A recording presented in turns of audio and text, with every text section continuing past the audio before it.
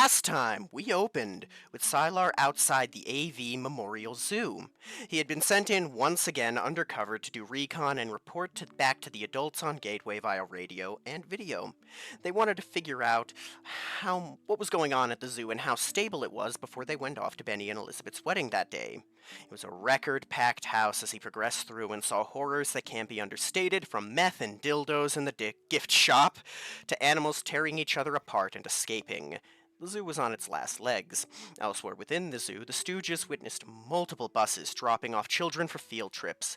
They tried to talk sense into Clive and Scar, but were rebuffed. Later on, whilst Clive was showing some children the tiger exhibit, one little girl had her arm ripped off by a tiger. Clive went to help before more animals escape, and they abandoned her to be drug into the pen. At that point, they were escaping all over the zoo, and Sylar ran for his life as well, while Clive and Scar retreated back to their command center with the Stooges.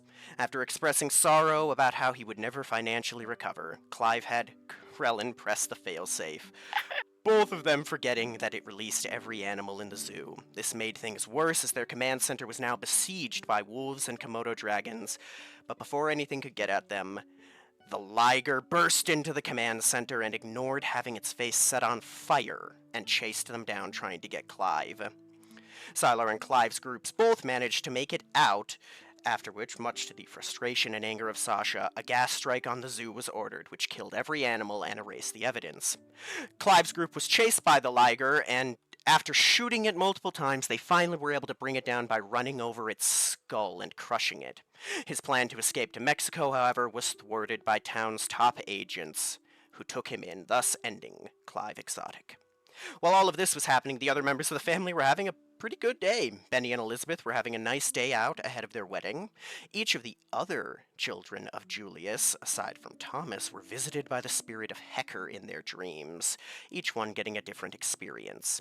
The elders of the family took the former B Squad kids around the lane, having a good time. Hunk and Davine's group eventually met up at Carter's, where they saw the broadcast from Wynnywood, the cover-up of Towns. After this, Clive was sleeping back at home, Norman once more, and had a vision of Thomas Carter and Jessica killing everyone he loved. He morphed into Clive Walsh and destroyed all of them, before being awoken by Scar, where they went to a bar. After seeing someone bump into a woman, he flew into a rage and beat him within an inch of his life, before Scar dragged him out. At the wedding, everyone met up and was split into their respective groups. The boys kept Benny's spirits up and soothed any fear of being walked away from, while the girls ensured Elizabeth wouldn't do something so stupid. The wedding went off without a hitch. The only one who walked away was Monkey Boy from Laz, going with the Ancient Novians because he was sick of Jace and had a bad feeling about Thomas. Finally, we got to see another meeting of the Smokers' Choice Club. The adults of B Squad, as well as Sylar, inducted, with the rest of the former B Squad members rejected, and everyone having a nice night smoking away.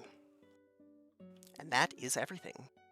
Memory Ann falls to her knees, hands in her face, crying. Carter gets down onto one knee, puts his hands on her shoulders, and brings her in close for a hug. He just stares at the graves with a long and distant look on his face. Well, that's gonna have a dampening effect on the premiere tonight. What's going on, Grandpa? They're visiting friends. Your aunts and uncles. Aunts and uncles, but where are they? Are they visiting those stones over there? He looks up at his grandfather with a confused look. Yeah. People who passed away. Oh. People who aren't with us on this realm of existence anymore, darlings. She looks at both Hale and Thomas. What's wrong with that, Memory and Gram? Hale, it's something that sadly you might have to learn in the future. None of us are going to pass on to the next realm of existence, but someone you care about might, a friend, if you will. She's letting out some whales. Knew we shouldn't have brought you two. Yes. Grief is a funny thing, Hale. It can absolutely destroy you more than any physical attack can. And it never truly goes away, and What you are seeing right in front of you, in each their different way, Memorian included, is grieving. Yeah, it's not the normal look for some of them. Even Samantha's crying. I knew we shouldn't have come, but they had to come. He, he leans back a bit. Why do they do it to themselves if they know it's gonna make them like this, Grandpa? Honor, duty, friendship, uh, fact they're still alive. Davy nods. Love, as well. I'm sure most of them loved their friends, darling. She smiles a bit sadly down at Thomas. Some people make the sacrifice play, the ultimate sacrifice play, to let other people have futures. They're paying their thanks, then. Yeah, it's about the only thing you can do when you get to this point. Thomas shakes his head, looks at all of them. Nothing we can do to help him? No. I tried, we've tried, but no. Shit. Thomas just shakes his head. Sorry for cursing, especially around here, but shit, dude. That's why you're not gonna join the military. Not planning on it. He looks up at Hunk and smiles. Not planning on it anytime soon. Besides, the military would take me away from her, and she's definitely not joining the military, not on my watch. Cold day in hell. As Memorian lets out a wail, Elizabeth cries. Elizabeth staring down at Bash and Okir and Agent R's great gravestones. She keeps it strong for a couple seconds, balls her hands up into a little fist. I really miss them. As she just turns around and buries her face into Benny's chest, stomach area. We all do, I think, rubbing her head. They gave us a future. See the beauty of the time tombs, and then you come to realize the only reason you have that potentiality is, yeah. Laz nods. Smiling, she's on her knees in front of the gravestones. She pets the top of one of them slightly. In their own unique ways, well, maybe not Agent R, but in their own unique ways, they loved us. And we know they did, and they just want us to be happy no matter what, and that's... Excuse me, that is what they died for. I agree with that. Stroking Laz's head. They died to help you, to help others, and understand that they would have they made those choices willingly. It's not enjoyable to be in this position, but they did care about you, and it is evidenced by the fact that you're here now. Those Strat cocksuckers burned his body up. Don't even have a body to bury. It's just a headstone, really. Makes Sam cry. JJ hugs her almost immediately, kisses the top of her head. It's okay, honey. They're in a far better place right now. Just enjoying themselves, drinking beer wherever they might be in the afterlife. They're in a far better place. Soul just looks down at her hands, then up at Colt and hugs around him. I just wish I was more powerful, or maybe I could have saved them, or... I know what ifs aren't a very good thing to think about, but maybe if I wasn't stupid, you know? We're just lucky we made it out that day alive. He let us go. He did. he did let us go. She looks up at Colt and her lip quivers a little bit. I'm just glad I have you still. I'm glad I have you. Kissing her, holding her tightly. It was a long 2 years on that squad. Looking blankly up into the sky. Carter nods. It was. We lost our fair number of times. In a way, we won in the end. Killed Strat, at least. In my mind, we'll always be a good squad. We'll always be a squad, and if Ricky was here, he'd be crying right here with us, and I know he would. We got the W in the revenge column, but that bastard still won at the end of the day. All the damage he did. So much damage. Soul just shakes her head.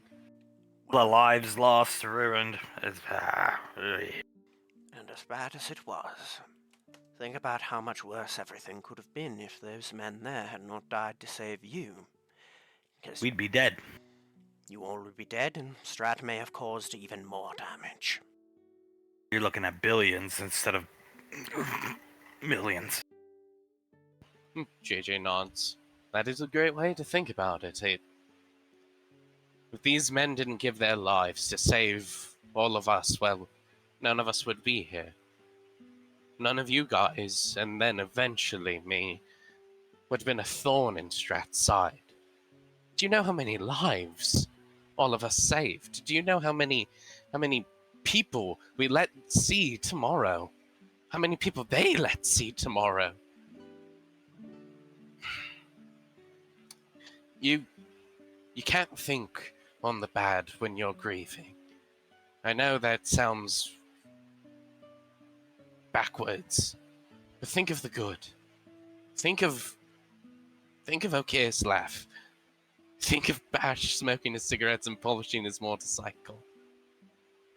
Think of all the good times you had, not the bad, because the bad and the lives lost, it will destroy you. And he looks Sam right in the eyes when he says that. Starts wailing like memory. He hugs her close and gives her a kiss on the cheek, starting to pet the top of her head. They were psychos. You can't beat psychos. Shaking his head. You can't. No, a psychopath like that will do anything to win, including dragging you down to their level and beating you with experience. And we were all dumb kids. Carter nods. Only way to beat a psychopath is to be a psychopath, and, well, he looks at everyone in the squad. Truthfully, none of us here are psychopaths, thankfully, but oh well. He hugs Memory Ann tighter and gives her a kiss on the cheek. Maybe if we had our priorities in order earlier, things could have been different, but it's not how they played out. Even then, think of all of the very prepared and put together people whom Strat was able to defeat. They came within inches of killing the Ranger Major, did they not? If not for Krellin. How weird that is to say. And how many more throughout the centuries that man was alive do you think were more prepared than you ever have been that he defeated? Oh, hundreds. He was the ultimate spook. Bastard. Rat bastard, really. As bitter as it may sound, I do think for a group of stupid children, you did quite well. Surviving. Yeah. Soul chuckles a bit. A weird sound to have come out of her mouth at this moment, and she shakes her head. Everyone always says that the devil has horns. But his hair was combed, and he wore a fucking suit and tie. She just shakes her head thinking about Stryker. And those fucking aviators, I wanted to punch him and break them into his eyes. Oh my god, I should have done that when I killed the sorry son of a bitch. What? No, I think you did good enough, honey. But I wanted to punch them and break them into his eyes, the bastard. Wished I wasn't a pilot. Oh well. The devil does come down in the guise of an angel of light. That's what poor Saul witnessed firsthand. He got us all good. Carter nods. He was right under everyone's noses for a year, and none of us knew. Soul, you can't blame yourself for that. Just like we can't blame ourselves for Bastion O'Care's deaths, but we can't blame ourselves for them, okay, guys? We do that, and it's like letting Spender win again. We can't let that happen. I agree. Nodding his head. Like I keep saying, psych jobs. You'd have to be a psycho to do what they did. That high level of detail planning. And he always kept his promises, too. He killed me. He did.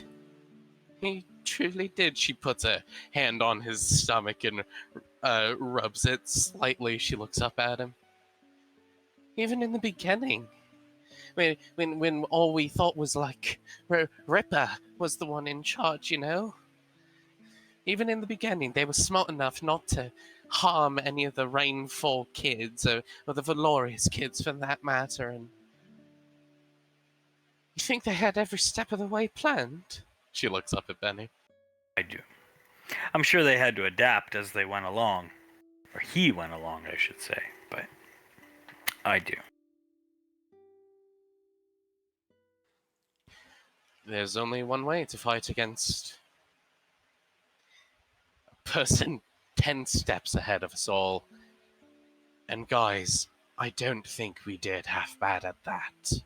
I truly don't. We did the best we could.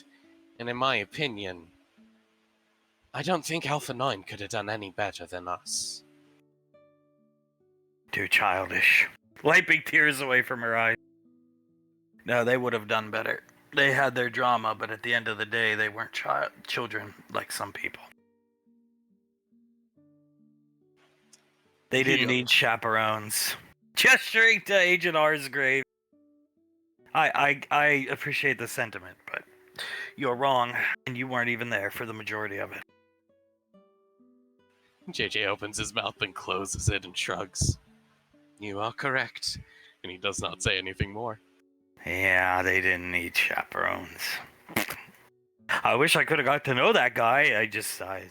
Carter was so secretive about what was going on, and then he lied to like every... Looks at the flower.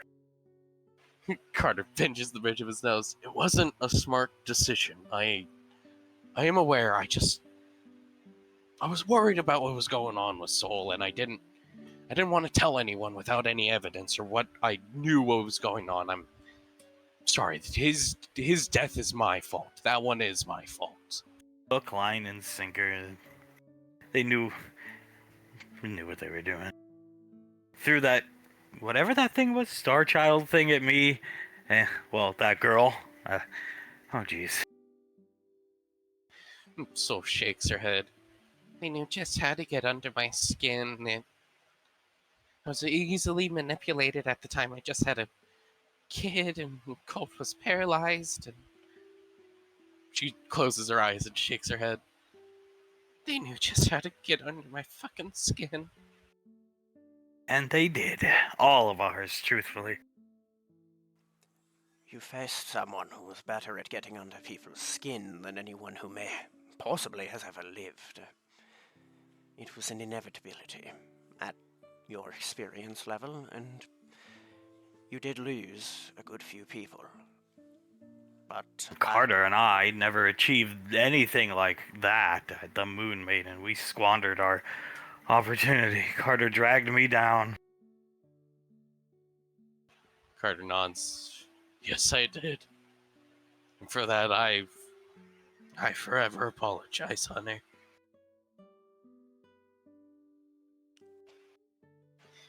Soul clicks her tongue and, looking down at the graves, shakes her head. You guys think they would be any proud of what we've done? Any proud of us and the people that we've become? I do. Nodding his head slowly. Yes, I would think so.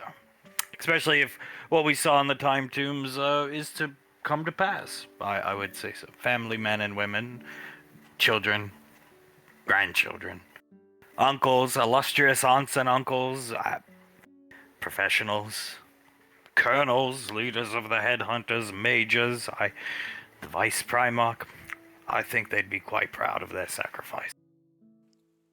And, Supermodels! Gesturing at Sam, who's still just crying. and even as it sits, you are heroes. You marched into the thickest of it to save the universe, and you succeeded with help. Les smiles. They would be proud of us. They most certainly would. All they would have to do is look around. They might give that one some shit. She looks over. She points over at God, Carter. I'd hope they do. She chuckles a bit and nods. Oh, they most certainly would. But they would be proud of us. I'm actually glad Carter and I are unemployed. We don't have to go to the movie premiere tonight. I can't go. You don't have to go. Wiping tears from her eyes. I don't want to go. JJ sighs. He looks down at her, puts a hand onto her cheek. You don't have to go if you don't want to, love. I'll never force you into anything you don't want to do. It's part of my job. He thins his lips and nods.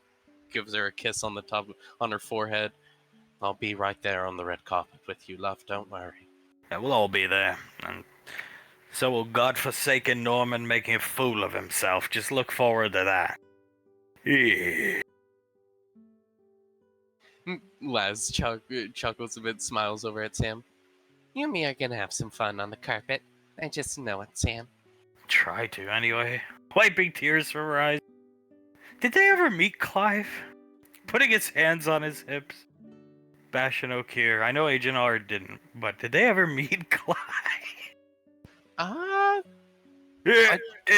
know they didn't meet Norman, but he smiles. Okay. Did meet Norman, I think, at least. Oh, did he meet Norman? He starts clapping. Bash, no, I don't think he met either Clive or Norman, but I'm pretty sure O'Keefe met both. Bash had passed on before I think we'd even met Clive, so. Carter inhales through his teeth and nods. Yep. But Bash did meet Clive and then Norman. He was always confused by Norman. I'm sure you remember that, Penny. I wonder what they think of Norman now. Probably think he's the biggest idiot in the world, but it's karmic justice that they exist. Pointing at Carter. Carter nods his head. They probably saw the whole Clive Exotic ordeal and were just like, God damn it, Carter, what the fuck did you do? As Bash drinks an entire fucking beer. Turned your father-in-law into a flaming faggot. That is what he would have said. Imagine if Norman got to meet them both, tried to do hand-to-hand training. Yeah, not afraid of that hammer. Sorry. You can use that hammer with all its might, okay? You can't even touch me. Sneaky hammer. Sneaky grab hammer. They would have probably liked Clive and Scar pretending to be a military. They probably would question them on like a bunch of military lingo. Like they probably would even question them on, hey, what do you think black bag actually means, Clive, and everything like that. I like to think if they were still alive, Norman never would have came to pass because I don't think both of them would have let us take Father onto the shooting range that day with the Delta commander. They would have been too embarrassed. No, they wouldn't have allowed that. Yeah, come on, Carter. You shouldn't let that happen. To give B Squad a bad name. Just do the shooting exercise with Delta and move on, kid. That's probably what I would have gotten. Confusing silence. At the shooting exercise, man? Don't think I've been told this one. Oh, it's the origin of Norman. Believe it or not. Wiping tears away from her eye, stroking Bash's grave headstone. Carter smiles up at him and chuckles. You could thank Ricky for it, actually. He had an idea one Seemed day. like a fun idea, but it was wrong. It did seem like a fun idea at the time. He was like, what if we take Clive down to the shooting range so he could show us how it's done and everything like that? And we thought it was a great idea, so we did. And we sort of had him like lead the charge and everything like that. And his ego was, of course, skyrocketing.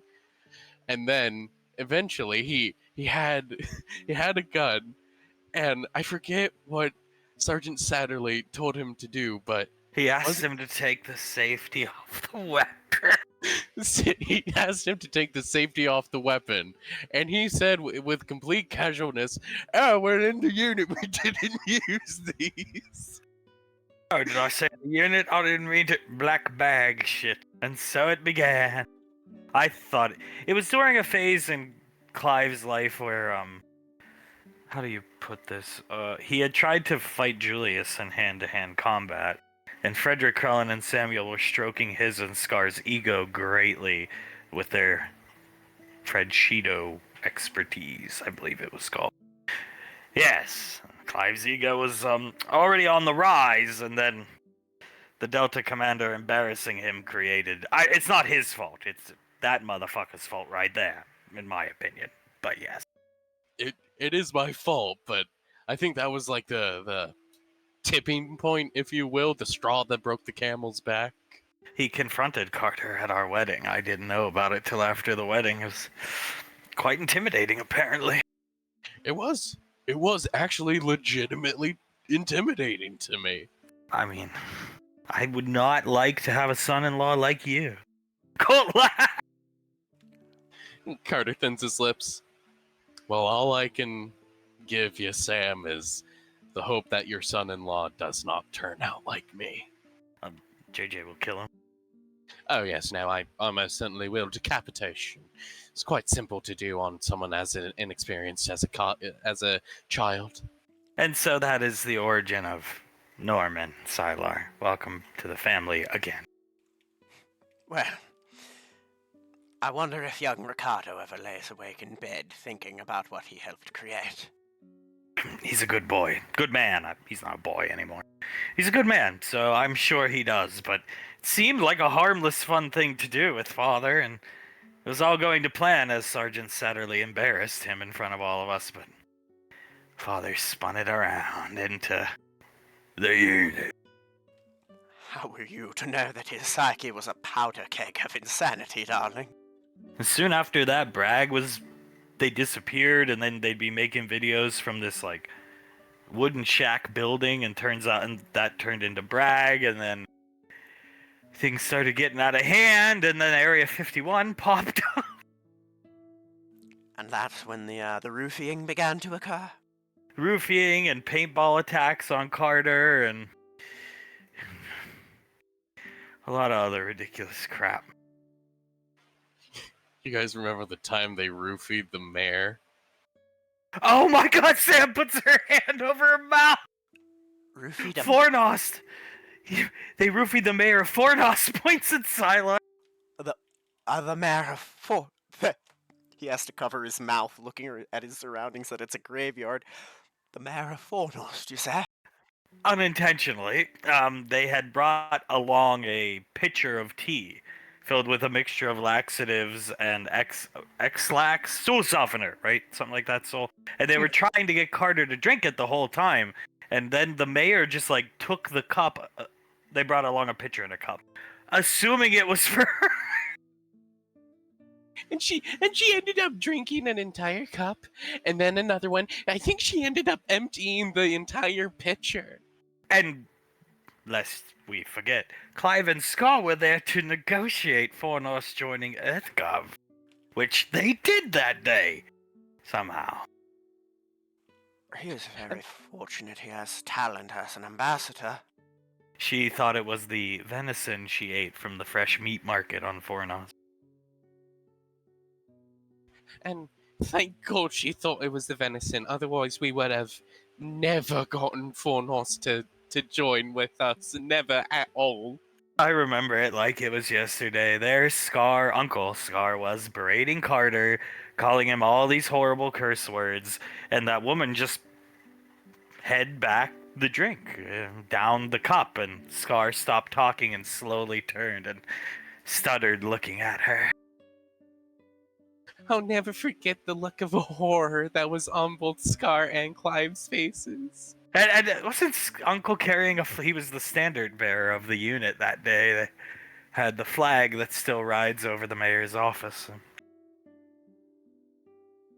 Yes, he did. He did have that stupid flag. And my mother came. She watched it. Every time we discuss Clive and Scar, there is a new story I have never heard, and it's quite entertaining if it weren't for the people who have gotten armed. That was early into the days of the unit. JJ had just joined the squad. Thank Jesus. Kissing him. JJ returns the kiss, smiles at her.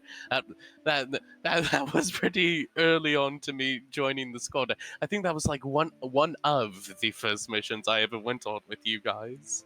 All because your goddamn mother. God, Davine, why?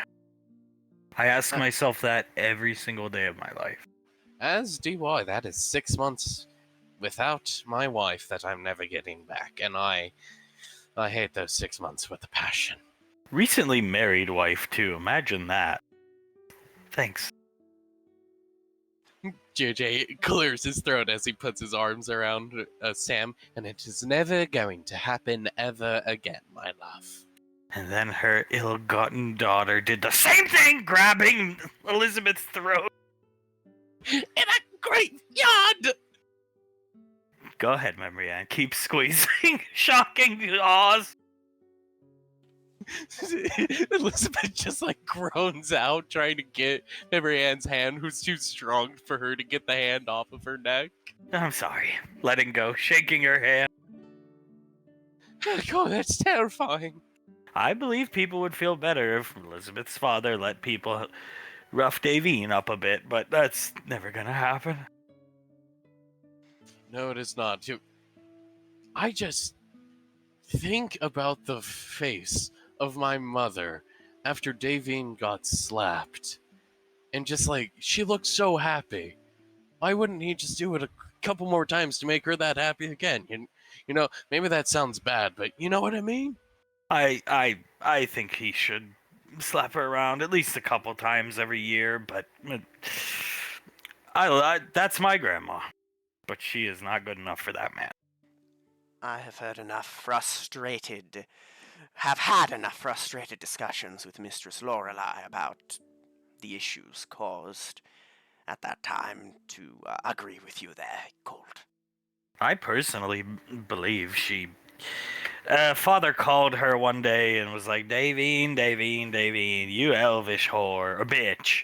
And then grandfather got up, beat father to an inch of his life. I personally believe he only did it to prove a point to JJ, though.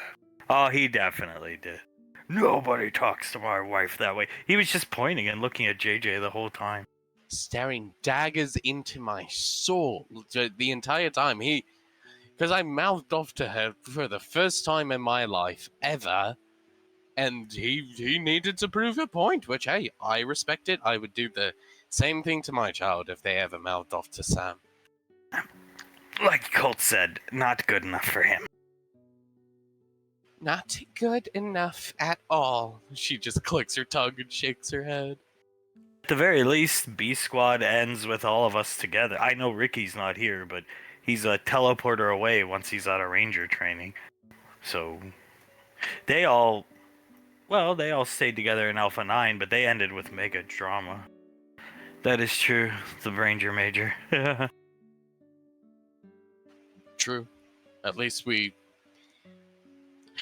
all still friends at the end of the day. I know tensions can get high at times, but we're all still friends and we all still love each other. Tensions can get high, mostly in regards to you. Sam laughed. Mostly in regards to me. That's why I brought up that part, Oz. But yes, we all still love each other, and I would still do anything within my power to help any of you. any day of the week. I would like to know why Carter wasn't cast in Atlantis.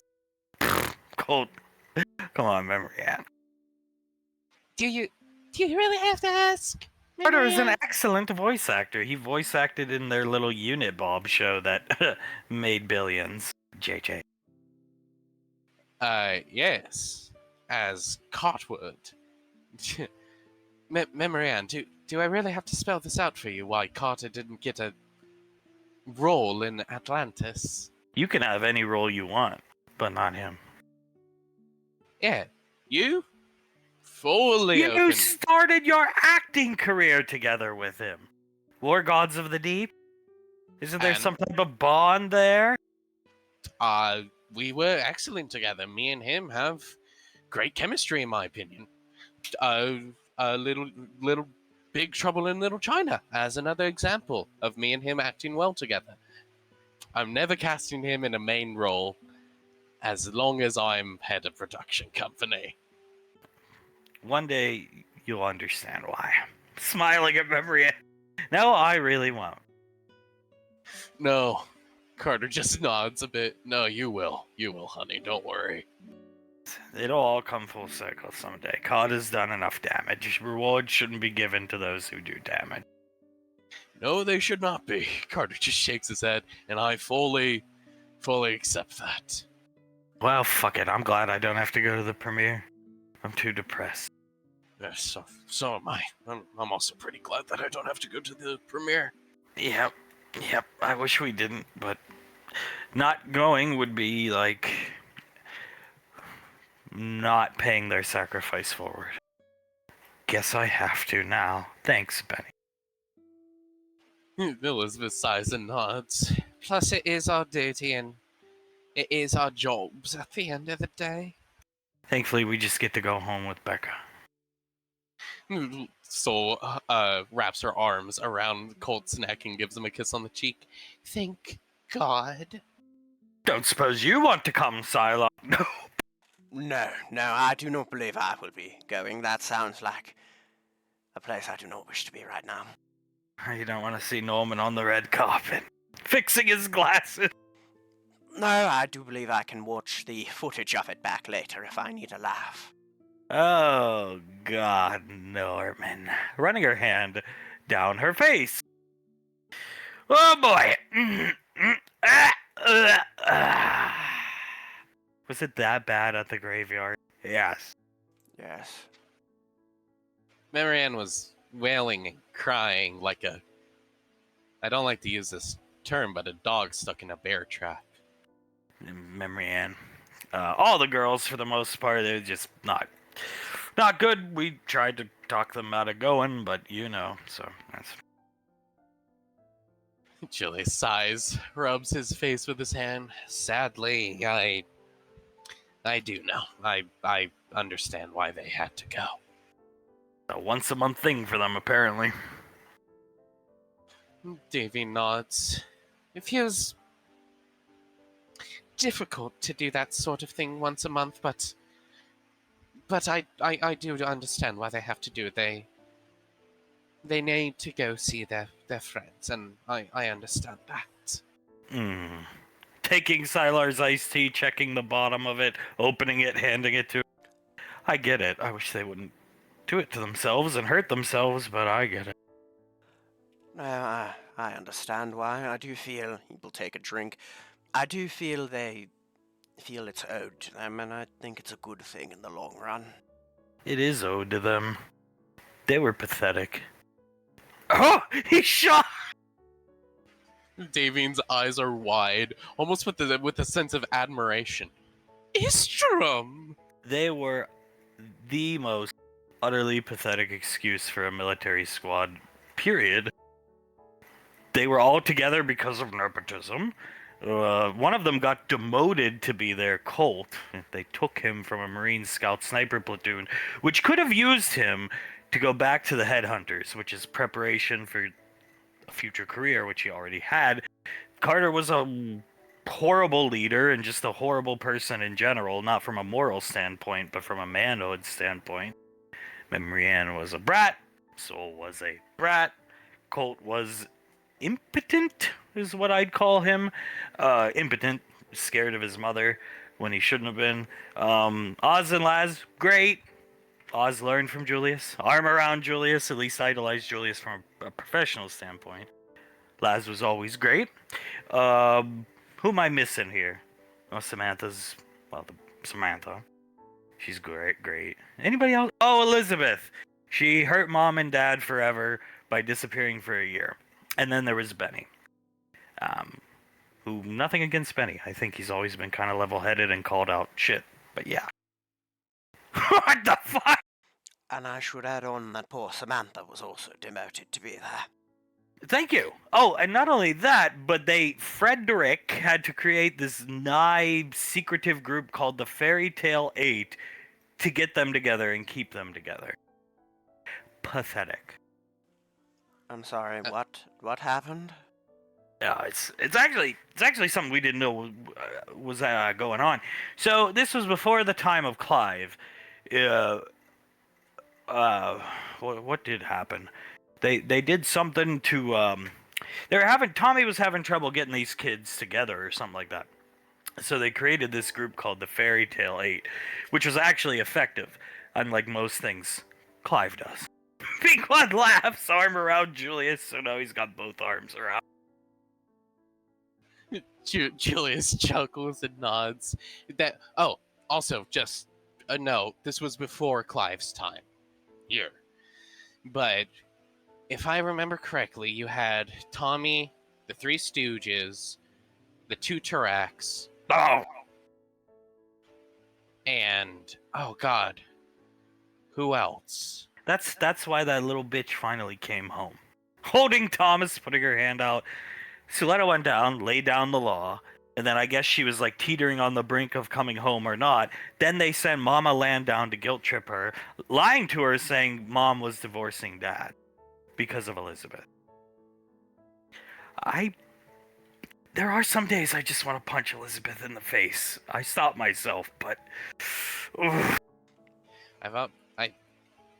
To go along with your comment, honey, there's always days where I want to see how far I can punch her across the world.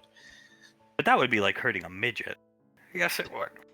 Yeah, no, it would, and I can't do that in good confidence. I will agree with Nicole and all three of you. That hurt your mother and me, because we gave Elizabeth whatever she wanted. She was the light of our lives, and we didn't hold her to standards like we did JJ. Probably should have.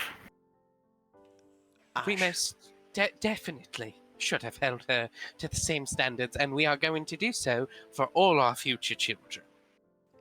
I shall just plead the fifth on how I feel about what you said, Madam Primarch. Please, there's no pleading the fifth. Once you get the scarf, you can say what you want. If more people had done that in the past, we wouldn't be here right now. I have a daughter-in-law that produces meth at least multiple times a year, so bear that in mind. There are days I wish I could magically hang her from a tree by her pants. You should. Clapping. You should. You should. She really hurt your mother and me. It's a long time ago, and it's a long time in my mind away, like even longer. But she really hurt your mother and me. Davy nods. She puts a hand onto both her and Hunk's chests. She broke our hearts. No calling, no texting, not even a goddamn physical letter for an entire year. And well, I felt like I had failed as a mother, and your father felt like he had failed as a father, and it hurt us greatly. She didn't even come to see them at her basic training graduation, Sylar. Yeah. Julius and I didn't make it. We wanted to, but I'm glad we didn't. He was busy with Headhunter stuff. I was busy on Gateway with Primarch stuff. I was there, looking up at the ceiling. Later events in her life make far more sense when you think of it through that lens. Yep. She didn't even come. We were the last people in the crowd, me, Nicole, Suletta, and my wife. Oh, and Blaze. Blaze. And he just kept saying, surely she's going to come, madam, sire. Just wait. After about an hour, I had lost all faith and hope that she was going to come, and all faith and hope in my daughter, to be completely and brutally honest with you all. I should have punched her when she came back. I should have done something. He looks at Icy. I'm surprised you didn't, like, do something to her, Nicole? Like maybe not go nevermore on her ass, but, like, rough her up a little bit. I'm surprised you didn't do that.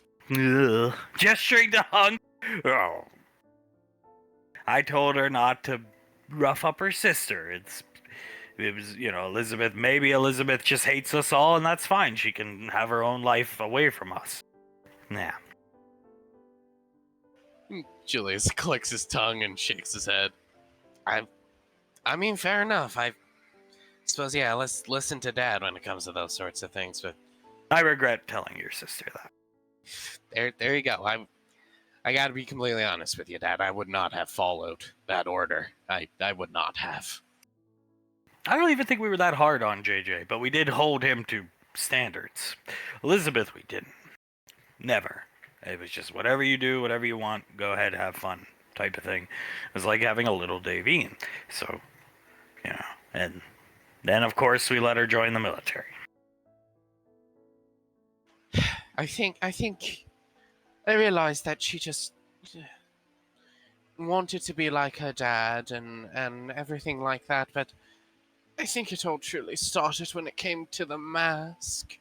Like, maybe we just shouldn't have let her have that mask, and then she wouldn't have wanted to join the military or anything like that.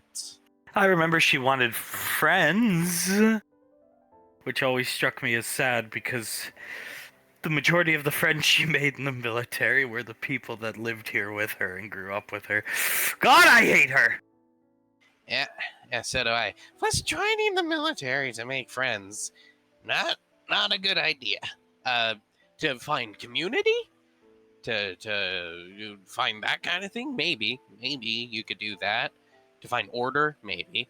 But to find friends? That is not a good thing to join if you want to find friends. We tried to tell her that. We tried to tell her go to college. Like you're in the rainfalls, so you can pick a college and go to it. Anyone you want, unlike the majority of people, because they're not that lucky. And you'll make friends. You'll find friends. But nope. She was certainly staunch in her idiotic and overtly naive ways, wasn't she? Well, at least she did walk away from Benjamin. But at least she's not Carter. You should be grateful you don't have Carter. I hate Carter some days. I hate Carter most days. I mean, don't get me wrong. He is still my son, and I do love him more than love can possibly describe. He's my son. But there are most days where I just want to strangle the son of a bitch. I'm sorry. I just want to kill him. Both the girls rubbing Julius's shoulder. I mean, I should have strangled him when he was younger. Taught him a thing or two or something like that. I should have, but, shoulda, coulda, woulda. Carter's pretty bad. He's terrible, in my opinion, at some things, but he had a bright future ahead of him in the military. We got to fight with him that day, that final thing where we went and thank God we got there in time for Ash, but I mean, he's a military man. I really think you should have just let him off the hook on the goddamn band, personally. I actually kind of wanted to. It was Julius who kept saying no, he should have to suffer. And suffer he is going to. There was plans to just axe the band and let Carter stay in the military the last couple months of their time in the military. I was gonna let him go, but Julius said no. I He looks at his father. I was a failure of a father with that boy. I'm not going to fail him anymore, Dad. And you're gonna discipline this one. As Julius looks down at Verbally, not physically. Alright. Hunk can see Julius's eyes squint down at Thomas suspiciously. As much as I possibly can, Dad. As he looks back up at Hunk. Verbal discipline is great. I wish I had done it more with Elizabeth, but some children just doesn't do anything. Sylar understands what I mean. All the kids' heads going back and forth. I should agree with you. Verbal discipline is very good, but from my own experience from when I was a child, sometimes you need the hard knocks to understand. As somebody who never got the hard knocks, probably would have helped if I got it. It's hard to hit your daughter, or your son, or watch it happen. It's incredibly hard, and it is a more old school mentality, but sometimes the old ways are the best. Davy nods. I certainly agree. Sometimes you just need to spank the damn child. You know what I mean? We had to do it with JJ multiple times over the years, and look how great he turned out. We called it getting the Laz out of him. That's what we called it. Not daughter Laz, bunker hag, terroristic fucker Laz. We called it getting the Laz out of him. And I was concerned. That's his mother. I did not want him to grow up with those type of weird introvert personality. He wanted to hide in the house and, hide in the underground bunker. That was my biggest fear. And thankfully, he got basically all of his father and the few good parts that I believe myself to have. The accent being one of them. I think that definitely helps his case with women, though there's only one that it truly matters. Oh yes, there's only one woman in his eyes forever and always. Well, I can take verbal discipline, but oh god, no physical discipline to Thomas. It won't stand in this household. Alright. Julius just blinks a couple times. He rubs his face and shakes his head. I could just see Julius's face from back in that bunker when he told us about what Cyrus did to him. No. My heart can't take it. And my heart can't already take much because I have a daughter-in-law that's all fucked up. So. Julius opens his mouth and closes it. Looks like Carter got you again. No, looks like Carter did. The fucking blonde son of a bitch will tear his eyes out. Oh, Jesus. You do. Julius looks at Pequod. But there would be a stark difference between me and Cyrus. You see, I never deserved what he did to me. But I would only spank him or punish him if he did something to deserve it, honey. Thomas has never done anything that deserves a physical reprimand. Sylar agreed. He just joined the... whatever.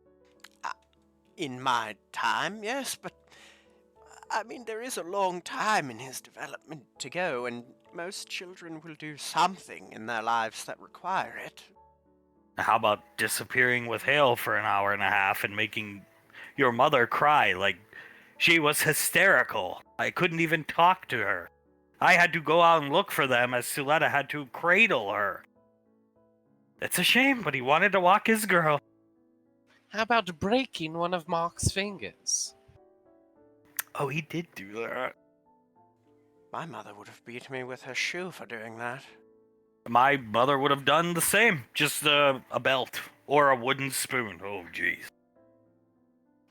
Julius nods. Hey, Mom would have done the same to either of us. He gestures to him and Icy. No physical. He doesn't need that. They have education. Yes, because Julius is the poster boy for education. She laughed. Julius looks over at his father. That's a great point, and I can't argue that at all. Damn it. I really don't think The more time has went on, I really don't find the time travel thing all that. You timed out. If you just grew up here, you would have been the high school dropout that joined the military and turned his life around. That's what you would have been. I knew a lot of guys like you. And they all went on to amazing careers, but some people just need that BAM! Punch in the face that wakes them up to real life. And you're the high school dropout, and then it's like, hey, you're the dropout, you get arrested, you're going to the military or jail. Make your choice. It's what happened to a lot of the people I came up with in the military. Mine wasn't the military, but I needed a bam to the face to become what I am today. See? I really think that would have been Julius if he was born in this timeline. The high school dropout, probably pull the fire alarm, thinking he's being funny, and go to jail, and then the judge would say, military or jail, your choice, son. You see, I do think you are almost completely correct. I don't think I would have pulled a fire alarm. I think I just would have beaten the shit out of someone, honestly. Or he would have been the fire. Or I would have been the fire. That is a damn good point. Well, that might get you sent to jail with no chance of the military, though, Julius. Julie That's called murder. Julie shrugs. It's true that's probably what I would have done, and hopefully I don't kill the dude. Hopefully I would have the chance to be sent to the military, and I would eventually turn my life around with a beautiful wife. Well, I get, like the whole not saluting Integra thing, that comes from a lack of physical discipline. And Thomas needs some every now and then, don't you, Thomas? He looks at his grandfather, then his father, and then his grandmother, all of whom are just staring down at him. Yep, yeah, no, Mom, I need it. Trust me, I need it. Can you all please stop staring at me now? He doesn't need it. Stop staring at my boy. Julius just stares down at Thomas, his eyes squinting even further, almost to the point of closing, and then he slowly looks away. Well, yeah, come on, help outside. And to be honest, madam, from my understanding, what Cyrus did to him, that's not discipline, that's just brutality. There is a difference, madam. I will consider it at a later date. Julius opens his mouth. If he does something really bad, then of course, but let's not let Laz try to educate them first before we resort to the barbaric ways. Nobody physically disciplined me, and you only have everything around you because of me. Owned. Looking down at her hand. Julius thinks in his head, yeah, but I'm not you, and that motherfucker is not you. He's fucking me. Owned. Julius said, I have no response, and I'm a god. I can't say anything to her. She'll just throw it back in my face, and you know she will. That billion credits sword. Look, Mom and Dad are stunned. Holding yet. Hi, isn't Yen just so cute, Mark? He is, honey. Here, you want to hold him for a little while? It's an illustrious honor. Oh, yes, it is. Only one that Grandma and Istrom and Grandpa and everyone that Istrom loves can have. Isn't that right, baby Yen? He smiles up at Davine, laughs, and points at Julie. Are you laughing at him, or do you want to hold him to hold you? He's laughing at how much Pequod owned Julius. Davine said. Oh, yes, I see. Well, she owned us all, actually. Yes, but I suppose if you have to have a target of laughter and jesting, it would be Julius at this moment. I mean, this whole lane, all this money, not one spoon or hand ever hit my behind. I think I turned out okay. If anybody cared to differ, Sylar, then please speak up. That iced tea you're holding right now has made over $250 billion this year alone. I wouldn't disagree, and I actually will agree with you, madam. It is wise to give them and Lazuli the chance before we resort to anything else. I believe in Lazuli. I believe in her ability to teach the next generation. I do. I actually do as well. Yeah, Laz. I think it's a tall task given some of the kids, but yeah. And they have the best example of what not to do. His name is Carter Rainfall. Agreed. And they've got a lot of good male role models. In the past, there was only like, me. Because certain people would disagree if I said Julius out loud. So, sorry, son. Julie shakes his head. No, trust me, I understand. I was not a great role model. Well, I'm talking about back when we were in the apartment, but there was like me, Blaze. Yeah? Yeah. Ash went through his weird phase. Scar, when he wasn't brain dead. Maybe Zap, before my wife stabbed him and drove him to madness. I was just trying to protect the girls. If it had been Vamp, you would have got.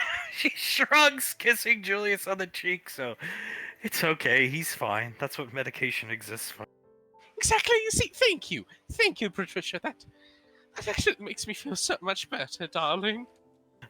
Or you could have just, called and said, "Hey, I'm spying on you guys." I considered it.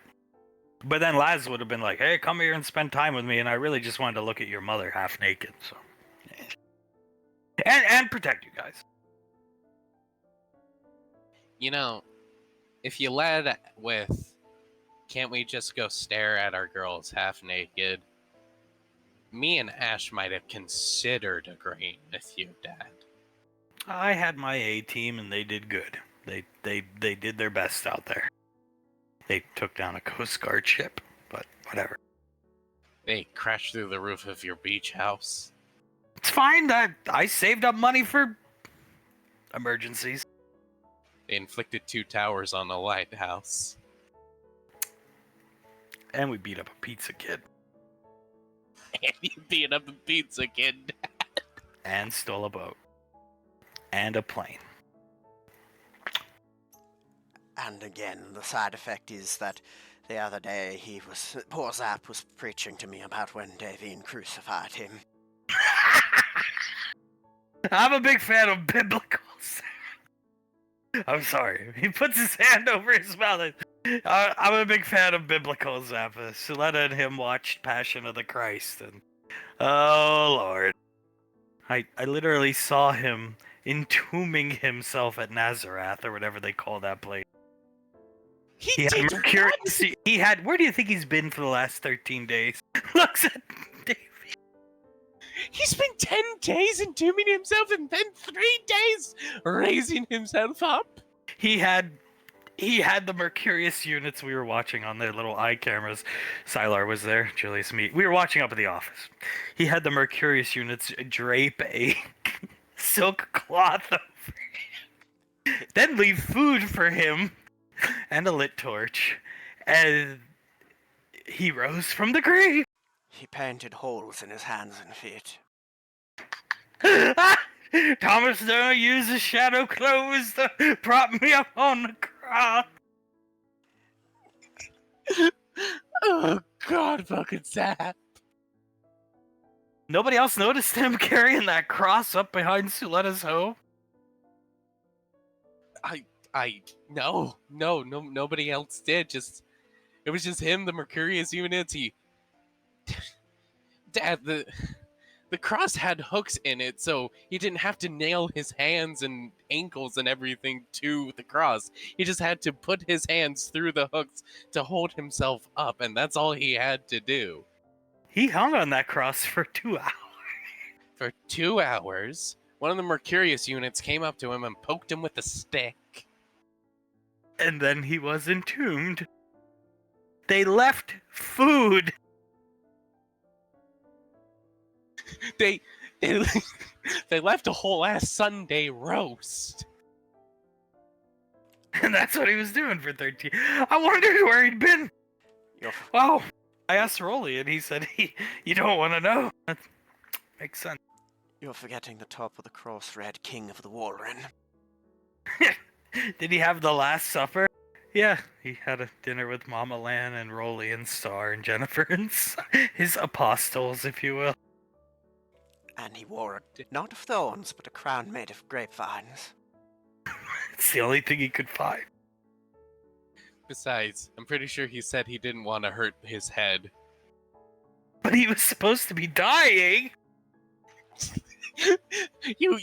I can't explain the psychosis of this Warren, man. Nicole, I'm just giving you the straight hard facts. What is the point of all of this? I don't get it. So he rises from the grave with more power to defeat Mom and Thomas, apparently. What did I ever do? I never stabbed him. Thomas never did nothing. Kissing Thomas on the cheek. No, he hasn't, but sometimes you just get looped in with these things. Yes, according to him, there was one moment where you parted the Red Sea and then crushed him with it.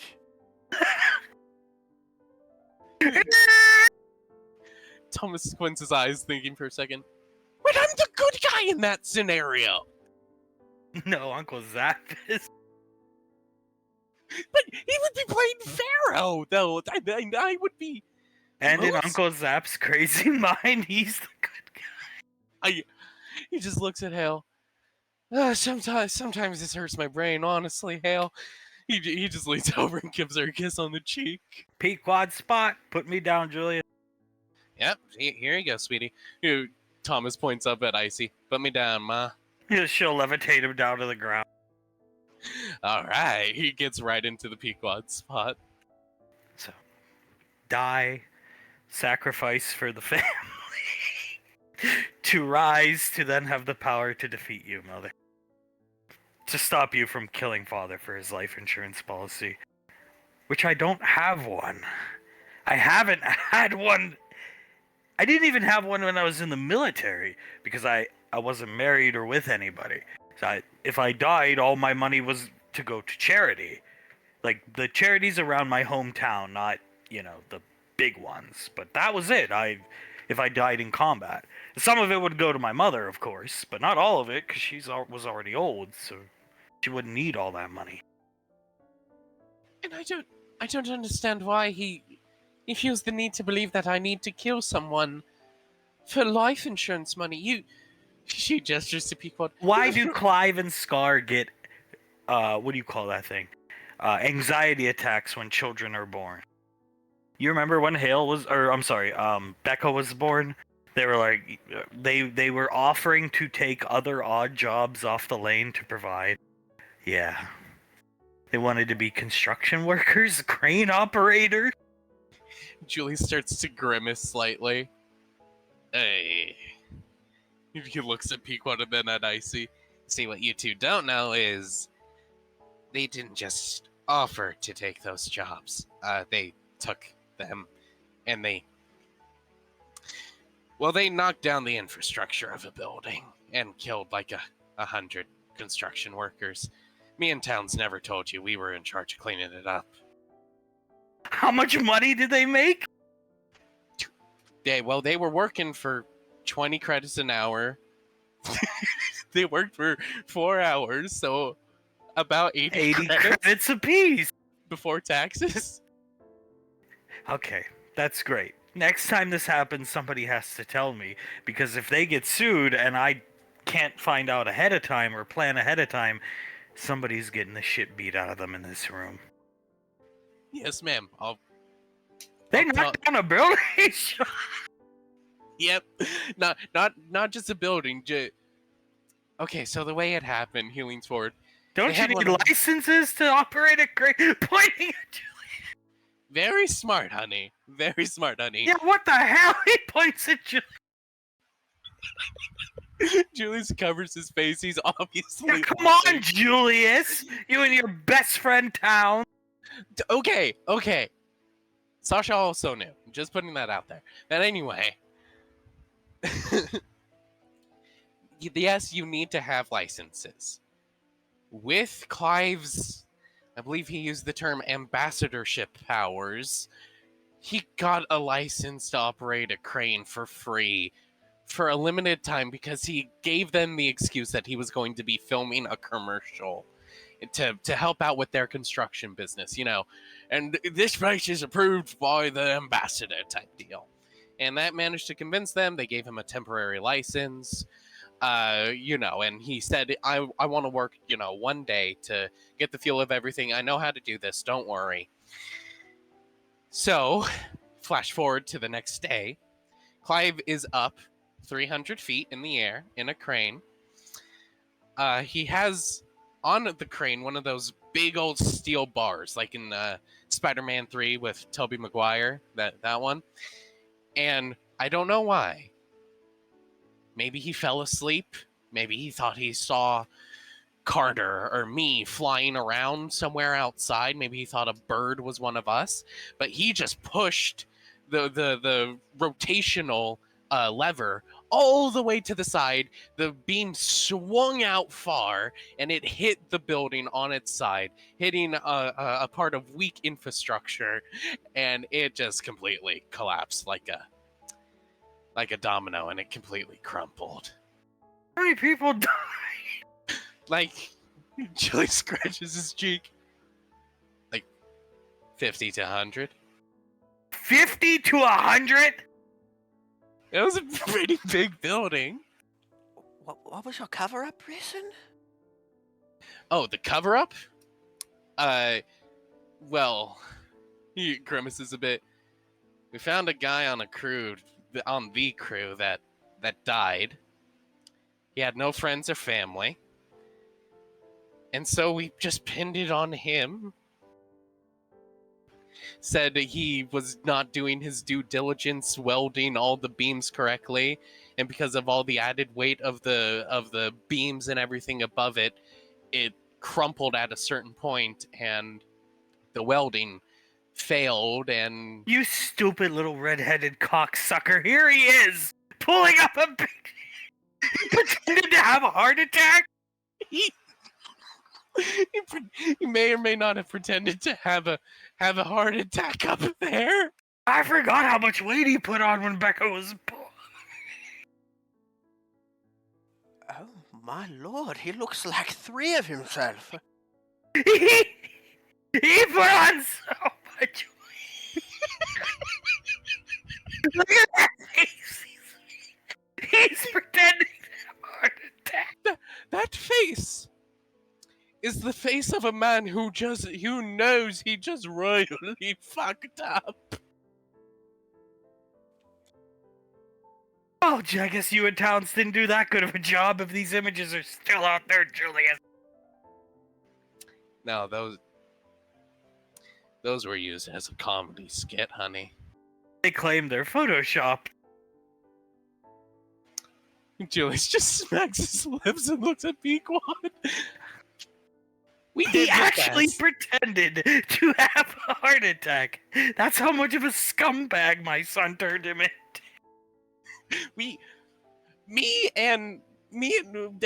Towns mainly. He can't be a miracle worker all the time. We did the best we could, honey. Look at his face. I do think Why is he pretending to have a heart attack? To get out of the trouble he thought he was gonna be.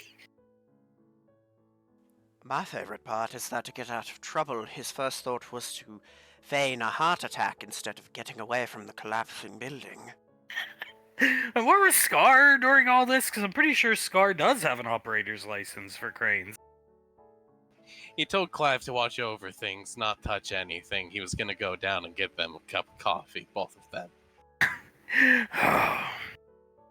Well, in the future, I need to be aware of this because this is probably going to happen more with Memory Ann pregnant.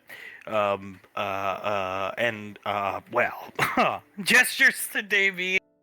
The birth of children in this family really stresses them out for some reason, some unknown reason.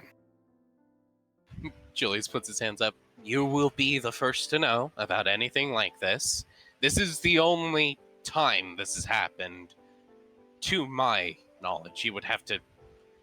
As far as we know. Yeah, it's, as far as me, you, and Icy. No, this is the only time that this has happened. Just wait till fucking Samantha gets pregnant. Soul's gonna get pregnant again. Laz and Oz again. Just wait. Benny and Elizabeth, just wait. Oh god, the lawsuits. Rubbing your forehead. Well, I mean, it can't be as bad as just. I'm sorry, I shouldn't be laughing. Destroying a building like this and then faking a heart attack. It cannot be as Faking bad a as that. fucking heart attack, that fucking loser. Do you think he just tilted his head? I never really thought about this, but do you think he was having the heart attack, quote unquote, having the heart attack for Scar's sake, so Scar wasn't mad at him, or for our sake, so we weren't mad at him? For his sake, so we could get out of trouble. Not for ours sake, him and his $80 before taxes. One of the legitimate points they tried to bring up with was, I kept saying, for 80 credits, guys, 80 credits, and Clive looked at me and said, 160 if you put us together. What did they end up doing with the credits? They spent them on cigarettes. I didn't know Clive smoked. Well, he did in this persona, at least. Because most construction workers smoke. Oh my god. In fact, the cigarettes all told costed 170, so they went negative. At least with the the AV Memorial Zoo, he had the decency to try and help that poor little girl, then run away. This is just pathetic. Get rid of it. Oh my god, that was... When we could find better things about Clive Exotic over whatever the hell that was. Construction Clive, that was... Working man Clive. Working man Clive, 9 to 5, blue collar Clive, if you will. That is terrible that we could find more about Clive Exotic that is good than that version of Clive. I don't understand why children being born stress them out. Isn't that the whole point of the family? Yeah, it's why I work so hard and prioritize money so much. You can have as many kids as you want and they'll never grow up wanting for anything. Integra nods. She looks over at Icy. Well, if you think about it, Auntie, a child is the biggest investment that a person could ever make. Not only does it cost you, let's just say, 18 years of your life, but it also costs you millions, well, not millions, like tens upon hundreds of thousands of credits if, that child is a bit more hoity-toity and a bit more needy than others, I suppose you could say. But we're worth trillions. And they... I don't know, man. I'm just a baby. And according... Doesn't make any sense. They should just be happy. Like, yeah, another kid. All right, let's go shoot Carter with some paintballs. Well, it's the same as them thinking that they built the AV Memorial Zoo off of Major Valorius's life insurance, madam. I mean, kids do cost a lot, but that's not a problem for us. Most especially not you put on, what was it, 300 pounds? And make 20 credits an hour, but only work 4 hours. I think that was like well below what a construction worker in that dangerous of a job usually make. Usually they make like 80 credits an hour, if not more, for that kind of job. He goes through weird phases. Like, he puts on a lot of weight when he's stressed out. Other times all of his hair goes and he's just bald, and then it'll like slightly grow back. He definitely puts on weight and loses hair, and then regrows the hair and loses the weight rather quickly. It's cyclical, if you will, completely cyclical. I can't wait to see how he reacts to the birth of Reginald now. Hey, Joyce just grimaces a bit. That's his grandchild. That's his grandchild. Becca was just his niece. That's crane operator. What's next? Well, I know technicality, honey. In his mind, Becca is his goddaughter, so maybe that Oh, great. added on to it. Whatever it is, it'll probably be some like job you can get without a college degree. Fast food worker, that kind of thing. Oh god, can you imagine Clive behind the counter at McDonald's? He couldn't kill anybody. I don't know, there's a lot of dangerous stuff in the kitchen. Julius just looks off into the distance. I'm sure Clive would find a way to unintentionally hurt somebody. Most likely a child. He's pretty good at that.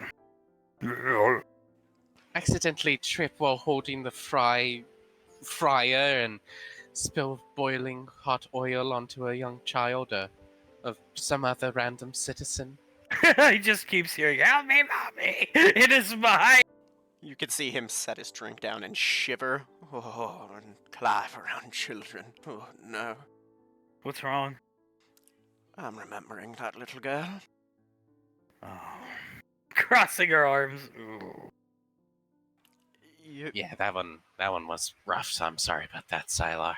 16,000 is the death total. It was 14, and then as people turned up missing and blah blah blah, it rounds out to 16,000 people he killed that day. Does this mean Clive Exotic now leads as the deadliest version of Clive? Easily. Easily. Julius nods. Even with the Paris invasion, when it was Rommel, Clive Exotic tops it tenfold. Yes, if he was to get another job, it would be a working man's job, but it would be something like crab fishing in the Bering Strait, where he can sink a ship of dozens of men. Yeah, and hopefully he goes down with it, and Suletta will just have to accept it. He'll survive. He'll swim to shore through a hurricane, you know that. Scar. He'll be riding Scar. I've got you now, brother man. We're going to make it. Come on! You can do with pedaling it a little bit faster, please, mate. Yeah, we won't get that lucky. If only... Oh, if only Clive and Scar could just be perfect stormed, and then we would never have to worry about them anymore, and maybe my sister would be able to move on, if not slightly. Come on, brother man! As the wave is coming at them. Come on! Why are we going forward? In reality, what they would do is, as the storm is coming, they take the last lifeboat and leave the rest to die. He literally left children to be eaten alive by large predators. As soon as he saw that polar bear, he got the fuck out of there. Scar fucking followed him. It's not the Scar you know. The Scar we all know would have stood there and tried his... He probably would have killed the polar bear, let's be real. But then he probably would have got taken down by his little ilk. The other tigers would have probably ate him. But Scar would have stood toe-to-toe and tried to protect those kids. And I like to think normal Clive would have probably panicked and ended up as cat food. But normal Clive would have stood his ground and tried. This Clive your son's created is a whole nother story. All I think needs to be said is that normal Clive did stay and save your life. Yeah, thank you, actually. Putting up his finger, he saved my life, and he lifted like 300 pounds of weight. Deadlift, too, with an arched back. Up. Just straight up. Like, he has no momentum going for him, nothing. Just a deadlift, straight up, arched back. Like, he didn't even pull a muscle. That is really impressive. I didn't know about the not pulling a muscle part about it. Julius chuckles. What is it called? Unique strength can be crazy at times. Insane strength? Something like that? Well, as I remember, fanatical strength, and as I remember it, in the hospital room, I was commending him for saving my life. Yes. Julius nods. Yes, you were. No, wait, what the fuck? No, you weren't. You were berating the man, saying you should have let him die. He should have let you die so Davine could be with Cyrus. Julius just groans loudly and rolls his eyes. That fucking damn Cyrus motherfucker, fucking Davine, dumbass. He saved your life. The Rangers came over, got you to Nicole in time, and then you yelled at him till Julius came in and you turned your anger on Julius. Julius just shakes his head. Can just for me, Dad, just say it again. Those words never leave your mouth. That Cyrus was any better than you, please. I'm not saying it. It was your mother did a number to me. I was taking out my anger at your mother on the wrong people. Yeah, I fully deserved every single second of the anger that I did get as well, and I did put you through so much, and I'm so sorry for that, my love. Had a spell on him for the better part of 20 years and he never ate. I actually missed eating all the time, like physically getting to eat. It's no wonder I wanted to die. Thomas looks up at Hale. Yeah, if I ever do that to you, find a gun and shoot me in the face, please, Hale. Yes, sir. Well, I'm not allowed to touch him, but okay. Yeah, just find a way to kill me. Hopefully you won't do that. You won't, or I'll step you out like a bug. Nobody deserves that.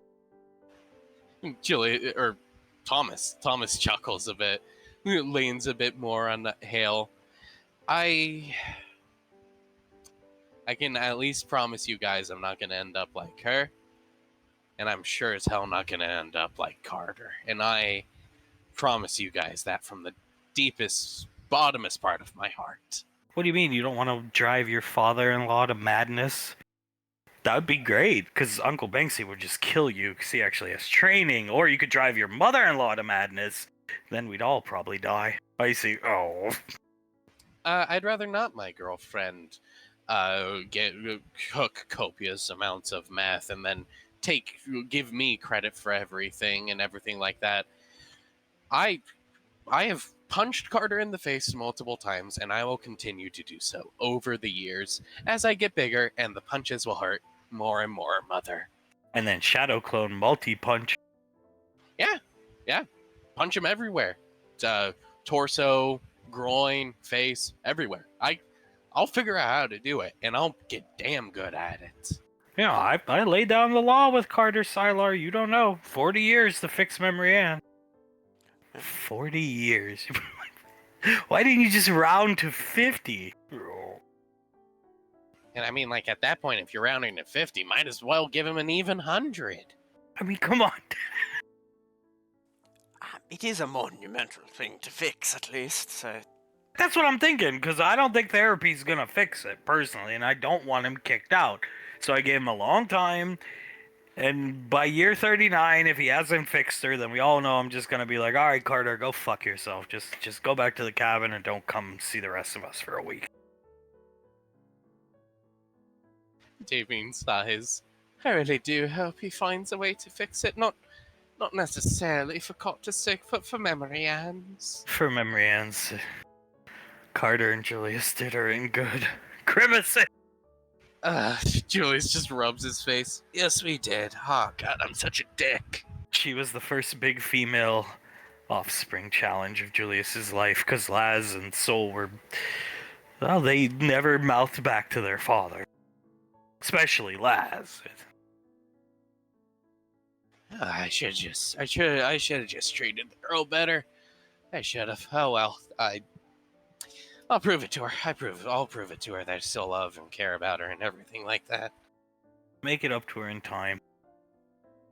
Yeah, I'm sure I'll be able to do that. Julius chuckles. That is when she's not cooking and selling illegal drugs.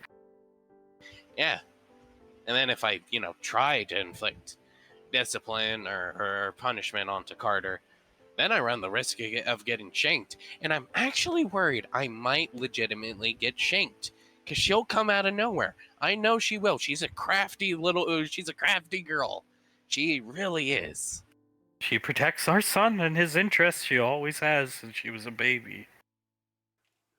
He doesn't deserve her, or that. You goddamn right he doesn't. That is certainly certainly a huge amount of true love. Those two, if she even considers staying with him still after everything.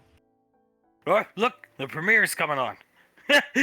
Atlantis poster coming up on the TV. There it is, Atlantis. It's just. I liked that movie when I was a kid. It was great, wasn't it? I bet you had a crush on Kida. No, actually, I didn't. I was too young to have this type of feeling. Oh, okay. Well, I stand corrected then. I, putting his arm around Davine, I saw this when I was 4. And I only ever saw it once, but good memories, me and my mom. Just me and my mom before nothing against the stepdad, but before he came into the picture. So I have very vivid memories of liking this movie up until our son ruined it for me.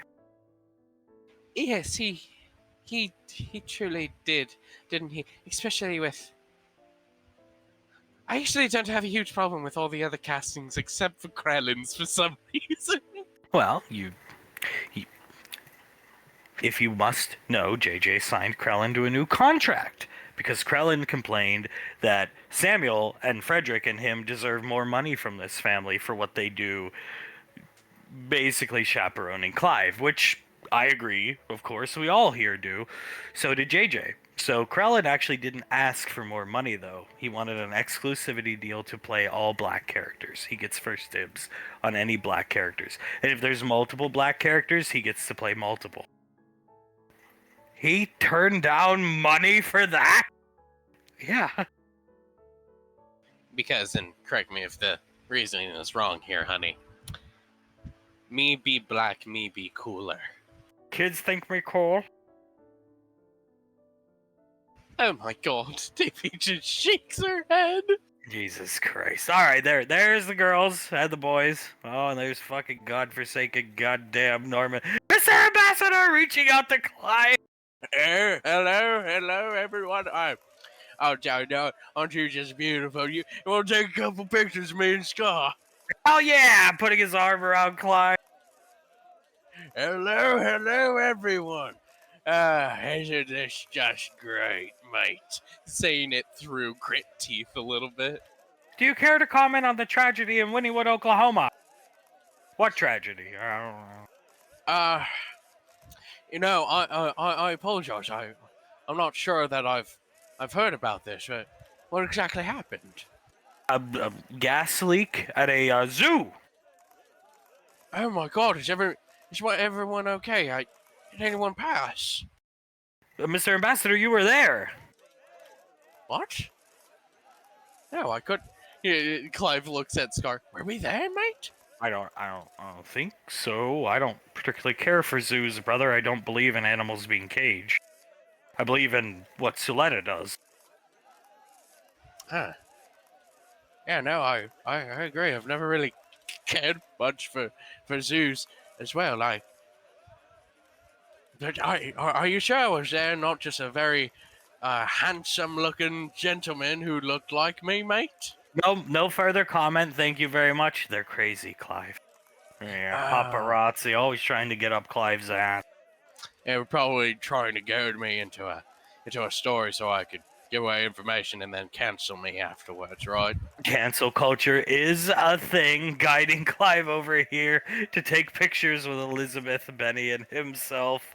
Up here, the report, JJ Rainfall, putting the microphone to his mouth, and Oswald Rainfall. Hello there. It's wonderful to be here at the unveilment and premiere of our new film Atlantis: The Lost Empire, starring Clive Rainfall. Isn't that right, Oswald? Yes, it is. Yes, it is. Smiling at the reporter. Can you tell us a little bit of the inspiration? How did you come up with this movie? Tell us your inspiration for this film. Of course. So, believe it or not, my father adores this movie, the original version of this movie, and it looks a little bit outdated with the animation and all. And I decided, why not let the Rainfall production company put its own unique spin on it, and liven it up a bit and remix it and release it as a little like surprise gift for my father. And let me tell you, he loves this version just as much as he did the last one. So we did this for my father. Oh, we even gave him a private screening back at the studio. Oh my! Clapping with the mic in her hand. JJ smiles wide and nods. Well, that part is a bit personal, but he did thank me greatly, and a great big family hug was had after the screening. So there are hundreds of that. Well, let's be real, Mr. Rainfall. Millions of young women out there wondering when Carter Rainfall will be cast in another role. And now the studio being under your production, millions of young girls and boys would like to see Carter Rainfall in films. He hasn't appeared since Big Trouble in Little China. Spits on the reporter's face. JJ will put his hand onto Mr. Snuffles' back and covertly grab Mr. Snuffles by the neck. He smiles wide at the camera. Well, I I would love if Carter was in these movies as well, but he just has such a busy schedule at the moment and all, and he Being unemployed and whatnot. Excuse me?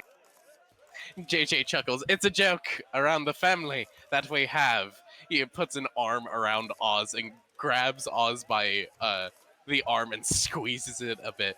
It's a joke that we have around the family that Carter's unemployed, but he does in fact have a pretty busy schedule. He's looking to become a family man pretty soon and everything like that. So His wife is recently pregnant, and with the band that he does all the work for the band. He's dedicated. so we don't foresee Carter Rainfall being in any films or shows in the near to far future, sadly. So I apologize for that. Do you have a message to the millions of young girls out there that look at you and want to be with you, and they can't, unfortunately? Meow, meow, meow, meow, meow, meow, meow, meow. Eat trash, whores. JJ chuckles as he starts petting Mr. Snuffles. My wife is the only one for me, and I am sorry to say, but suffice to say, none of you have an iota of a chance when it comes to me. Any upcoming projects you'd like to reveal? I don't really think we got too much we can reveal right now, unfortunately. No, I don't think so. We have to keep a couple cards up our sleeves, man. Ma'am, I'm sorry. And the millions of young men that like to see Memory Ann Rainfall in things famous from the Memory Anniversary. Her mother's here tonight. Yes, well, Memory Ann and Carter are a package deal because fate is cruel and decided to give a bond between Memory Ann and getting squeezed in the arm by Blade. I Carter some days. JJ chuckles. What he means by the bond being cruel is they do have a magical. Shut up, you fucking prick! There were better men for her! Fuck you, Carter! I know you're watching, you piece of shit! You stupid dog! You fucking animal being dragged into the stadium! Clapping! JJ just closes his eyes and shakes his head. He has very strong feelings about Carter Rainfall. Some tensions within the family. Oh, isn't there always? I feel those tensions, of course, as well, and He just closes his eyes and shakes his head. We're not giving him any roles because he's a little shit, okay? He's a little shit, and I don't like... My apologies. He's doing the best he can, and everything like that. There's a lot of tensions in this family, and I'm sorry. He's rubbed me the wrong way multiple times, and, tensions can sometimes rise, but we still love each other at the end of the day. Last watching Oz get dragged off, Sam retracting her leg from, posing from a picture, turning around. What the hell was that? Looking at Oz getting dragged off. He just exploded, and I think by proxy, Oswald losing control when talking about Carter made JJ lose control for a little bit, and he. I think he recovered, but I'm not really sure at this moment, Samantha. Your brother's a fucking dipshit. I know he is. I know he is, but Laz looks at Sam. You guys have a company to run, and you guys can't go off exploding on people about how stupid Carter is. Sure we can. Everybody will know how stupid he is. Maybe somebody will fucking beat the shit out of him. Laz raises one of her eyebrows. Yeah, and then the band will ultimately fail because of it and leave Memory Ann without any form of income. And I hate the band. As do I, but I would rather Memory Ann have any kind of income for 2 years than instead of none of it. You mean the income she gives to Carter? Posing for a picture over here. Oh, aren't you just so smart, Samantha? Spends on meth. Oh yes, she spends on meth. Yes, of course. My mistake. Laz does a bit of a pose as well, sticking her leg out of her dress a small bit and smiling at the camera. JJ about to answer another question. No, I've got something to say. He sees us coming back. JJ just watches Oz. He gives him eyes and points at him. You think Carter's watching this? He is. Oh, most definitely, Samantha, and I'm sure he heard all of that. Good. Laz starts to chuckle a bit as she hits another pose. You know, we're pretty good at this. I feel good. I feel better. Sort of. Good. She'll walk up right next to her. Let's hit a pose together, shall we? Give the camera something to really look at. Back to back. Back to back, Charlie's Angels. Yeah, and Clive is a wonderful voice actor. There's a whole new line of toys coming out with this Atlantis film. And yes, they have voice box recognition. They say multiple lines that Clive and all the characters say in the films, pulled right from the films. Clive is a wonderful voice actor. It's a much better calling for him than being in the military. Yes, I would have to agree. He is such a wonderful voice actor, and all the toys are the highest quality possible as usual, and they are all quite fun with. And if as well as Scar, he's also a very good voice actor. But in my opinion, I'm better. I'd have to agree. I'm 10 years his junior. I got into the voice acting game 10 years after him. You know, with experience comes skill and everything like that. But on top of that, I just got some natural born talent. What can I say? Born and bred. Like a goddamn bovine raised from the field to the slaughterhouse. I was born for this shit. Well, born for other things as well, but you know that's black bag stuff if you understand my meaning. The camera's flashing at all four of them. And a little miniature reveal. Elizabeth and I are planning to release a new war game to go alongside the multiple other ones we have. I'm a big fan of Lord of the Rings, as is my beautiful wife. Armies of Middle-earth will be releasing in full in 2 months, and I have the full book here. Just needs to be edited, and then it'll be released in 2 months. Huh. Looking down the line. Clive looks down at it. You know, Benny, what might be a good idea? You want me and Scar to get a couple pictures with that sucker? Considering the fact we were already going to use you to advertise the book, yeah, hand it to him, Elizabeth. Of course, here you go. She will hand it over to Scar and Clive. Taking Elizabeth down here to get their own pictures. Clive and Scar coming up here, as down here. Oh yeah, hi, how you doing? Waving to the camera. Made no meth a couple months ago. Fledwick starts to laugh. You guys should check out his upcoming comedy special on YouTube. It is gonna be wonderful. Have fun, boy, with Clive. Fledwick looks up at him. You can't divulge that information, Quentin. Oh, looks confused. Just happy to be doing normal things. It is very normal, but you can't tell people that not only did Clive have a five-way with you, which Suetta is not supposed to know about, but also you can't tell people that you did meth. Oh yeah. Frederick guiding him away. Oh, Mr. Frederick Rainfall and Krellin Rainfall. Meow, meow, meow, meow, meow, meow, meow. When it rains, it pours. Oh, hi, how are you? Oh, pleasure to see you both. Your roles in the film. Tell me, Frederick, did you enjoy working on the film? Did you enjoy your role? What did you do to prepare for the role? What? Frederick just looks around. Can I be completely honest with you? Of course, the fans love honest. I didn't really prepare for this. Well, to be honest, I just went into the recording booth and I was directed to say some lines some ways and I did my job. That's just how you do it sometimes. And if I enjoyed working on the film or not, it's always a joy to work on a film and be away from the hubbub of wife and Clive and Scar and the unit every once in a while. The fans are sensing some tension tonight between Carter and the designs of the production studio. Do you care to comment? Oh, let me fucking comment on this shit. Yes, ma'am. Could I just have the microphone and just can take a second?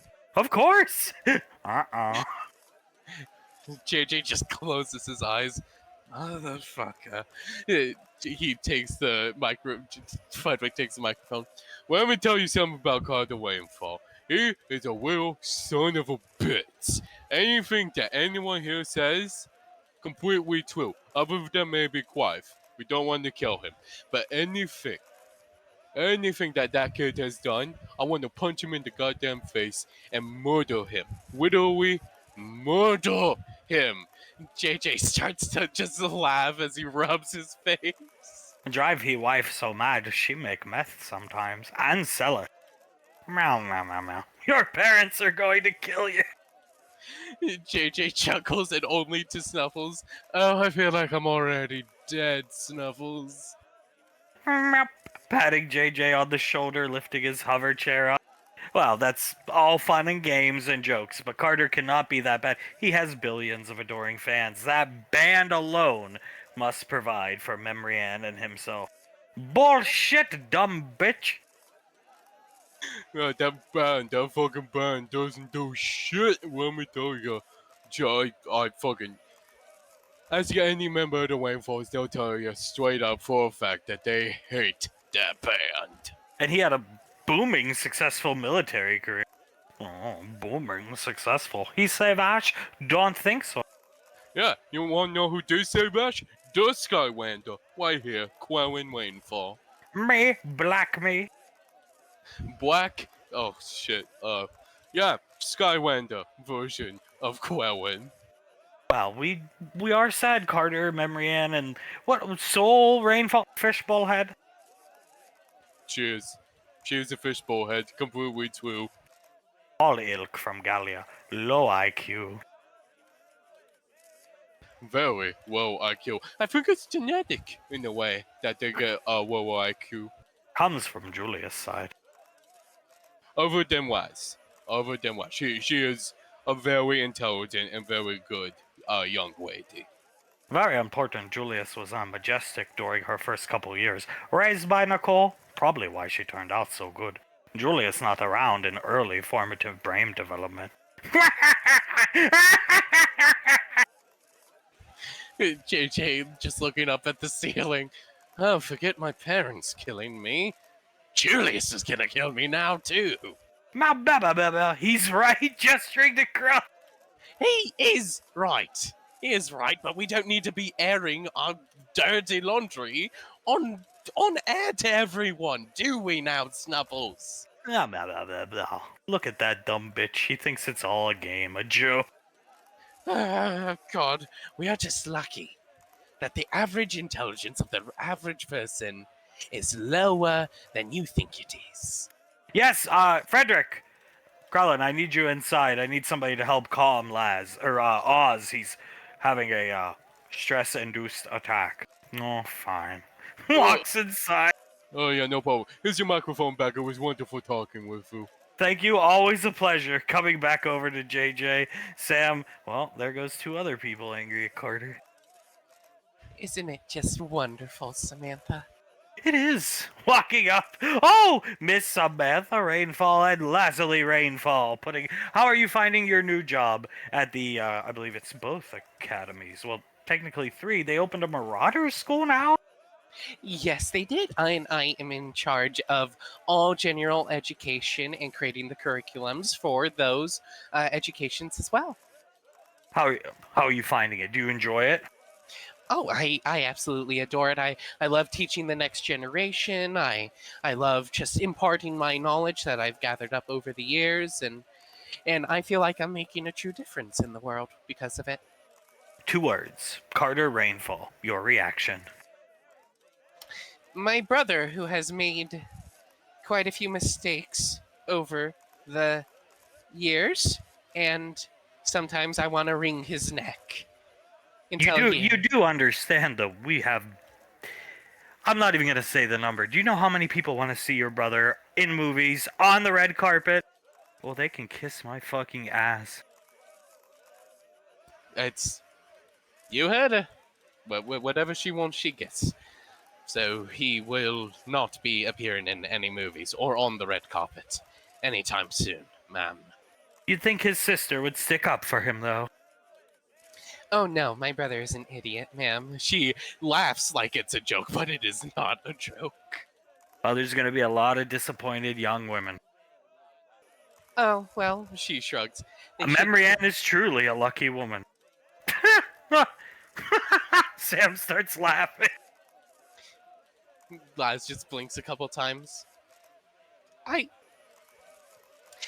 Lucky is a certain way to put it. Blaze, you said you needed my help, yes? Yes, he's ready to kill Carter. Of course, ma'am. I'm about ready to kill him myself. And she'll go up and find Oz. Coming over here. Now, JJ, there's always a flip side to every coin. Do you have any words you'd like to say to the millions and billions and she's been voted the most beautiful woman to ever live, your wife. Any words to say to those men that are out there right now, envying your position? As Sam puts her arms around JJ's neck. JJ puts an arm around her waist and brings her in close. Keep envying. That's all you're ever gonna get. Any words from your beautiful wife to those men out there? She kisses JJ passionately. JJ returns the kiss. In fact, he even picks her up and wraps her legs around his waist. Yeah, I actually do have something to say. She gives the camera the middle finger and winks. And there you have it. He smiles at the interviewer. Thank you very much. I'm going to go try to squeeze a few questions with Suletta and Samuel Rainfall. Thank you for your time. Bowing to them respectfully. What are those dumbasses doing in there? Paging through the book. They're reading something. What are they reading? Oh, is that the new version of the game that Benny and Elizabeth are going to be releasing? I think so. Coming into the room, setting Samantha down. Wild Men of Dundalin. Huh. You remember that, mate? When we was the Wild Men of Dundalin? Oh, hell yeah, brother! Opening the book back, he closed it when he said, oh, hell yeah, and opens it right back to the page. Back then, we were, I think GL was, she was based out of Isengard, if memory serves, and we were sacking and pillaging in the Gap of Rohan and raping on the fords of Isen. Oh, you know we were. There was no town that was safe from us. Nobody that was safe from our sword, or the other version of the sword, if you catch my meaning, mate. Hey, those were the fucking days. Pointing right at Clyde. Before Carter, before Thomas. Back when GL was using her true name, Saruman. Oh, hell yeah, brother. She got us all riled up. The horsemen took our lands. It was good times. It was good time. We usurped it, or asked Samantha. Under her breath. How long ago did this happen, you guys? I was about 75 years before we met the rainfall. Yeah. About 75. Maybe 80. It may be 80, but you have to understand, we've been around for a while. We've done so much in our lives. We can't remember the exact dates of everything. Isn't the Wildman kind of counterintuitive to the unit? It was the job that needed done. It was the tool for the job. You know, we got all riled up and wild up and got all dirty and ate some shrooms and went out and had at it, Samantha. And just sheer numbers, weight of numbers against the enemies of GL. I mean, you don't use a hammer to fix a lamp, do you? You got to use a specialized tool for that. And, well, the wild men of Duntlin were that specialized tool. Oh, so Elizabeth based most of these probably off of you. I would assume so. Paging through. Most, if not all, yes. Yes, I would assume so. Mate, look. A Glock,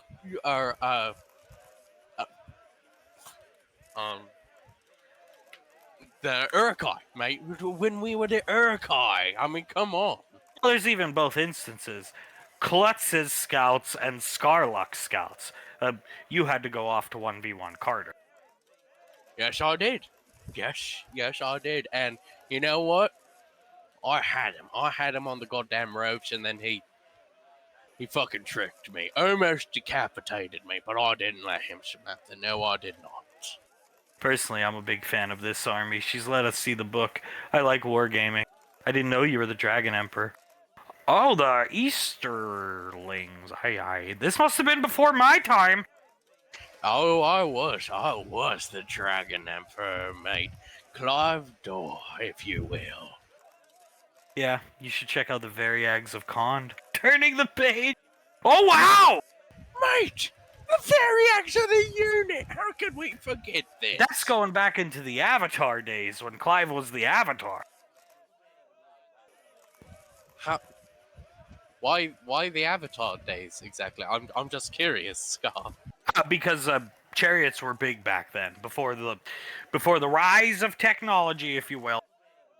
Right, of course. Yeah, and who was better than me riding in that chariot, mate? No one, dare I say.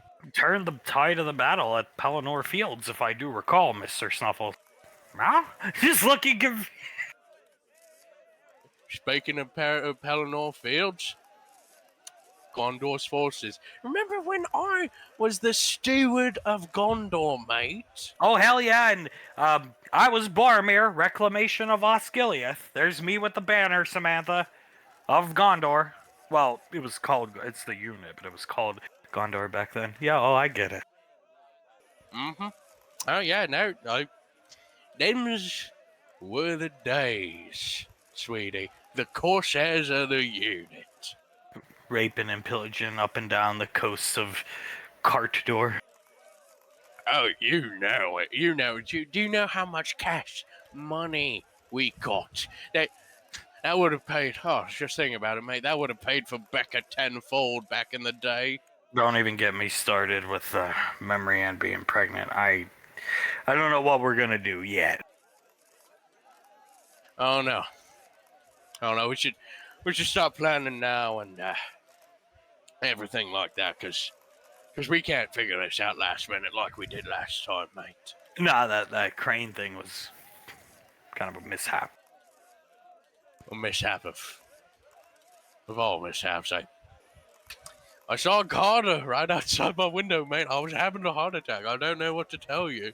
Yeah. Sad times. My dad told me about it. Shame. Looking down at his boot. Just the extent of that Carter will go to try and kill me. Absolutely terrible, isn't it? Well, here you sit with all the ammunition in the world based off your former exploits. Maybe that's all you need. Tilting his head slowly, looking at the book. You know what? That's a good point, Samantha. This is basically like a playbook of all our old plays. You know how coaches in football and stuff have like a green playbook or something that they keep all their plays in. This is ours. This is what we used to do, mate. Why don't we pull out a couple of these every now and again? When I was young, I asked my mom why she preferred bolt-action sniper rifles to semi-automatic, given we live in a highly futuristic world, and her response was pretty simple. The old ways are the best sometimes. I think your mother and her beautiful tits and thighs has a good point. Stroking the butt. I definitely think she does. As Clive starts stroking the book at the same time as a Scar does. Sam hiding a snick.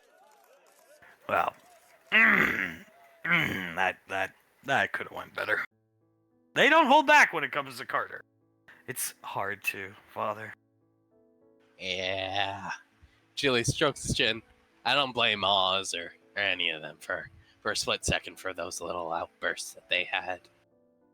I don't either. If somebody shoved a camera and a mic in my face and said, "Why is Carter Rainfall not here?" And I like to think I keep my composure the best of most of us in the family. Julie smacks his lips and nods. Oh, you do. Trust me, you do. But I definitely don't think I could then. Poor Oz, he got dragged away. And then, Multiple times by the sounds of it. and then imagine how hard it must be when you spent your morning doing what they did with theirs. Yeah. Yep, I did not want them to go, but like I keep saying, they insisted, so I'm sure most people just think it's a joke. I'm sure. I'm sure everyone just thinks Oz and Laz and even JJ and Samantha. I'm sure they're all just saying how good of actors they are. Oh, and Fredwick and Krellin. They probably just thought that was a stand-up routine. Well, I mean, to be fair, that's what Carter should be doing. He should have played his cards differently. He should be acting, and so should Memory Ann, but he chose poorly. He definitely did choose poorly. The little son of a bitch. God, if he just made better choices. If I made better choices as a father, who cares? Who cares? It's nothing to change it. Yeah, I like that story JJ made up about me loving the movie. I'll be sure to talk to him when he gets home. Cracks his knuckles. Oh yes, please be sure to. Your eye twitches a bit. I was not a big fan of that story, Mark. He's just trying to make the family money. I can definitely see that, but I mean, like, come on, honey. He flanderized a movie that Dad had very good memories with, and usually I'm on your side about these sorts of things, but he just straight up lied to them and said he did it for his father and that his father loves the movie. He's towing the company line. Shrugging. All right, whatever you say. Julius looks over at his father with a look of, I endorse anything that you say or do to him. Yeah, he could toe the line. I'm gonna toe his face across my fist. Davin claps a little bit when she hears that. He needs it. Oh, I definitely think so. Sam definitely went to his head in some ways. Hard not to when she looks like that, though. I definitely think Sam did go to his head in some ways. Julius tilts his head. Yeah. Sometimes he does have just the tiniest bit of an ego, doesn't he? He deserves to have one. He's done a lot. He does deserve to have one. Hopefully it doesn't get in the way of a lot of things. Thomas just clicks his tongue. Looks over at Hale. I don't know about you, but that seemed pretty fun. I want to do that someday. I could be like Aunt Samantha and Laz, all hot. You're like 4. You shouldn't be worried about that. Thomas puts a hand over his mouth.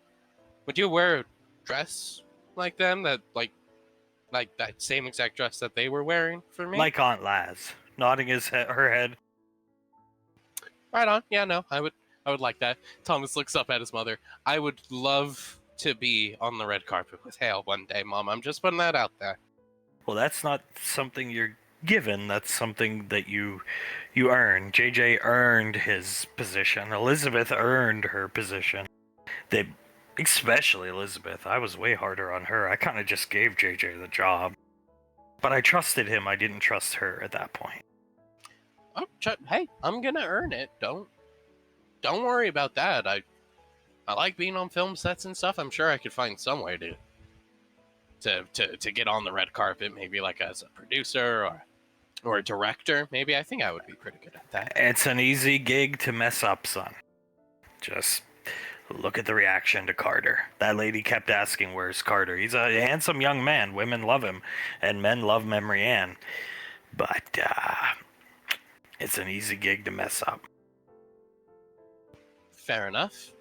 He looks up at his grandfather. But to see my girl in a dress like that, I'd do anything to Grandpa. Well, then you have to be a good boy, grow up to be a good boy, apply yourself at what you want to do. You need to model yourself after your father. Hunk groans loudly. You need to model yourself after your father first and foremost. Grandpa Hunk, Uncle JJ, Uncle Oz, Uncle Colt, anybody but your fucking brother. Oh, trust me, I'm not gonna be Carter. He just shakes his head. I'm not gonna be Carter. I'm gonna make sure, if at very least, that much. Your Uncle Sylar here. Model yourself after the good male role models, which now we have a lot.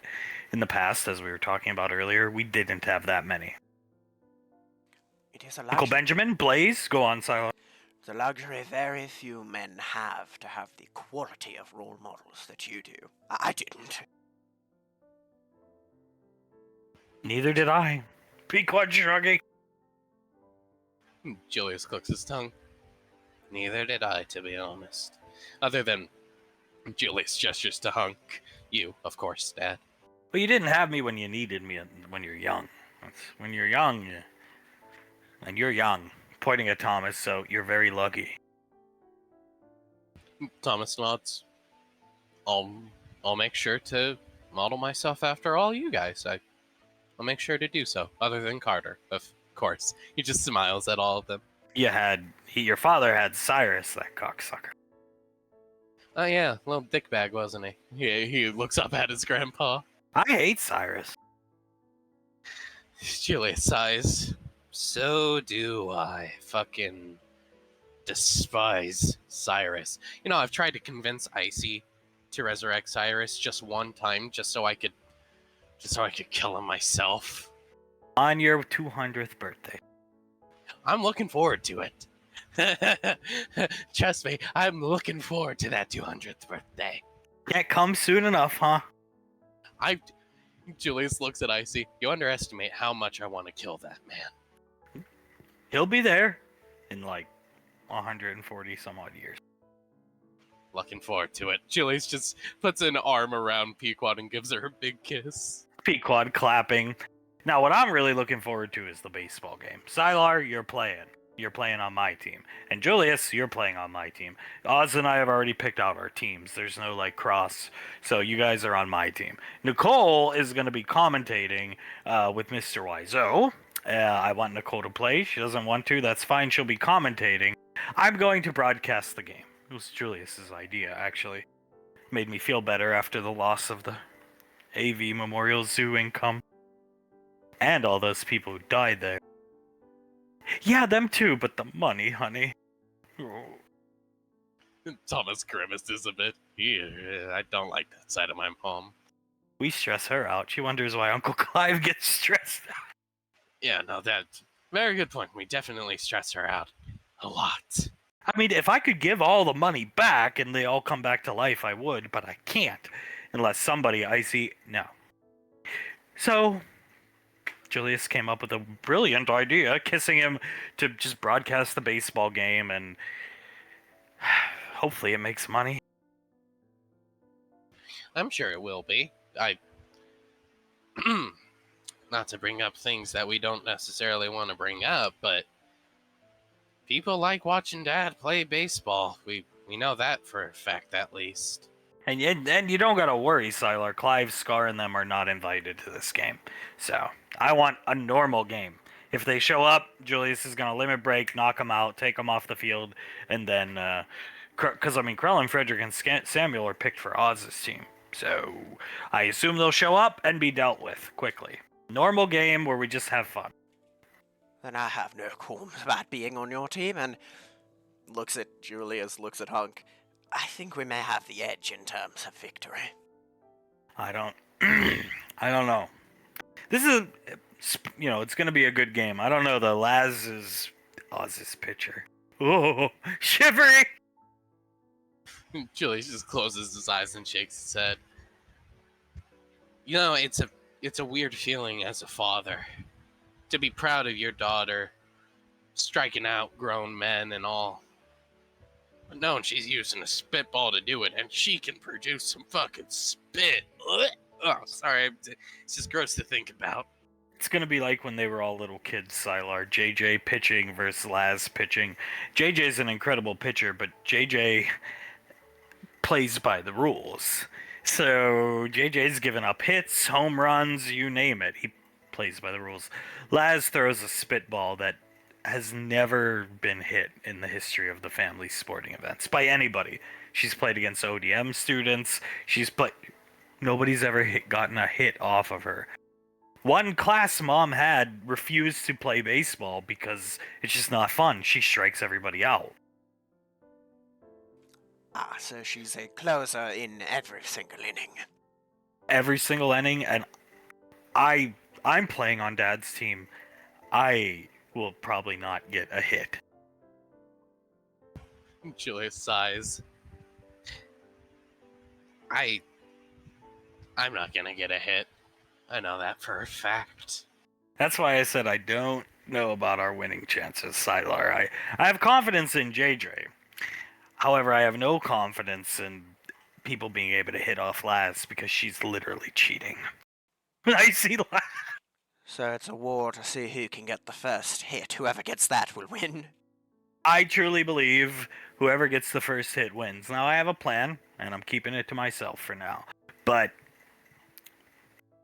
a lot of pressure on JJ to keep the score 0-0. And, again, Oz picked a good team. He's got Colt, he's got Sol, he's got Elizabeth, he's got Benjamin, he's got Krellin, who is surprisingly good at baseball. Not so much hitting, but defense, because he's so big and he's actually rather nimble. He's got Frederick, F-Rod, if you will, he calls himself. And they've got Samuel, who is incredibly good at hitting. Davy nods. She leans over to Icy. He won't even tell me what this secret plan of his is all about, darling. Pursing her lips, looking at Hung. Oh, I could read his mind, or do we want to be surprised? Let's be surprised, darling. It's not often that we get to be surprised or anything like that, so let's be surprised. He will look hot in that baseball uniform. Yes, he will. She just looks over at him and pumps her eyebrows up at him a couple times. Gonna wear the high socks, Dad? Yeah, if your mother wants. Yes, the high socks, the pinstripes, the works. Please, darling, the works. Yeah, I'll wear them. I'm just the manager, but I'm glad I'm the manager. I do not want to go up there against Laz. I've never hit off her, Sylar. And then I will prepare to strike out at every at-bat. And prepare to deal with what I call the Julius side of her. Julius just groans and rubs his temples. I think every one of my kids has it, to some lesser extent or more extent. I actually think Carter might be the only one who doesn't necessarily have it. She gets a bit of an ego. She gets a bit of an ego, thinks she's untouchable, starts insulting people and everything like that, which Julius puts his hand out to Sylar, which I do when I'm in combat and never when I'm, just having fun with the family. but I do get like that when I'm in combat and fighting against an enemy of some kind. Oh, she thinks she's untouchable. She, at least the record shows she is untouchable at baseball. Then you must have quite some plan to get past that ego and untouchability. I do, yeah. I do. Think I got just the plan. And we'll leave it at that. I don't want word getting back to Laz, and even if everybody said they wouldn't, tell her, keep this just to me and you'll see it unfold live, and it should make for an excellent stream that makes you a lot of money to supplement the loss of your income from your death trap of a zoo. Clive's death trap of a zoo. Davian chuckles. Whatever the plan is, darling, I'm sure it's going to work, and it's going to be wonderful. She gives him like some puppy dog eyes, trying to convince him to tell her. Whispering in her ear, Samantha Rainfall. Davian's eyebrows go up and nods. Oh yes, of course, darling, of course. She will reach around and pat him on like the side of the leg, where like the butt and the leg meet. He gives her a kiss on the cheek, flashing out much later that night. To brag, it was a good fucking time. That was very fun. So much better than being here. Yeah, brother! It was a good time. I loved every single second of it. And the movie go over well. And people shit talk Carter to camera. Read Carter mind. He watching, you know. Good! Good! Samuel and Scar clapping. Fudwick starts to laugh. Plus, I mean, I don't know how you feel about it, Scott, but wasn't it fun working with JJ? Oh, I love working with JJ. I mean, I'm not a fan of the hair gel, personally, and he gets a little hoity-toity sometimes, but I love working for JJ and Elizabeth. I'm glad Patricia put them in charge and not her fat-ass daughter, or pinko bitch of a daughter, if you will. I like working with Oz, too. I can stomach Laz in small doses. And Samantha, well, she's a sight for sore eyes, let me tell you. She is a very beautiful woman. Don't get me wrong, she is a very beautiful woman. I'm sick and tired of this! Calm down! Putting his hands up! He slams his hands down onto the desk. I'm sick of pretending! I'm sick of it! I can't do this anymore! What's wrong? Putting his arm out to reach for Clive's hand. Clive stands up, rebukes Krellin's hand. Please tell me. Tell me. He puts his hands onto Scar's shoulders and shakes him a little bit. Tell me that one of you has a plan to kill Thomas and Carter. Anything. Anything at all. Haven't really been doing any of that lately.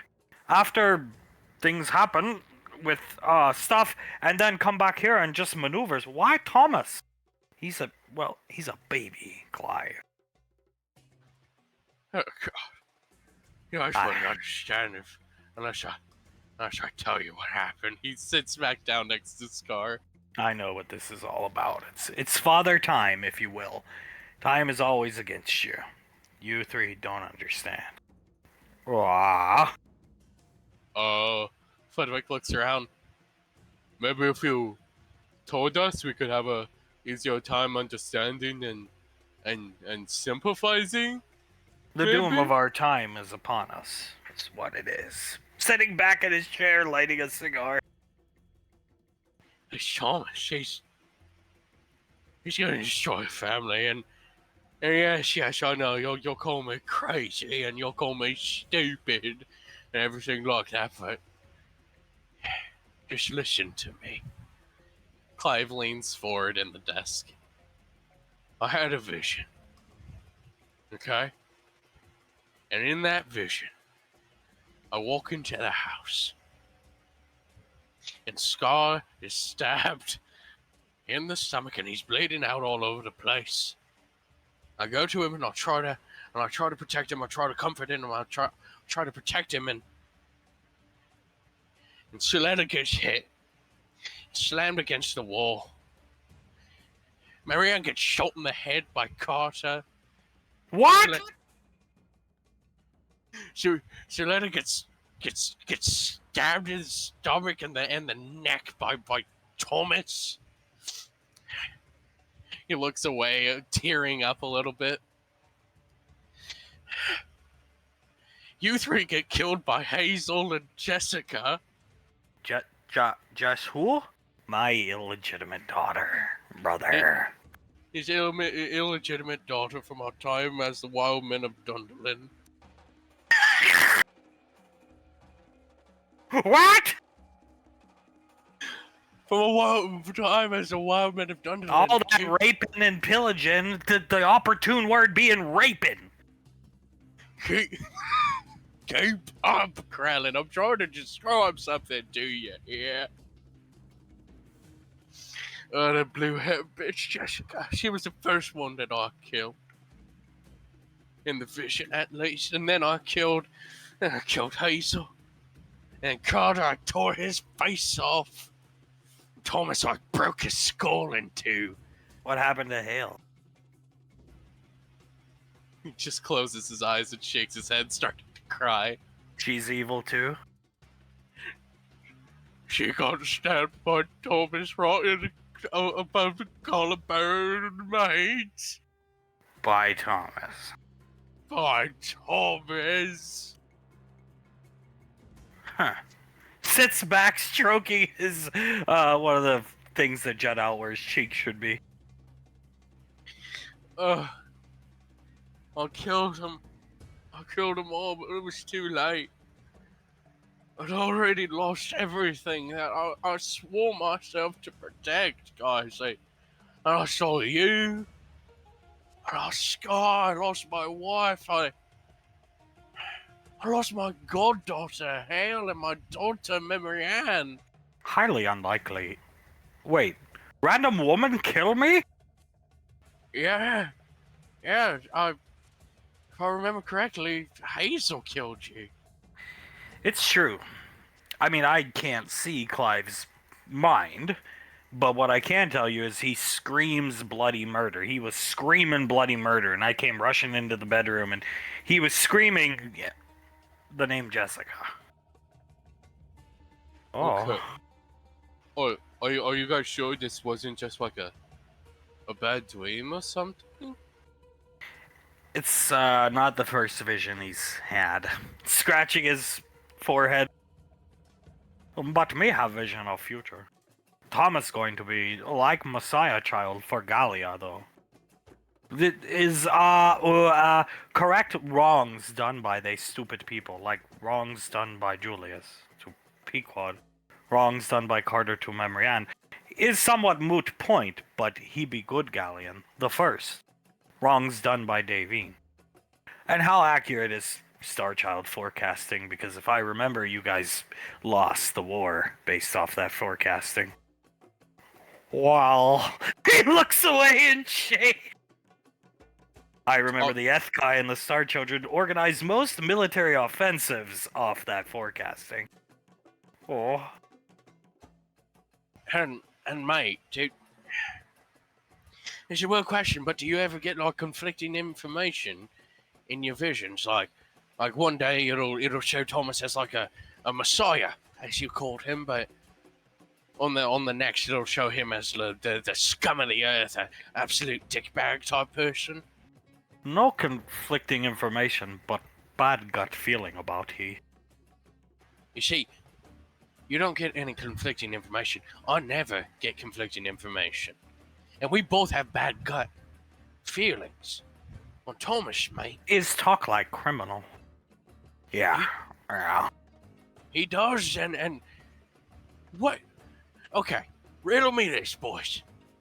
What kind of baby knows how to pick locks from that young an age?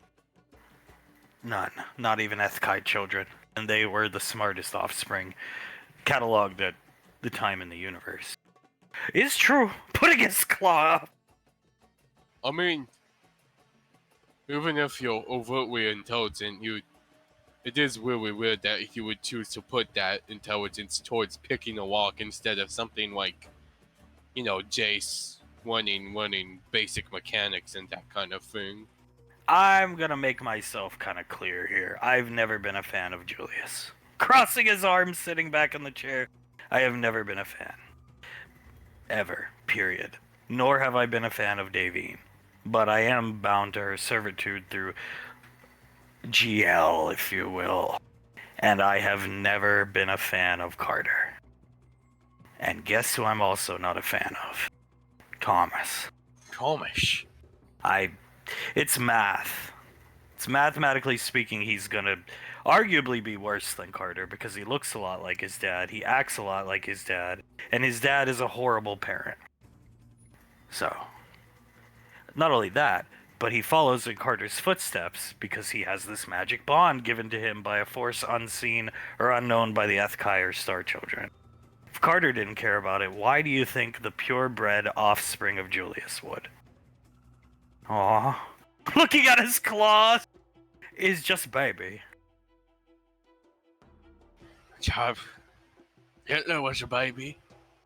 Julius not that bad parent. Problem is, Carter never matured properly. Too slow. Maybe it's his age thing.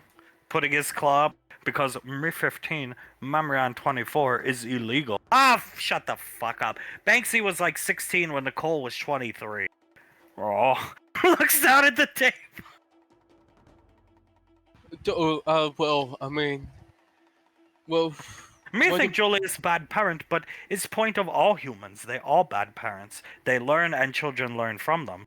Is point of growth.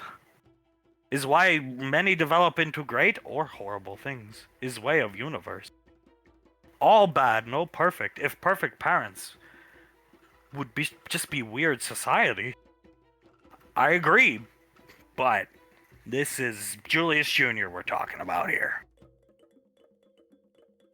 I mean, what I'm seeing from this Jessica bitch, and all the visions I've ever had, has always just been Izzy 2.0.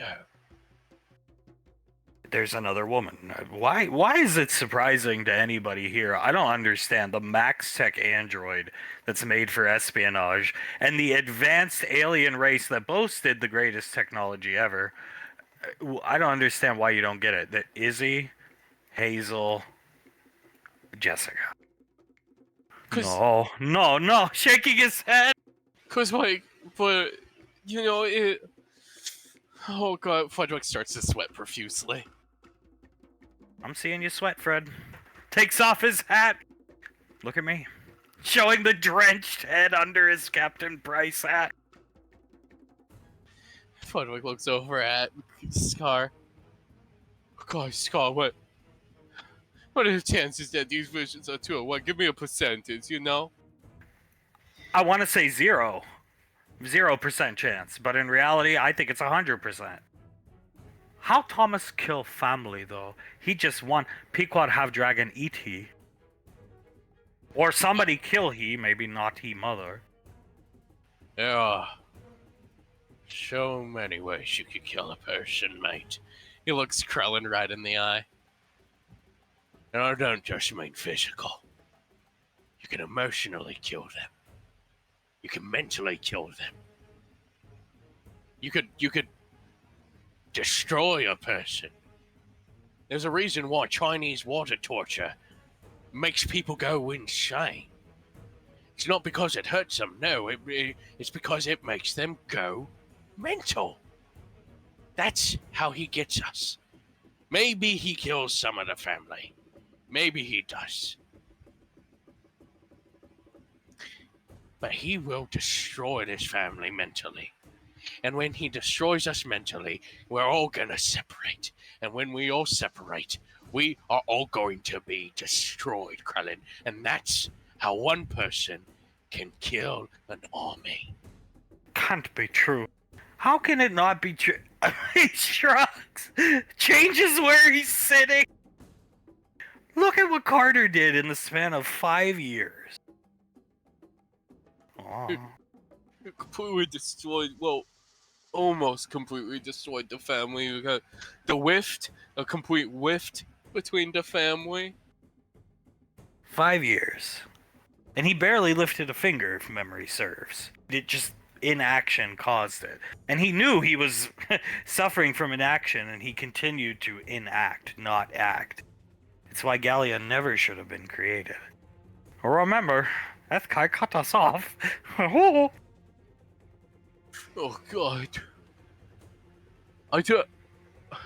We do so much to keep this family together, guys. Yes, you do. The fairy tale 8, remember? I remember vividly, Samuel. I didn't even want to do it. I was more like forced into that role, and I was good at it because we all know what I am. Why is it that surprising? I don't understand why you refuse to believe. Well, I just don't want to. Would be nice to see good Julius. Not ruin he wife Julius. Only reason she Primarch, you know, 'cause Julius fuck her up in head. Yeah. He looks shocked and like, yeah, we know. Trust me, dumbass. We know. And yet again, you're just proving our point even further. In my humble opinion, Julius is a shit father, yes, and he can become the greatest father in the world for all I care. Who cares? That's still Julius's genes in him. And if Julius is this bad, can you imagine what spoiled brat Julius is gonna be like? Answer me that. Golden spoon in his mouth, already with a beautiful young girl, because she's gonna grow up to look like her mother. Ego out the wazoo. Need I say more? Oh no. Dating one of the only Novians left? Hello, daughter of the time deity? I hate to agree. He shakes his head but looks right at Frederick. But I agree. People like Julius don't deserve much, whether you like it or not. He looks right at Frederick. My people died so people like Julius could go on. Maybe I'm a bit jaded. Don't feel that way. May feel like did best could and time had. Cross his arms and Julius go on to save universe. Maybe it didn't need saving. Looking right at Krillin. Oh, dude, Jesus, guys. You know what? They're white, Chloe. They're white. No, they're not. No, they're not. Pointing at Frederick. Can't give up hope, Frederick. You can't give up hope. Baby! A baby! You've seen how he is.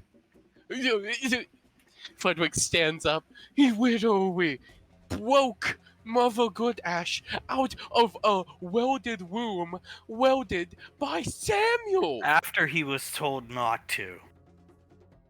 Worse yet, he got all those kids involved to do it, and he didn't care about the repercussions, what might happen to them. So what do you think he'll care about Hale? Not much. He sighs, crossing his arms. And not only that, but he's conned us before. He's given us artifacts that were supposed to work, but oh, lo and behold, they didn't! You can be the black sheep of the group, Krell, and that's fine. You hold out hope. I hope the majority is wrong. I really do. But we're not. Trust me, mate. I would much rather all these visions that I have just be false, you know? Just be bad dreams. Maybe I would need to go see a therapist to get all these dreams out or something like that. I don't know. But they're not. They're not bad dreams. These are visions of the future, mate, and I know it deep down in my guts. Is baby. Clenches his fist. Starchild protect all life is part of mantle of responsibility. Ethkai believe in technology. Yeah. And if they didn't, you never would have got your universe saved, because I'm still here. Patting his chassis. Thanks to them. And Julius. Oh, and everybody else that often doesn't get mentioned when he's brought up that the universe was saved. Really don't like he, don't you? He starts cracking his knuckles. Listen, Krellin,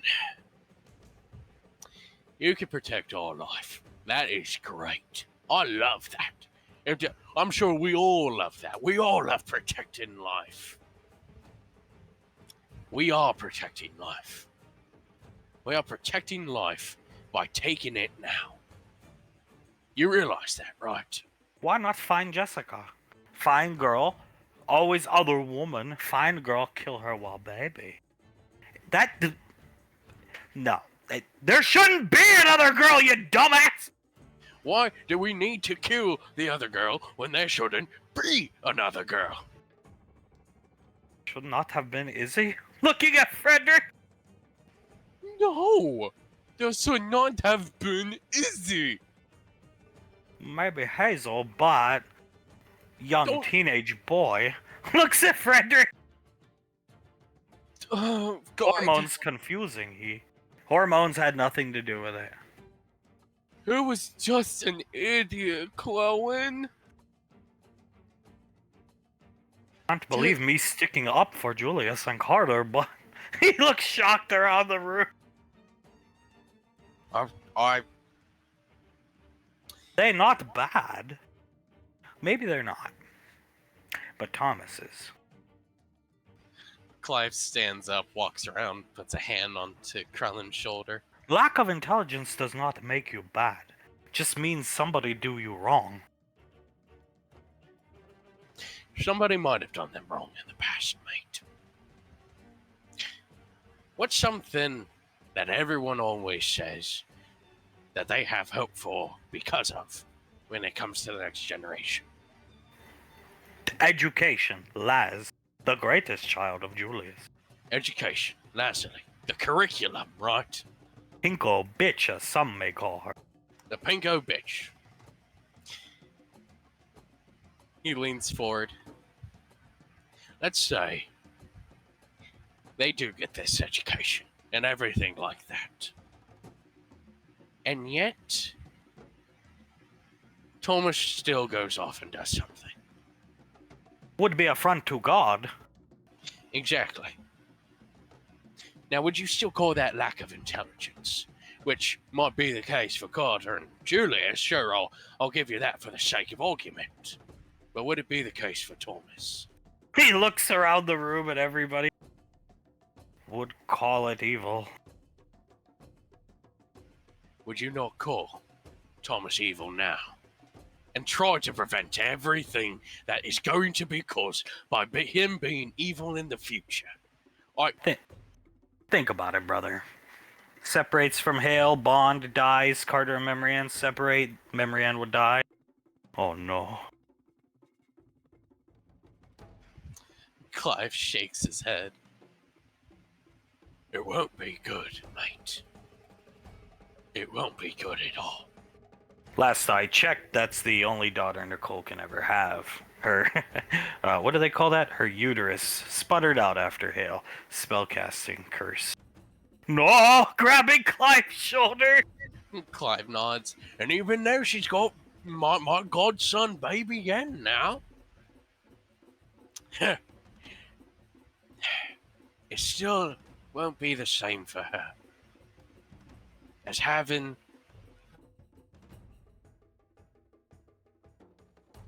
any version of Hale. No! Grabbing Clive's shoulders, shaking him. As the next morning, Thomas enjoying some waffles with everybody else. These are really good, Auntie. He looks back at Suletta. Thank you so much. Made them just for you, handsome. Scratching him on the head. He smiles. He gestures for her to come down. Here, come down here. Come down here. She does. He'll give her a kiss on the cheek. And you can take that one to the bank. Oh, thank you. Coming over here. How are the waffles, Silo? I should say they are quite delicious, madam. It's been a while since I've had such good ones. JJ with a noticeable black eye. Sam tending to it. Yeah, I feel like I deserve this one. Honestly, He I was do. towing the company line. I think the I- whole towing the line thing went out the window when y'all started ranting and raving about Carter. Sam laughed. I be that as it may, Father. I know for a fact that isn't why you punched me in the goddamn eye. No, your mother wanted me to, after the little lie you told about Atlantis. Yes, I did. Yeah, first you try to guilt trip us into thinking you're dying, then you punch me in the face by just trying to get more people to watch the goddamn movie so we could all have more money. Pequod, come on, you agree with me? I tried to tell them, but they don't want to hear it. They're stuck in their old ways. God damn it, they just... You can lead a horse to water, I suppose. Jace loving the black eye. I don't know. I don't know, JJ. I think it suits you. I wish I could have given you that myself. I think your face being all swollen and gross and everything like that, I think it matches who who you are on the inside perfectly. Lightly tapping Integra on the shoulder. Yeah, no problem. I got this one, Thomas. She grabs Jace's head. Benny, can you put your knee up real quick? Oh, here you go, honey. Oh, thank you. She slams Jace's head onto Benny's knee. Good job. Giving Integra a kiss on the cheek. Thank you. She puts a hand onto where she got the kiss from and smiles. Keeps that crew in line.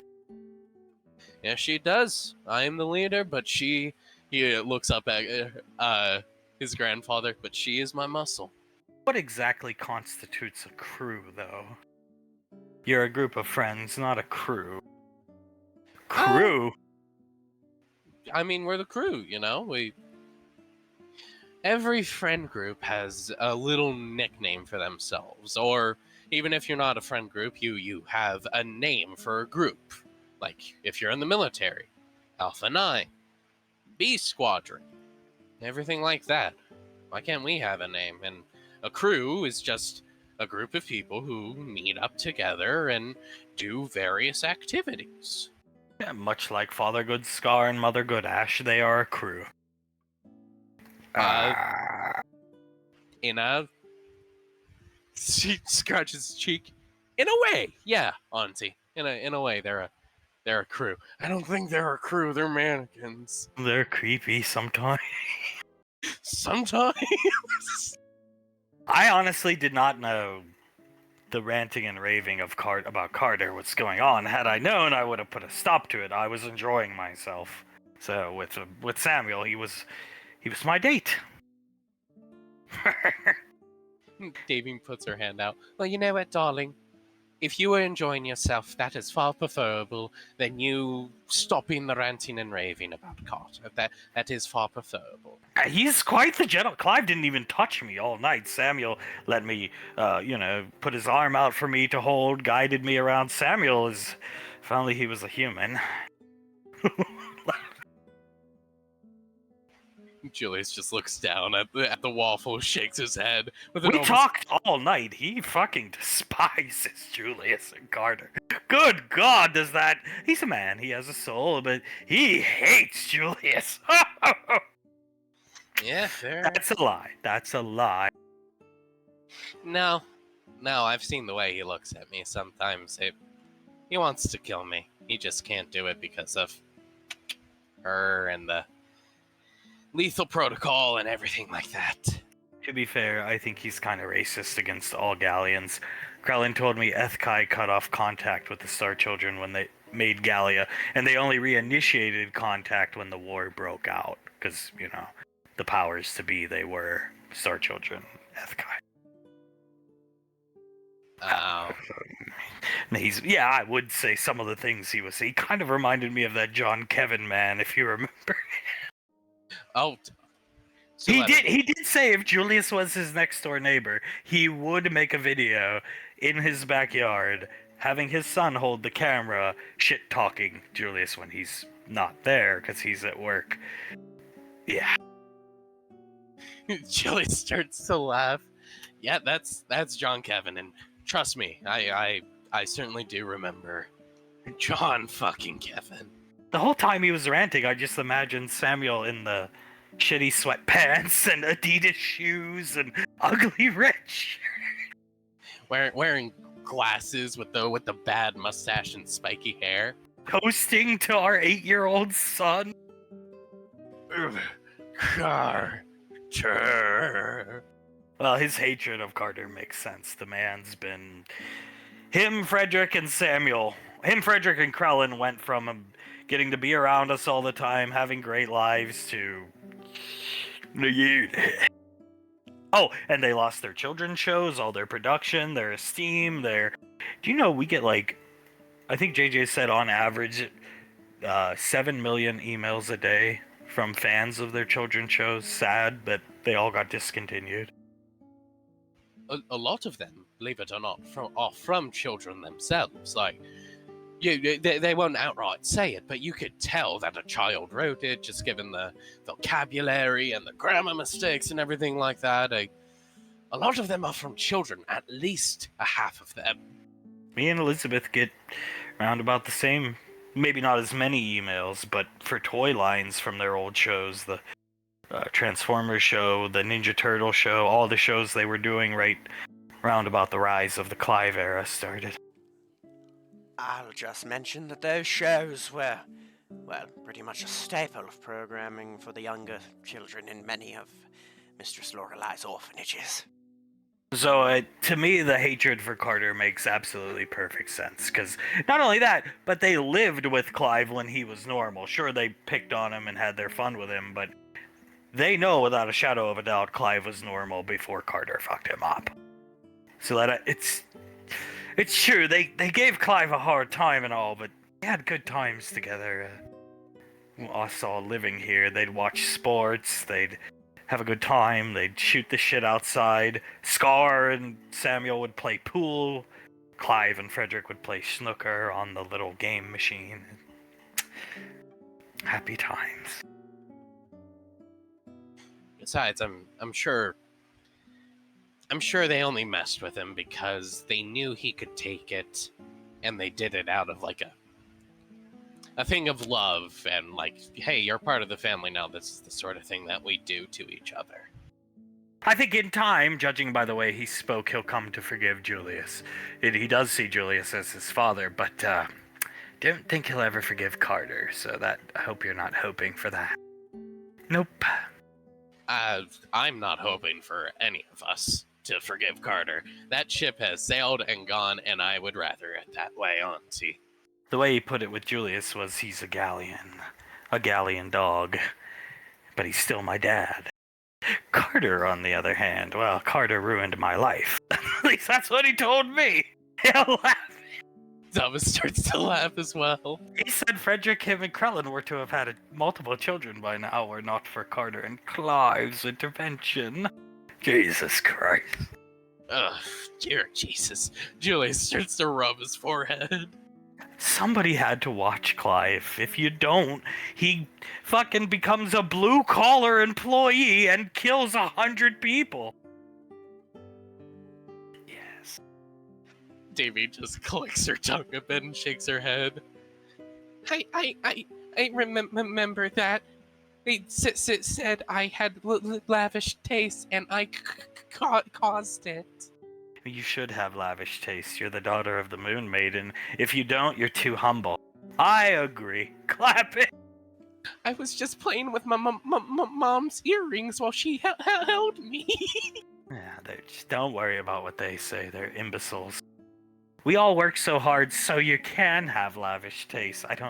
Julius, we all work. Me, Nicole, your mom, your Colt, your dad. It's why we work so hard. We go out of our way to make as much money as possible. Because we love all of you guys very, very dearly, more than words can describe. And we want to see you guys have the best lives. Can you imagine, Sarah? Well, I'm not moving, Julius. You might, but I'm not. And if I go to jail, you're coming. You're getting sued, Dad. That's all there is to it. Julius starts to laugh. Oh my god. Julius's eyes widen. Can you imagine if Samuel did all that and then a moose ran by and trampled him after like 5 minutes of him being like, "Yep, that's a moose." I can imagine your daughter having a brain aneurysm shortly after. Shortly after she learned having a brain that does sound like my Lazuli, yes. Well, it makes sense they don't like galleons, Thomas, because Ethkai thought it an affront to God to do what they did. So, scratching Thomas on the head. Also, That's- mixing a lot of races together of already low IQ can only result in a lower IQ. That's what Samuel said, and... Looking right at Julius just stops talking. Thankfully, he was wrong, Tom. From all that I can gather, galleons are pretty stupid on average, Auntie. They're alright. Your grandmother was never stupid in her life, thank God. Gripping her plate. Julius leans forward on the bar to look at his father. I'm sorry, Dad. You want to look me in the eye and say that, or are you gonna have another heart attack? Busy eating my waffles. Oh yeah, eat them waffles. Eat them waffles. Just eat them waffles while Mom walks away from you again in 20 years. Oh, I would slap the fuck out of her, even if she was pregnant. I am not going to walk away from him ever again. So you admit that she was stupid by giving her the offer of, if you walk away again, I'll slap the shit out of you. Maybe it was my fault. Dad, look at my wife. She's breaking her plate. She's very angry. Do you really want her to go over there and punch Mom? No, Right I want now? us all to have a good day and play our baseball game and have fun. Well, yes, let's try to do that. Just Julius puts an arm around Pequod and gives her a kiss on the cheek. Later, honey, she's pregnant. Only for a few more months. Only for a few more months, and then you can punch her as hard as you can. Hale imitating Pequod holding her plate the same way. Good. Get angry and stay angry. Thomas nods. He leans over to Hale. You know, if you want to get really good at impersonating my mom, you should start like learning how to be like a really good debater, or like an arguer or something like that. Just get really smart, honey. I think that's a good point to make. Just get real smart. That I can do, but I don't think I'll ever beat Integra in that. I don't think a lot of us will, or any of us will ever beat Integra in that sort of thing. As Integra looks at the two of them with her mouth full of waffles and just shakes her head. Whose team am I on again? You're on mine. You're on mine, Samantha. You're going to be playing with JJ wants you, and I want you, so you're on our team. It's going to be a great day. Sylar's with us. Well, good luck to Sylar, I guess. Have fun striking out. Apparently Laz is the greatest pitcher to ever exist. Rolling her eye. I'm fully prepared to strike out against Lazuli as she cheats. Yes, I am. I have never gotten a hit off my daughter.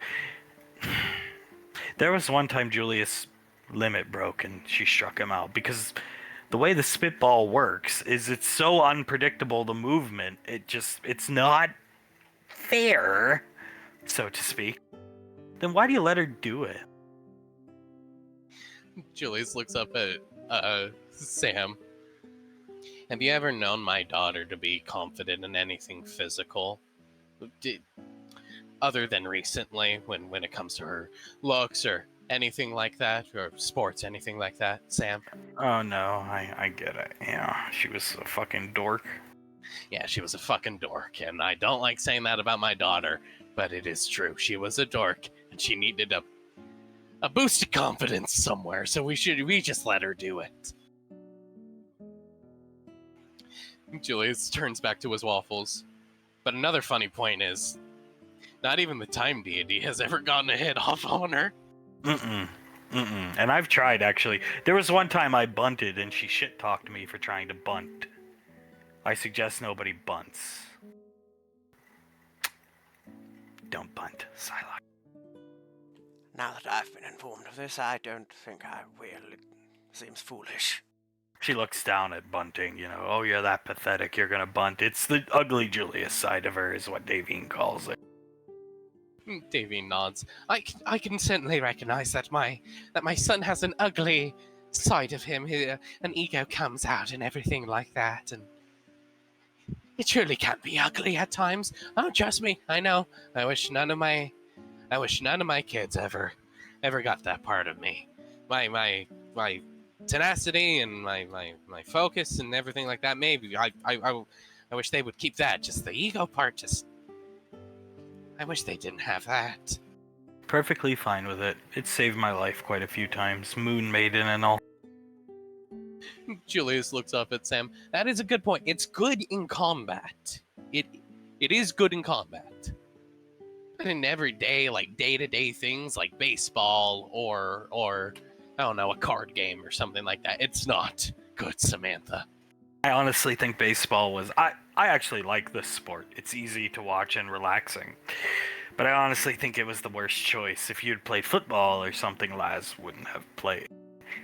Laz asked to play baseball. I said yes. Julius sighs. Just everyone, just get ready for taunting and getting made fun of and everything like that could possibly come out of Laz's mouth.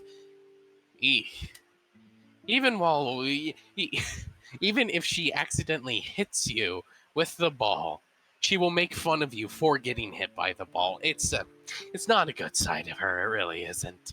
Used to call it Clash of the Teen Titans back in the day when JJ was in his teens and Laz, and they'd be going back and forth on the mound. It's gonna be Clash of the Pitching Titans again.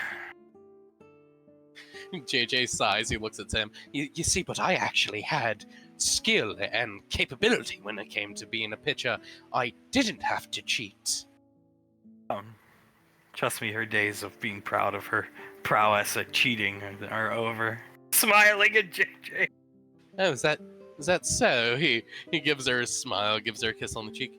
You know, I am going to like looking at you all in uniform and such, but I apologize if I don't give you much attention this game. I'm going to be very focused, my love. No, just focus on keeping the score down. But I do plan to put that eye makeup under my eyes. Is that so? You know, the things they put to kill the sunlight, the eye strips or whatever. Yeah, I do know about those. He reaches around and gives her a little tap on the butt. Later tonight, most certainly later tonight. Oh, I hope somebody can get a hit off her. I think it was the last official game, if you will, we ever played Sylar. It went 13 innings. No, I'm sorry, 16 innings, and JJ's arm just gave out on him, and he threw a floater over the plate, and one of the kids at the academy hit it out of the park, and it just a war of attrition. Only Laz can keep throwing because she's throwing an illegal pitch. So. A lot less strenuous on the arm than throwing a variety of pitcher types. And the elbow. And 16 innings pitching, yeah. Elizabeth nods. If I remember correctly, he wasn't able to use his pitching arm for anything for a good week afterwards. It was so messed up and everything like that. Well, we're on Laz and Oz's team. Should be interesting eating his waffles. Yeah, you better, I don't want you to, but you better score some runs, otherwise she's gonna be bitching at you in the dugout. Trust me, I remember. I also remember the spit being, like flying at me whenever she was bitching at us. Should be a good time. Me and the sister will be with you children, scratching Hill on the head up in the stands. Yeah, I'm commentating with Palmy. Maybe I could get racist Sam. Oh, he's playing, never mind. I would like racist Sam. Damien starts to laugh. Oh, I'm sure that would make ratings just skyrocket his Shrum. Oh, here comes Julius Samuel. Fucking Julius. Who the fuck's he think he is? Drinking motor oil. Julius shakes his head. Fucking Callie. Who the fuck they think they are? Fucking redheaded piece of shit. He likes Thomas. Yeah, he loves Thomas. Kissing Thomas on the head. Thomas squints his eyes up at her, nods, and looks over at Hale. Yeah, he loves me. He gives her a wink. I can tell you're being sarcastic. Why does he hate Thomas? Looks a lot like his father, which I think is a good thing, personally. And he bears Gallian blood. Well, hey, it's been a couple years. I think I'd probably turn into a goddamn fucking racist robot, too, if I was stuck with Clive every goddamn day of my life and I had my life ruined by Clive. Davy nods. I'm sure any of us here would turn positively racist against Gallians or whoever put us up to dealing with Clive over time. If we see Samuel walking around in the sweatpants and Old Navy shirt, we'll have to take drastic measures. Maybe remove him, if you will, from the unit, and he can come work up on Gateway with us. Yes, I do think an intervention would be well within the realm of possibility at that point. Oh, fuck, I would need an intervention after that goddamn zoo. Can you imagine? What zoo? The GW Memorial Zoo, run by Joe Exotic. Oh, I love that show. He was such a flaming F word. Kissing Hale on the head. Smart girl. If Pequod looks over at Julius is actually tearing up as he just puts a hand onto Pequod's shoulder. She just reminded me so much of you, honey. Really? Smiling big? Yeah, so much of you. That girl's gonna turn out so good. 'Cause I'm gonna die a hero. That show. Yeah. Buttering her waffle. Thomas starts to laugh. Yeah. That show. He was drunk as a skunk, wasn't he, Auntie? Oh, much like me at times.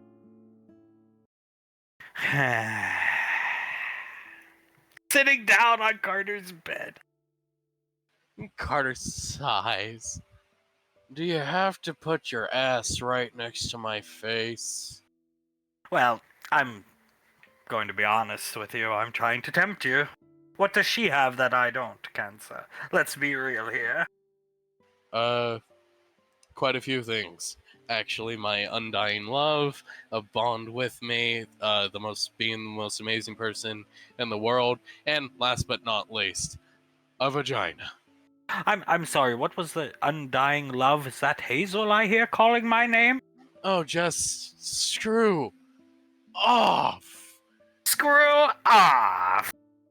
Yes, please. Just screw off. I have to hear all this enough, not only from my own thoughts, but my entire family, all the time. I know how bad I messed up, and I don't need to hear it from a person who employed pedophiles.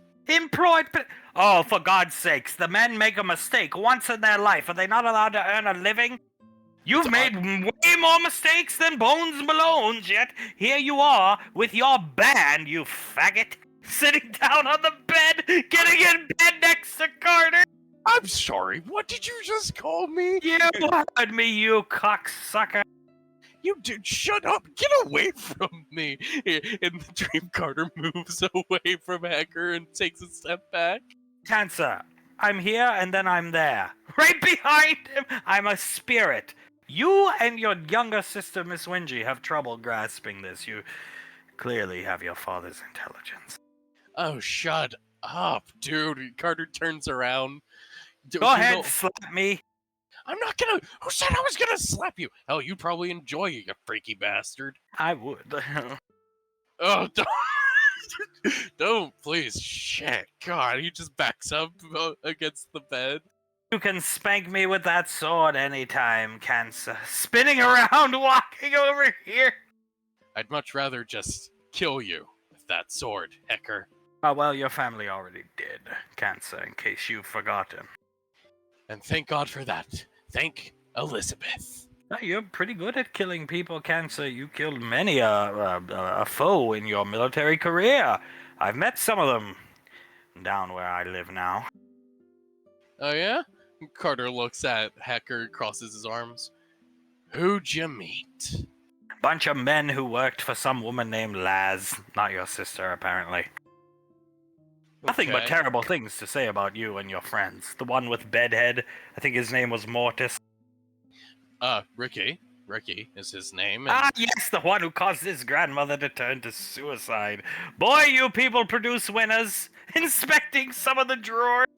okay, just, man, can you not talk about Ricky like that? He is one of my best friends, please. The smart one, too, still in the military. Yes, he is far more intelligent than me, and again, why he's one of my best friends. Way more intelligent than me, and I like to surround myself with people who are, in fact, smarter. Do you really think you're that bad, though, Cancer? Sitting on the bed, rubbing it? Yes. Yes, I do. What if I told you there will be one who is far worse than you? I would not believe you. You will eat your foot one day. Sure, I will, Hecker, just like you eat Gagoth's tail. The day will come when you think of this conversation. And you remember I was right. As you see everything around you crumbling. Carter raises an eyebrow. Very good, Hecker. You have as much depth as a magic 8-ball. Trust me, Cancer. I know what I speak of. Carter sighs. Maybe you can give me more of a hint than being cryptic as shit, yeah? He's closer than you think. Carter leans back a bit, resting one of his hands onto the nightstand next to him. What do you mean by that? The failure of a father produced a failure of an offspring, though both you and your father are quite attractive, and then logic suggests he produces another. No, you see, that's where you're wrong, though.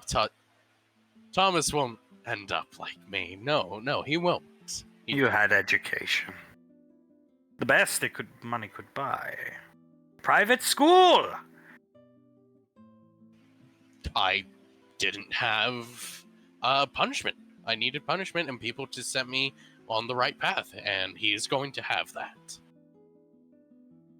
If that helps you sleep at night, Cancer, then so be it. But know this, I will be laughing from hell when your family crumbles around you. And I'll be waiting for Thomas there. As he fades away, Carter's screaming Thomas's name, waking up. Thomas! Carter! Falling off the bed! Carter looks down at her. Oh shit, honey, I'm sorry. I'm sorry. He gets off of the bed and helps her up. Why Up are back. you screaming Thomas's name? Haven't you taken enough from me? Can you not just let me have sleep? Carter, breathing heavily, rubs his temples. I don't think Thomas is gonna fuck up in the future, like real bad. She glares up at Carter. Say that again, Carter. Do you think Thomas is gonna fuck up real bad in the future? Why would you think that, Carter? Who are you talking to? Oh god, you're gonna hit me and not in the good way. Hecker. I was talking to Hecker. Yes, Look, Carter. Hazel's bad enough. I'm not going to tolerate my husband talking to a gay man in his dreams. So, I'm either going to divorce you in the next 10 minutes, or we're going to go to Aunt Nicole and get this solved. We're gonna go to Aunt Nicole and get this solved. She comes over here and starts getting dressed. Thomas has you, me, all these people, your father who fucked up, all these people who are educated and don't want to see him repeat the same mistakes. He is not going to. Okay, but... And I don't care what anybody says. People have You're starting to sound like Father Carter. No, He's a baby. Give him a chance. I get that and all, but... Babies shouldn't talk about stealing things, as he walks up and starts getting dressed as well. No, nor should they steal. And he needs discipline. I believe all of Julius's offspring need it. Harsh discipline. He'll get it. If not from your father, somebody will. Carter looks at Memoran. From me. He's gonna get it from me. That's the job of a big brother. And should Hale get out of line, I would discipline her. It's our jobs. We look after them.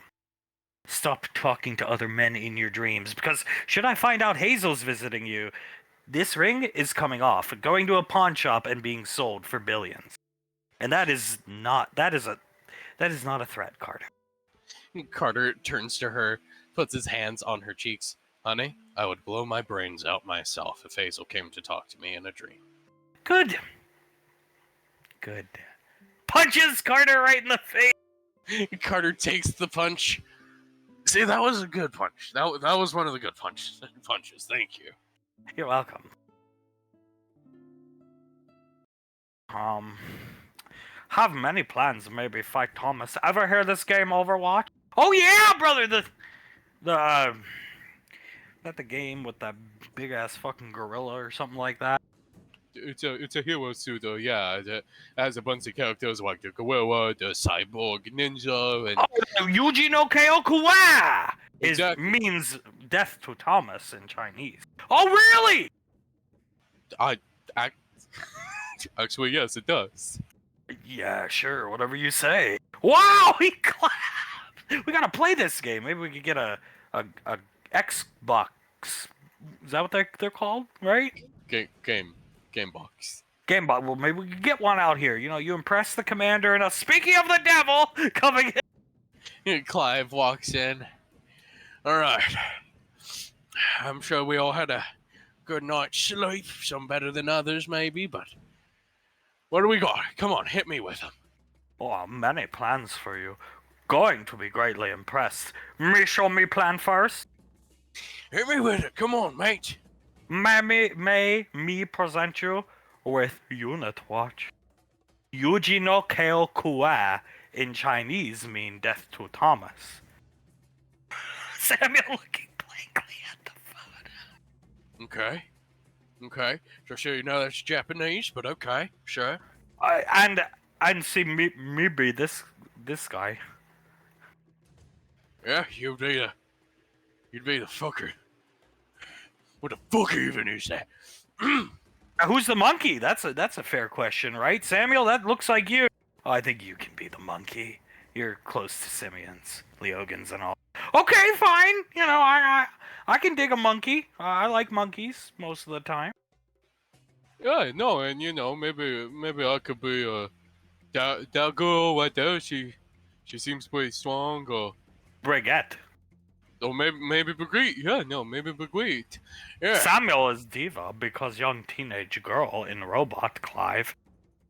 Oh yeah, that just makes so much fucking sense. Maybe not best idea. Clive don't know what the fuck to do putting the picture. Clive blinks a couple times. He seems a little woozy. Supports himself on this little cabinet here as he pushes himself off of it. We need a way to kill Carter and Thomas, because Carter's killing more Worf and more girl. That's my girl. That's my daughter. She has my fucking eyes. He walks over, grabs Krellin by the scarf, and pulls him in close. That's my fucking daughter. She got my nose. My big ass nose. She got my nose. And Thomas killing Hale. That's my goddaughter. I ain't gonna fail her. Nobody here want to fail, they Clive. Cowering in fear. I should throw you all out of the fucking unit for suggesting this shit. Back when we were fucking cops, I wouldn't have settled for these piece of shit little plans. What about this plan? Maybe impress you very greatly. Clive seems to calm down, resting against the cabinet again, getting a bit woozy. Yeah, sure, mate. What is it? Clive Dolph the White. All right! Scar starts clapping. Yeah, no, that's... Fledwick looks at Scar and starts clapping. No, that's really good. Samuel, answer me this. What the fuck is that? Hmm? It's a photoshopped photo of Gandalf from some film a bunch of retarded sentient beings made a long time ago with your face on it. Oh, and he's a wizard, which you are not. Yeah, that's what I thought. Did any of you consider that I am a humble policeman and not some fucking wizard? I don't have magic. I don't got a lick of it. I can't step my staff and just kill someone. No, I have training to do so. Is that understood? So get this piece of shit little image off of my fucking base. Oh, okay. All right, brother. No problem. Here. We've been talking about it all night. What about this? Okay. Stay with me. Here's a butterscotch. Okay, hey, okay. Hey, he takes the butterscotch. The Wild Men of Dundalin. Again. He takes it. Look, Clive face! Yeah, no, that does seem pretty funny, doesn't it? Hey, he walks over on the opposite side of the room, looks at the butterscotch, turns around and chucks it at Scar's head. Oh, okay. All right. Well, I think if somebody didn't laugh at the picture, missing teeth. Clive will go over here, grab Krellin by the horns, and yank him back. You got a problem with missing teeth? No, maybe Thomas needs some, though. Maybe Thomas does. See, that's the first good goddamn plan that I've heard from you fuckers. Well, have many of them, just so you know. Some of us not sleep. Clive points right into Krellin's face. Yeah? Hey, you want to say that to me right now? You want to fucking say that to me? Well, give me one shot, mate. One shot, and I will fuck you up. The uni boys. Get ladders, put Thomas on table, jump off ladder, crush he thorax. Clive is gonna grab Krellin by where the ear would be and just throw him onto the ground. Look, they all seem like good plans to me at the time. I think it's the lack of presentation from Krellin coming across. None of these will work. None of them. Have these types of plans ever worked in the past? Answer me. No, standing up, sitting back down. Why would they work now? Huh?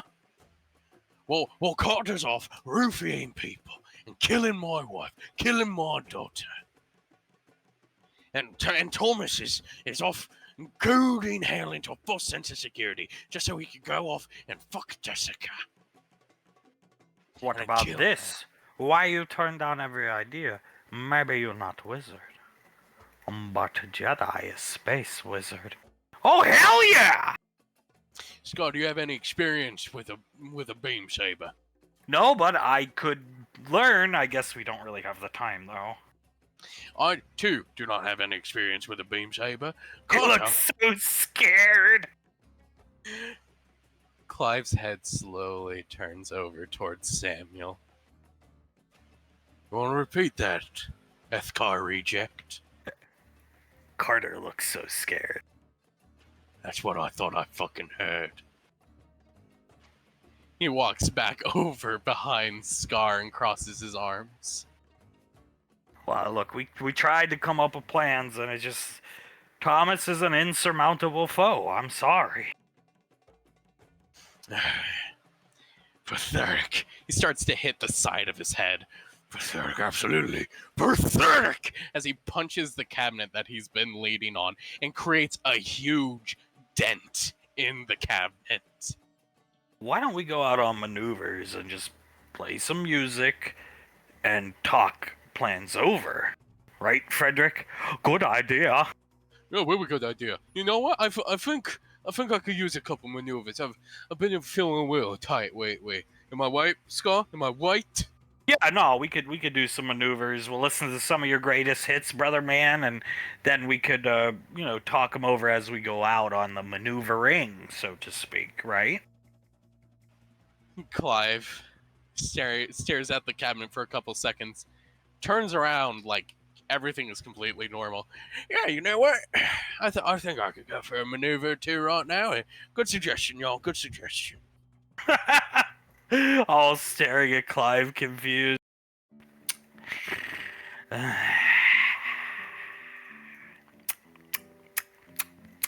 Oh, come on, you have to be kidding me.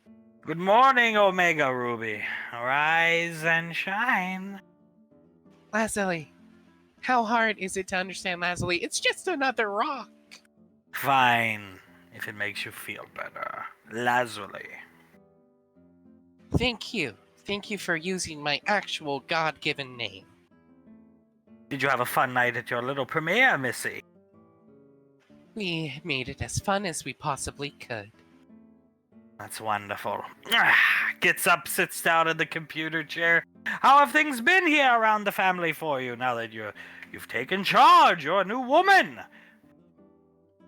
Laz squints her eyes at Hecker. They've been good, actually. You enjoy teaching your moose classes? Yes, I do. I think it gives them good information and good common sense if they're lacking it. Your students respond to you well? Yeah, no, they respond to me pretty well. She looks around, tilting her head, confused as to why he's being nice. What's your favorite class to teach besides the moose? Oh, I absolutely love trigonometry. I was big into math too, but I went into the healthcare field. It's money and multiple days off. Oh, well, that is completely understandable. I've always been a math whiz. Trigonometry was always my greatest aptitude. That's why I'm such a good pilot. I could do trig equations in my head. I couldn't do that even if my life, if I had a life, depended on it. Yeah. Hecker? Yes. Why are you being nice to me? Oh, no reason. Gets lonely down there in hell. Nobody to talk to besides these miscreants and malcontents. Oh, okay. She leans back a bit. I would sort of rather you not come to visit me, though. I don't necessarily really like you, Mr. Hecker. I'm sorry.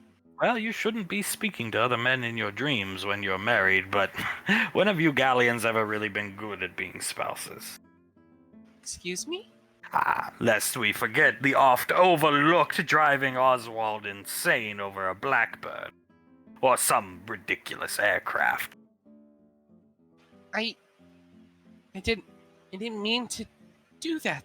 Worked his fingers to the bone and hardly had any sleep. Your mother even tried to tell you you are failing, but you failed to see it till it was too late. I did fail to see it, but I fixed it as soon as I possibly could, Hecker. You did, and much to your credit, unlike your idiotic brother who I was just speaking to. Oh, you were speaking to Carter again? Yes. Well, I'm sure Marianne was so happy about that. So the post-military life, you're large and in charge of multiple schools, you're basically the most illustrious educator in the history of ever. How do you like it? Scale 1 to 10, and yes, you can go over 10. Oh, it's honestly about a 15 for me. I've always loved educating. It's wonderful. One day it will all be gone. What? It will be gone. She leans forward. What do you mean? What I mean is the doom of your time is upon you. Sitting down back in the chair, I was speaking to Cancer of this very thing. I'm being nice to you because I have sympathy for you. She stands up out of bed. The doom of our time. What is? Are the xenomorphs gonna come back or something? Sit back down in your bed and think. You're the smart one. Smarter than me with that trigonometry degree. Apply your logic. Think. Rid yourself of emotions for a moment. She sits down and looks up at the ceiling. Okay. It's upon us. So it Your has to son do with left the you family. because of it. Galleons. He left us because of Galleons and the drama that it creates. So what you're saying is there's a galleon who's going to create a drama so big that it's going to destroy the family? And it won't be Becca. Oh. You mean Won't be Thomas? Integra either. Ding, ding, ding. That trigonometry degree coming in the clutch. You'll all be ruined. Okay, let's apply a bit more logic to this situation. He's just a baby. Do you judge a book by its cover? And when your mother commits suicide, you'll remember this discussion. Jeez. When your aunt who raised you because your father was taken away by a maniac, Malcolm, I've met him, down there. When she kills herself. That should be an interesting time for the universe. No time, deity! Time fails to stop. Thomas shall be responsible for death of everyone in the universe. I look forward to it. That's not gonna happen. Oh, No. it's going to happen. No, it's obviously not. Hecker, it's not going to happen. You're just trying to get a rise out of me, obviously. Do you think there's a lot of room down there where I come from? Do you think I want a lot of people down there? There's, on average, more good than bad people. But still, it's already cramped to begin with. I would not, technically speaking, wish this to happen, but it's going to, one way or another. Fine, in all your infinite wisdom that you, for some reason, can now tell the future with, which is not possible. It's not about telling the future. There's a spot saved for him down there. There's a spot saved for Thomas down there? You get a bond from an unforeseen force, your brother, you spit in its face. What do you think happens? They're gonna spit back. And I will laugh as your family crumbles around you. For you people killed me and saved Nick's life. Had you sided with me, I would have dealt with Thomas. Les just shakes her head. No, you couldn't have. Thomas would have found a way to better you, and he's only like 2. Thomas will find a way to better all of you, too. Already has. Where do you think King Derp came from? He stole that money from Suletta. Yeah, for... She starts thinking for a second. Leans back onto her pillows. You're gonna wish you bit the dust on that rooftop to those bugs, you and Oswald. That, I assure you. I feel sorry for you. I hate Thomas. I do. But... She's not gonna... My mom's not gonna kill herself, and not my auntie either. Neither of them are. all that will be left is Hunk and Davine before their inevitable end. And when Nicole dies, that spell that keeps you pathetic people alive goes away, so... That's going out the window, too. I'm afraid to say no more royal family. Last points right at him. Maybe JJ will survive, though. He's strong. Samantha won't, though, so... Oh well. So basically the entire family is dead, and there's nothing we could do about it? Is that what you're trying to tell me? Trying to give you fair warning. Why give me warning of something I cannot fix? Maybe it's time to leave your family. I'm not going to leave my family. That would destroy them even more. Take a cue from the monkey, sweetheart. Get out while you can. Pointing at Laz, laughing, vanishing, Laz screaming. Oh my god! Jesus Christ! I'm sorry. I'm sorry. What is wrong? Goddamn Pokemon plushie punches. It's, Patrim, she pushes herself with her back resting against the headboard of the bed and just shakes her head. Give me a hand. Let me hold it. What was it about? She holds her hand, or his hand. That Hecker. bastard. Oh God, here he comes again. The marching parade. She shakes her head. He told me that Thomas is gonna fuck up the family, and my mom is gonna kill herself, and my auntie is. Fuck him. Jesus. Look, I have very little faith in Thomas sometimes. Other times I think back to the time tombs and what we saw, and I'm like, okay, relax. Nobody know. Just relax, honey. Nobody's going to kill themselves. Your mother's put up with the hell your father put her through for how long? She feels ugly. She won't get involved. Your mother's the strongest woman I know. She looks at Oz. Even the strongest people can take on too much. That I agree with. But if he really fucked up, I'm pretty sure you can break these magic bonds, kill the little son of a bitch, and I'd love to be the one to do it if he does. Kill him, that is. And then, you know what, honey? There's other fish in the sea for Hale. I'm sure our family could find somebody better for her. Laz nods. I'm sure we can. Yeah, I'm sure we would be able to. But that's all taken with a grain of salt before you bring in Hecka's telling you this. He hates you. He hates me. He hates us all because we stopped him from killing an autistic man who never hurt a fly. And never deserved the hatred that Hecka gave him. Laz sighs.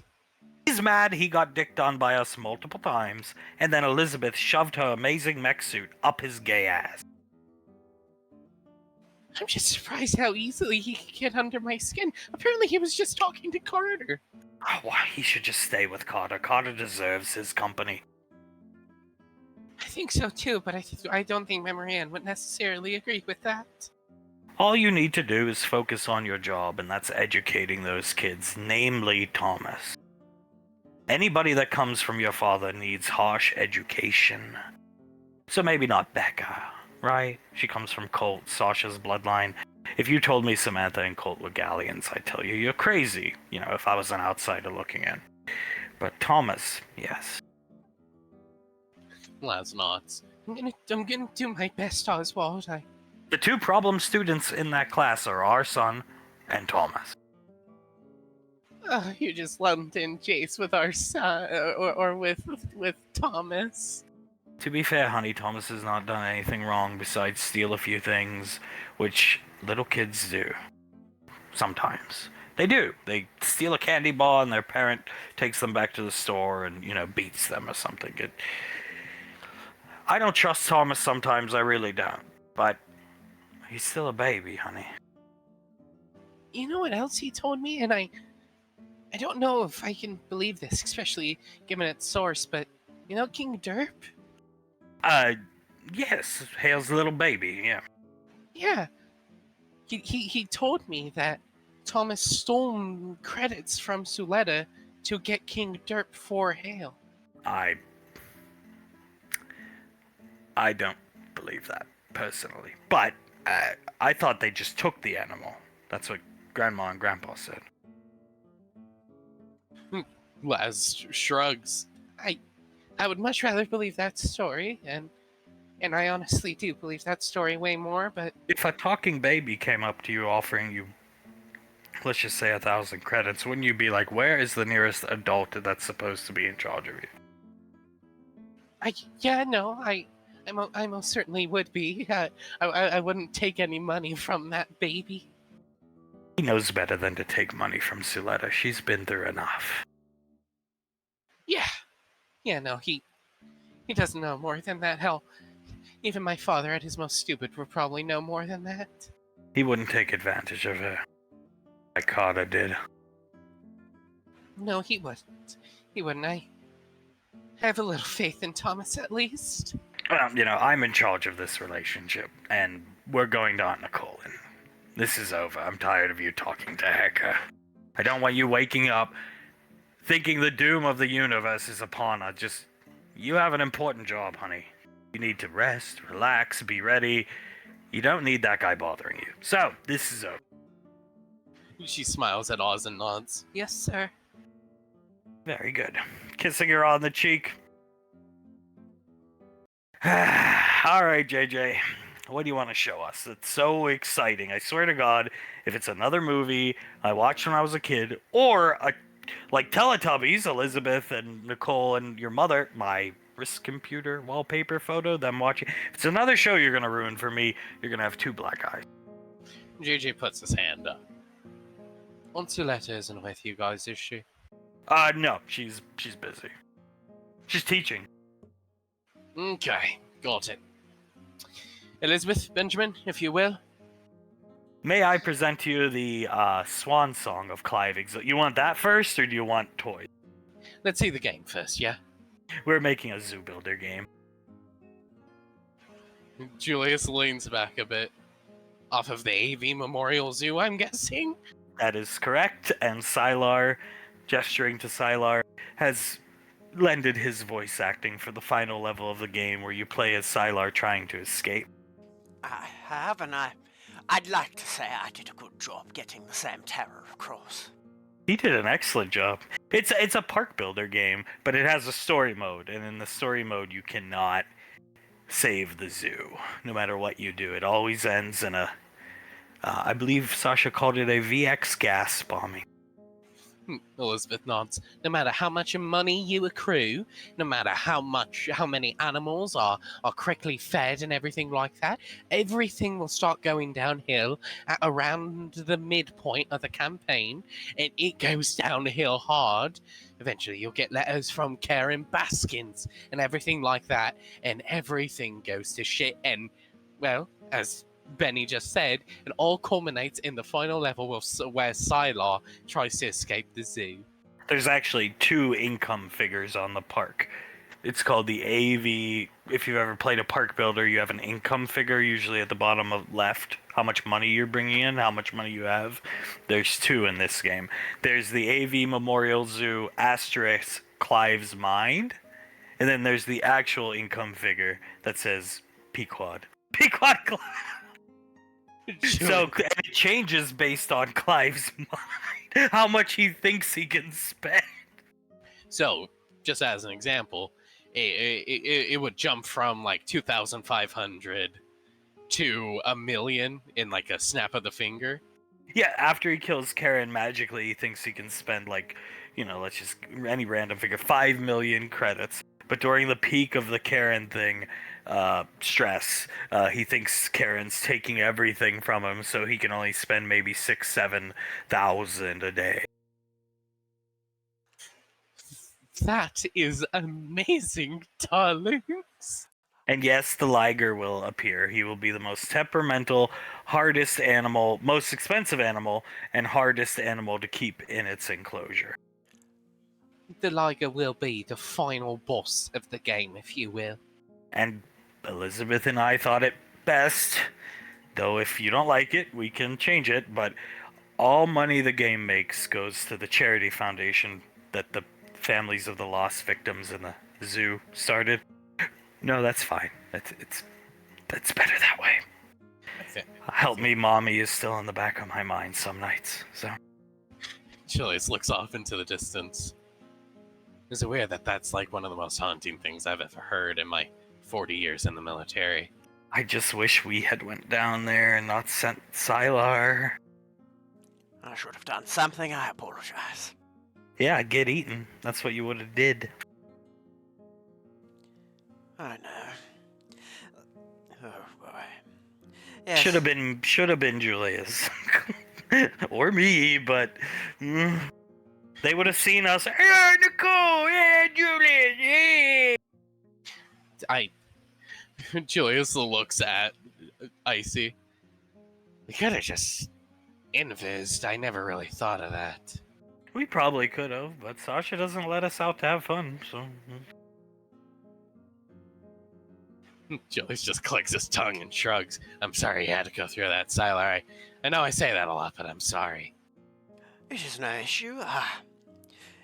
It's given me insight that will help your children make you a lot of money. An idea that I had was on the hardest difficulty. Some animals may only be obtained through theft. You can't breed or purchase them. You have to steal the whale that you're gonna purposely beat. Yes, exactly. That if you try to get the whale in any difficulty of the game, in the campaign version of the game, there is no whale enclosure for a whale to be in. It's only grassland, safari, arid desert, and then mountainous, which a whale can survive in none of those. So the whale's not even worth getting. No, it is, because it acts as a food source. You can feed its blubber to the other animals. You got some hungry hyenas, you have Krellin put them in the whale enclosure and they eat good for a while. And speaking of the hyenas, they have a 100% chance to become rabid. Are there Komodo dragons in the game? Yes. And if they break out, they always besiege the gift shop. Krellin requested this. And the only suitable place to really put them is in wolf enclosures, so they can then fight to the death. My favorite is the bears in the arid desert.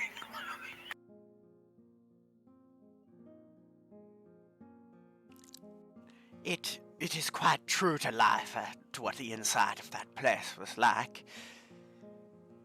We even have the same fencing. They must be bought off Etsy.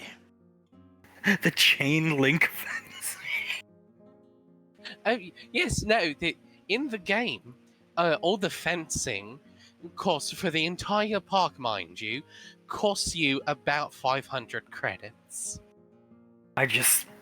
This game's gonna make a lot of money, and I'm glad all the money's going to their charity for the... Julius and me will make a donation. But yeah, I'm glad it's all going to their charity, because, oh, those poor kids. Jesus, Julius. Help me, mommy. As Julius once again just looks off into the distance. It's really bad. It's sad, but nature has a way of correcting itself. And that's what it did that day. It's just unfortunate children had to be involved in the correction, but nature doesn't care about age. So just try to let it go. Yeah. We're gonna try our best, Nicole. Believe me, I wish she would have just let me go down. I could have just requimed the fucking zoo, not killed anybody, could have targeted the animals, but Sasha doesn't let us out to play very often. And to be fair, I don't think any of us thought it was as bad as it really was until we got boots on the ground in there. I knew it was bad, but that was just like... Well, it got 50 times worse in between the two visits as well. Well, he had my money. My money. So I figured he would be feeding the animal. And or building them good enclosures and correct ecosystems for them to be in, but Clean water! Clean water, so the animals don't die of fucking dysentery. Yes, That's what I just thought. I'm sorry, go ahead. I thought... the hippopotamus was living in sewage runoff. From the office building where they lived, I think, right? It appeared to be that was where it was from, yes. You could smell the enclosure from the front of the park. You know, most of the park workers he hired there were meth heads, and he'd pay them in memory ends meth. I did not know that. He could have paid 1 million employees with the money I have, at a very fair wage, mind you, too, hourly. JJ scratches his chin, looks up at Sam. Scrubbing through all the footage, that makes a lot more sense now. Those, like, geeked out looking people, and that one, yeah. Yeah, no, it makes so much more sense. A lot more sense as to why most of them were missing teeth as well. Uncle Scar was missing teeth. Is he still missing them? I healed him when he was sleeping. Just let it go. Well, he couldn't rightfully pay them with the meth. He needed that to sell in the gift shop. 100 credits a gram, if memory serves. Yeah. Yeah, what a wonderful deal that was for some memory and blue. In the... Oh, I'm not gonna say it, never mind. No, please. Sister, please, go ahead. In the short run, at least a lot of those kids did not suffer. because they were high on meth, so they did not feel much.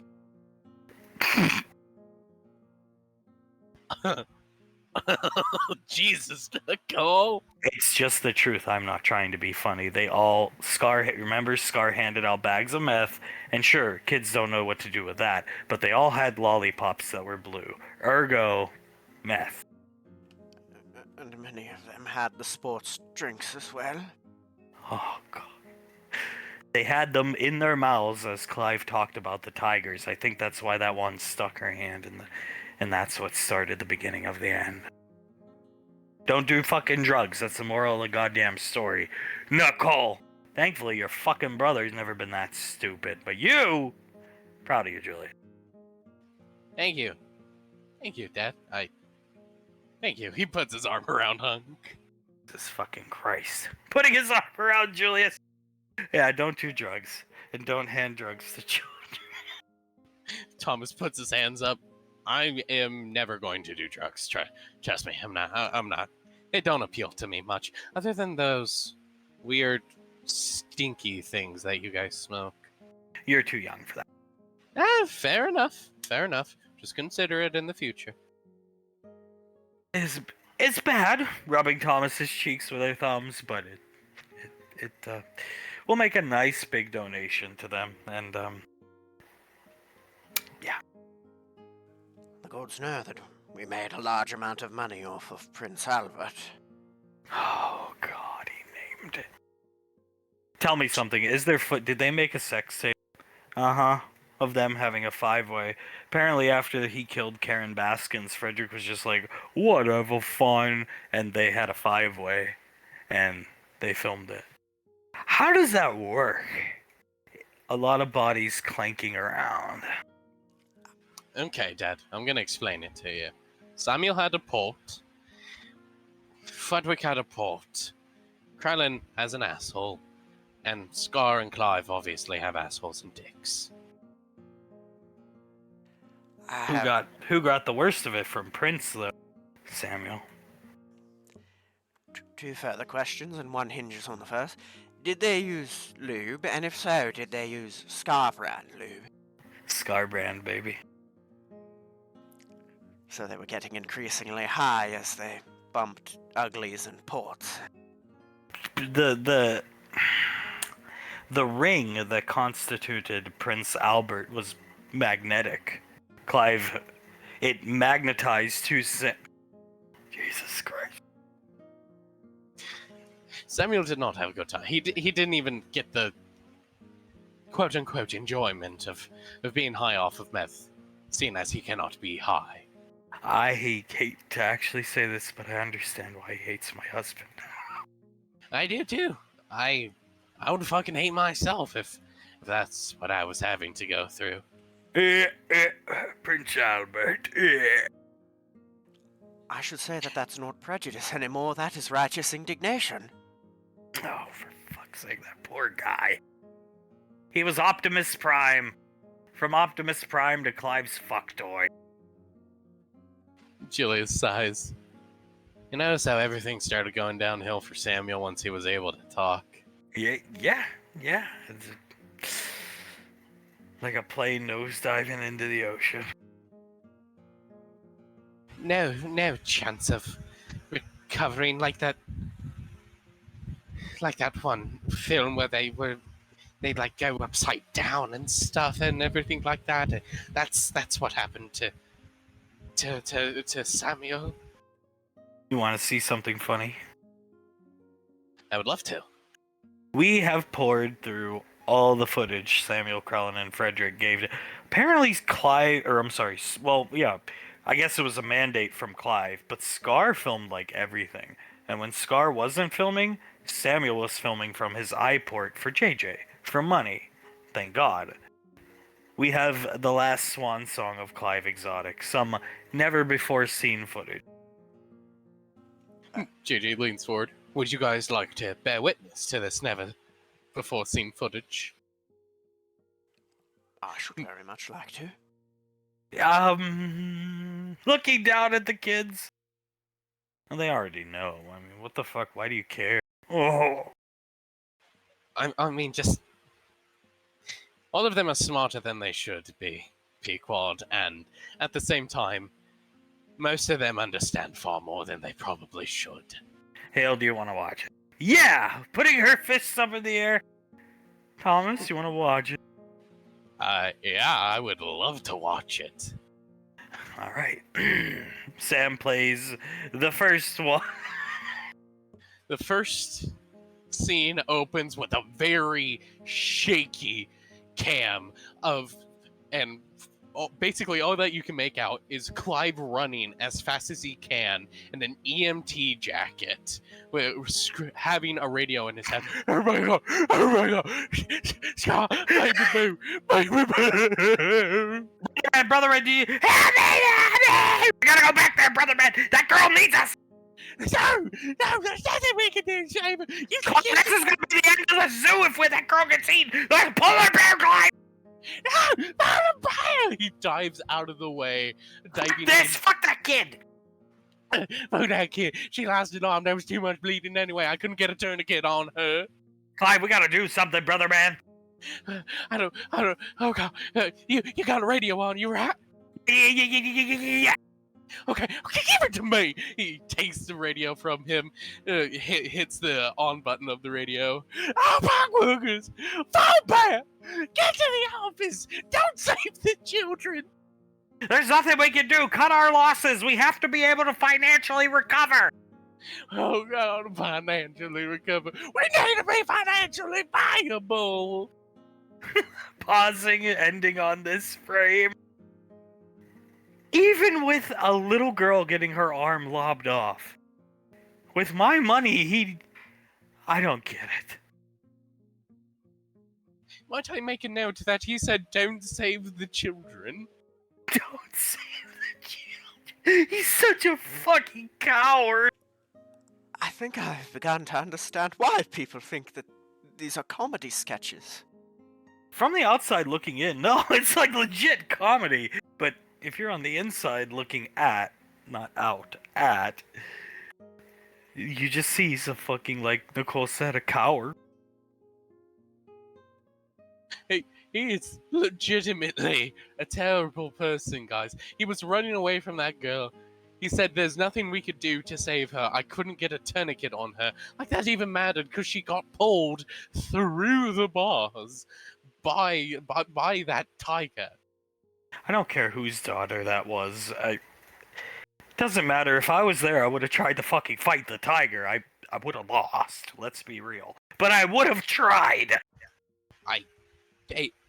It does not matter who any of those kids' parents were or anything like that. Any good parents' paternal instincts would have kicked in and they would have tried to save that kid.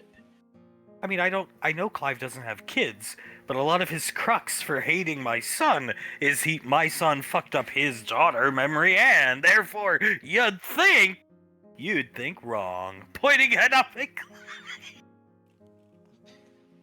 Thomas just points up at Clive. You guys really try to apply logic to Clive Exotic a lot, don't you? Ain't no logic in that dude. Tell him, Integra. There is no logic to apply to him. If you look at him, there are all empty thoughts.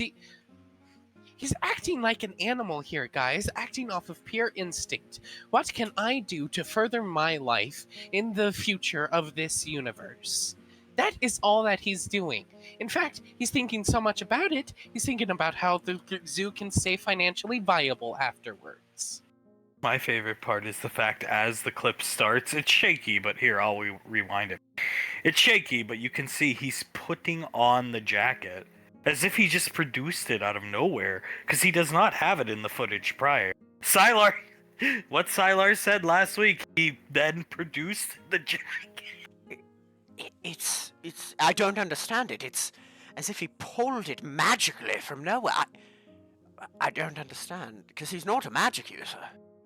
He probably, well, I have no idea how he produced it, but he probably stole it from not stole it. Him and Scar probably went up to some real EMTs that came to the park, or they were in the town of Wynnywood, and, you think the ambassador could have that jacket, mate? And I would assume that's how he got it. Elizabeth nods.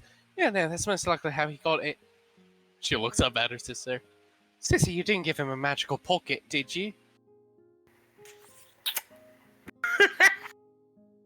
Sissy. I didn't give it to him when he was insane. I gave it to him when he was normal. He was like, hey, and I like to go shopping at game stores, and I always find myself, I got too many games in my cart, and then I'm trying to hold them all in one arm, Nicole. And I was like, well, why don't you have one of these? Oh. You didn't know that it was going to turn out like this. I wonder what other things he keeps in that pocket. Vibrators, at least back then. Lube, drugs, credits, Pequod's credit card.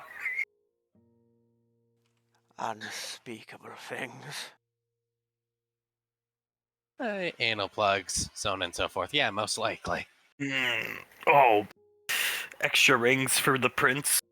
Oh, God. Julius lurches a bit and shakes his head. Oh, that would be terrible. Pinups. Here's the next one. Go ahead. Pinups of Scar. And don't forget Samuel. Sam putting her finger up. This one's all about Scar and him. It opens with a shot, a very almost cinematic looking shot, where the camera is resting on like a table or a desk or something, and the two of them are across the room from each other. As Clive looks Scar up and down. I see a baby boo over there in need of a Prince Albertine. Brother man, I need more than Prince Albert. I need Prince Albert inside me. I need him comforting me and throbbing in me. I'm gagging. And inside you and throbbing, he shall be. Get over here, baby boo. As I like to imagine they both run up to each other, meet in the middle, and just immediately start going to town on each other. Coronate my anus with the prince. Oh, of course, he sticks his hands right into his pants, grabs at his ass, and somehow from the inside of his pants tears the pants off of Scar. Oh, let's get busy. Coronate my anus with the prince. Do not say that. Hey, that is a no thing to say. Sorry, putting her hand over. I have heard my fair share of dirty talk. That may be the first time that hearing it has made me feel ill. You know, your mother was really big into watching them. She would stay up late at night in the bed. I'd wake up, she'd be giggling, with her little wrist computer watching Clive's videos late at night. So I saw some things, and your mother saw some things. This, I believe what I told your mother. This would kill Suletta if she saw this. She would just drop dead. And then I'm killing Carter. Oh yes, no, it most certainly would kill her. Heart attack, aneurysm, what have you. Just plain old giving up on life type of dead. It would murder Suletta. Well, luckily Towns has his YouTube blocked on her computer still, and when the documentary comes out, that'll be blocked on her. Towns is... God bless that man, we're lucky to have him. Yes, we most certainly are. JJ looks back at the picture, or the screen, and then back at everyone else. Yes, which is also why I made sure, doubly sure beforehand, that Suletta was in fact not with you guys at that moment. Thank God she's got teaching to do. Thank fucking God. What's the next in this fucking horror show, Benny? Oh, it's actually kind of sad. It's just Clive loving on one of his babies. The scene starts with Clive hugging one of them. Oh, who's your little girl?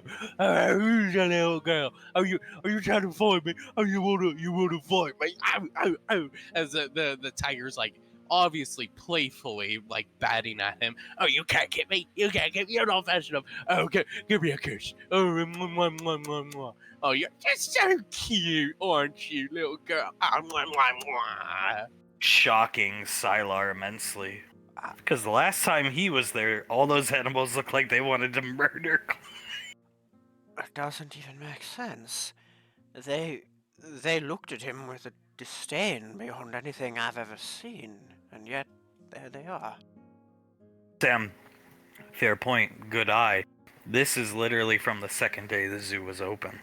This was the only animal he had here. He, right before this video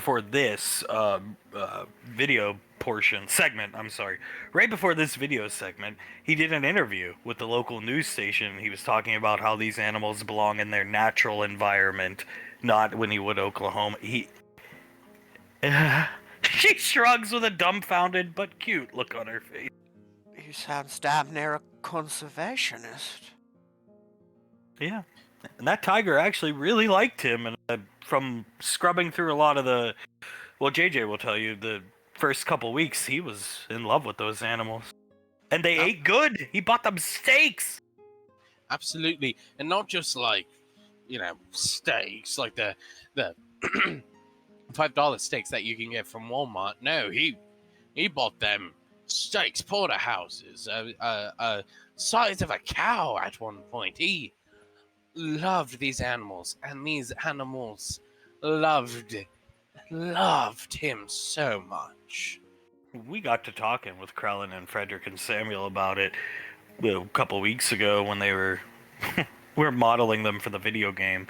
They said at the very, very, very beginning, when there was few animals, Clive fed them well, blah blah blah. The meat trucks, it was like they told Sasha. Once Karen came around, he went bluey in the head. I wonder how long he would have made it like this had she never gotten involved. Probably, well, he had to be doing some wrong things for her to come after him, though. That's the thing. His ego must have been getting to him, but he probably would have lasted a lot longer. Oh yes, most certainly. Or at least the zoo would not have ended in a terrible, terrible fiasco as it did in our current timeline. This one's just sad. I don't want to look at it. Penny takes it off the screen. Good choice, Benjamin. I was having difficulty looking at that as well. Knowing that tiger got fucking dissolved in an acid cloud is depressing to me. If it was still alive after the starvation at all. Oh, that's true. It might not have made it that far. Probably ended up as a lunch for another tiger. Most likely. Well, hell, as far as we know, a fucking aardvark or something like that ate it. Alright, there's a cocksucker. Just sitting on his throne. That's cool. Yep. Mm-hmm. Oh, it's another shot. Okay. He's just watching the camera fly over Clive in various angles. Oh, the drone is upside down. All right. Okay. Oh, he changed to what arm he's resting on the arm rest. Isn't that wonderful? Tiger still looks like it wants to kill him. Obviously, this was near the end. After he killed Karen, yeah. Julius nods. Oh, he's holding his cane up like a scepter. Now, what the fuck is this, JJ? Oh, he took his hat off, Julius. Big one point. Oh my god! And his sunglasses! Look, he took off his sunglasses too! There are 10,000 hours of this. Just this. The throne in various places around the zoo. 10,000 hours. 10,000. We haven't gone through all of it, like second by second, but we've scrubbed through it, taking the timeline tool and just going through and watching the preview video. It was so much footage, JJ's finger hurt from holding down the mouse. Julius crosses his arms, looks down at the ground and shakes his head. So, there's 10,000 hours of this. That means he basically spent almost his entire time doing this. Sure, you could take into account different camera angles and everything like that. So let's just cut that in half and say 5,000 hours for the different angles and everything. He did this for half a year. 10,000 hours is more than a year, guys. Julius gestures towards him. So he did this for the entire time.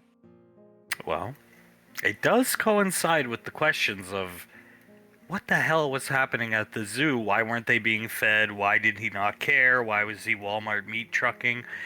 He was doing this while Frederick, Carlin, and Samuel were trying and failing to run a zoo, being basically sabotaged by the zoo's owner, Clyde. This is what he spent his time doing. This and burning down his alligator enclosure. Yes, and this was they started doing this, like, I think the day after Karen died or something like that. And having sex with Scar and doing meth. You know, And- all things. And forcing Samuel and the rest of them into sex with him. You know, all things that are required to run a business. Feeding guests who have seizures to your animals. Yeah, they did feed that guy to the hyenas, I think. That was basically hell on earth at this zoo at the end, wasn't it? Feeding your guests expired Walmart meat pizzas. Oh, my stomach. I just can't believe that the health department in Woodywood didn't catch on to that. They did. Crossing her arm. They were paid off. They were eaten. Hyena chow? I believe Liger Chow. Liger chow, of course, yes. Like I the bet. FDA inspectors? Mm-hmm. And some of the PETA people, if memory serves. Well, if they caught those people, it was a good day for you if you were one of the animals, because you actually got to eat. It was probably a rare treat, and they started to most likely develop a taste for human flesh, since that's basically all that they were given to eat. And this is the dumbest, but I don't know. It's my personal favorite just because it was funny. Apparently, Clive was running for mayor. Look at that tiger, he's so cute. And he clapping. Clive points right towards the camera. People of Wynnewood, Oklahoma, I have an important message for you. Me, Clive Exotic. As you see around me, I have taken care of these animals in my entire zoo, the AV Memorial Zoo, for the entirety of my life, basically, or a good half of it. Now, if you think that I can't take care of all of these beautiful beasts and everything like that, on top of being a mayor, well, you're just dead wrong and fucking stupid. You should vote for me if you want an actual person to get shit done. If you want shit to get done, you call me. Like killing Karen Baskets. That's getting shit done. You call me, you place a vote for me, Clive Exotic. What? What? He's the ambassador. Why does he want to be mayor? Applying logic. A mayoral election that will not occur for another year, mind you. He could just be the mayor if he wanted to, though. All he had to do was walk into City Hall and be like, it's me, and, and they probably would have bent the knee. Julius, face palming. Honey, if you would have cussed, like you're a fucking idiot type cussing, in any of your campaign ads, would you have been voted Primarch? No, I don't think so. Right. Julius looks up at Clive. Maybe it's different for the people of Wynnewood, Oklahoma. Well, he was like a folk hero there. They loved him. They loved him. They really did. When was this filmed? Looking at his wrist computer, Sam. 2 weeks after he found out about Karen Baskins. I don't remember him needing the knee brace. Oh, that knee brace comes and goes and goes and comes. She starts laughing. He had a back brace on at one point. It had a neck brace on as well. JJ puts his hands up. He uses them to garner sympathy. Obviously, this scene right here is just to garner sympathy. He's claiming PETA attacked him and beat him up in the parking. Oh, he's claiming that Peter Tonya Hardinged him. Yes, essentially. Julius just sighs, looking at him, shaking his head. He opens his mouth, closes it. What were the odds of him getting voted to mayor? I don't know if you guys have that kind of information, but what are the odds that he would be voted to mayor? Incredibly high. He was loved in Wynnewood, but that's just a guess. Who knows? And the zoo never made it to election season. All I will say is that I saw a great many cars in the parking lot with the Vote for Clive bumper stickers on them. And the bumper stickers with Prince Albert. People like to put them right under the key slot on their trunk. Yes, and there was a shocking number of those in the parking lot.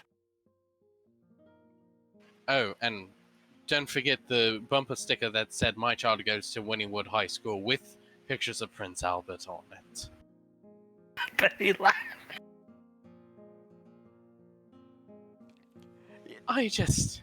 David stared at the screen. Sometimes it's too hard to believe, you know? Like,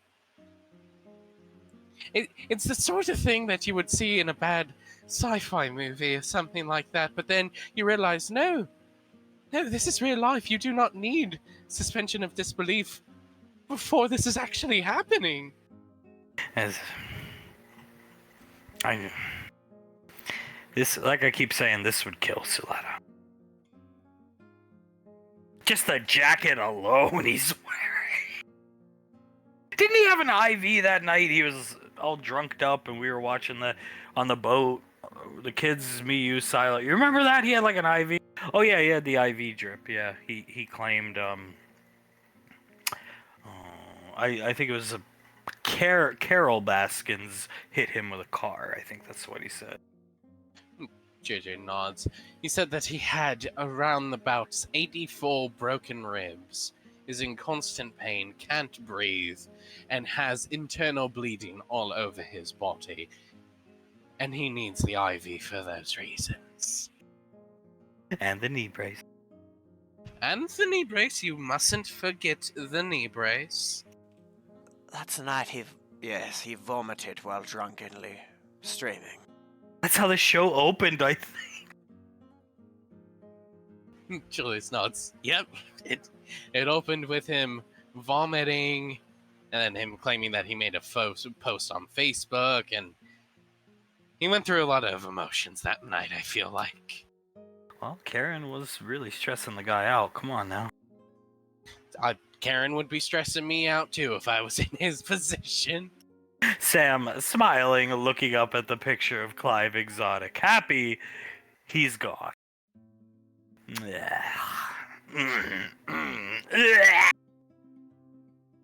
Soul just sit up in her bed and look off towards the wall, cross her arms over her chest. Oh, Miss Wingy. Fixing his hair, looking at himself in the mirror. Soul does not respond to him. She's trying to take the advice of her friends. Oh, nothing to say. She just sighs, continues staring at the wall. Nothing more to say, Miss Wingy. Well, I have something to say to you. Would you like to hear it? He sees her raise an eyebrow, and as she slowly looks over towards him, I'd like to thank you. Putting his arms up. she tilts her head. For what, Hecker? You and your family providing me entertainment down below. Thanks to you, I'm a new man, so to speak. Please, tell me what that means. I'm dying to know.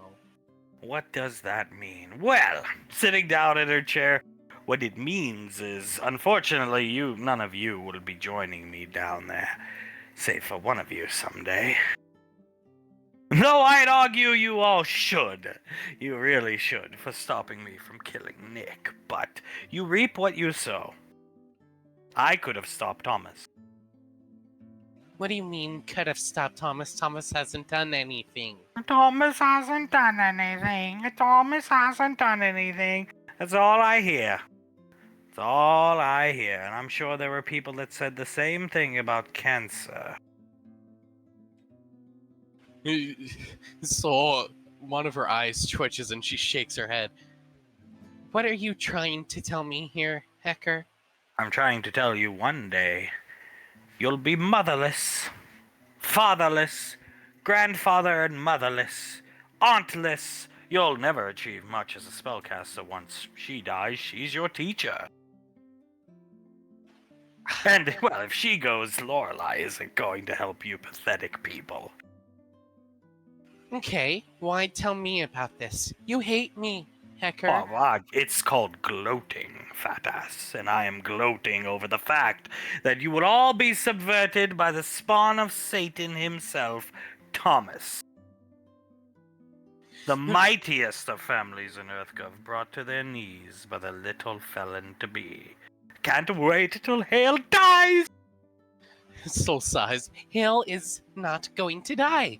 Thank That's you what very much. happens with these magic bonds, honey. That's what happens. Oh, they are so great. They're a gift from God. But when idiots get them, like your brother and Thomas, well, I'd call it a mistake.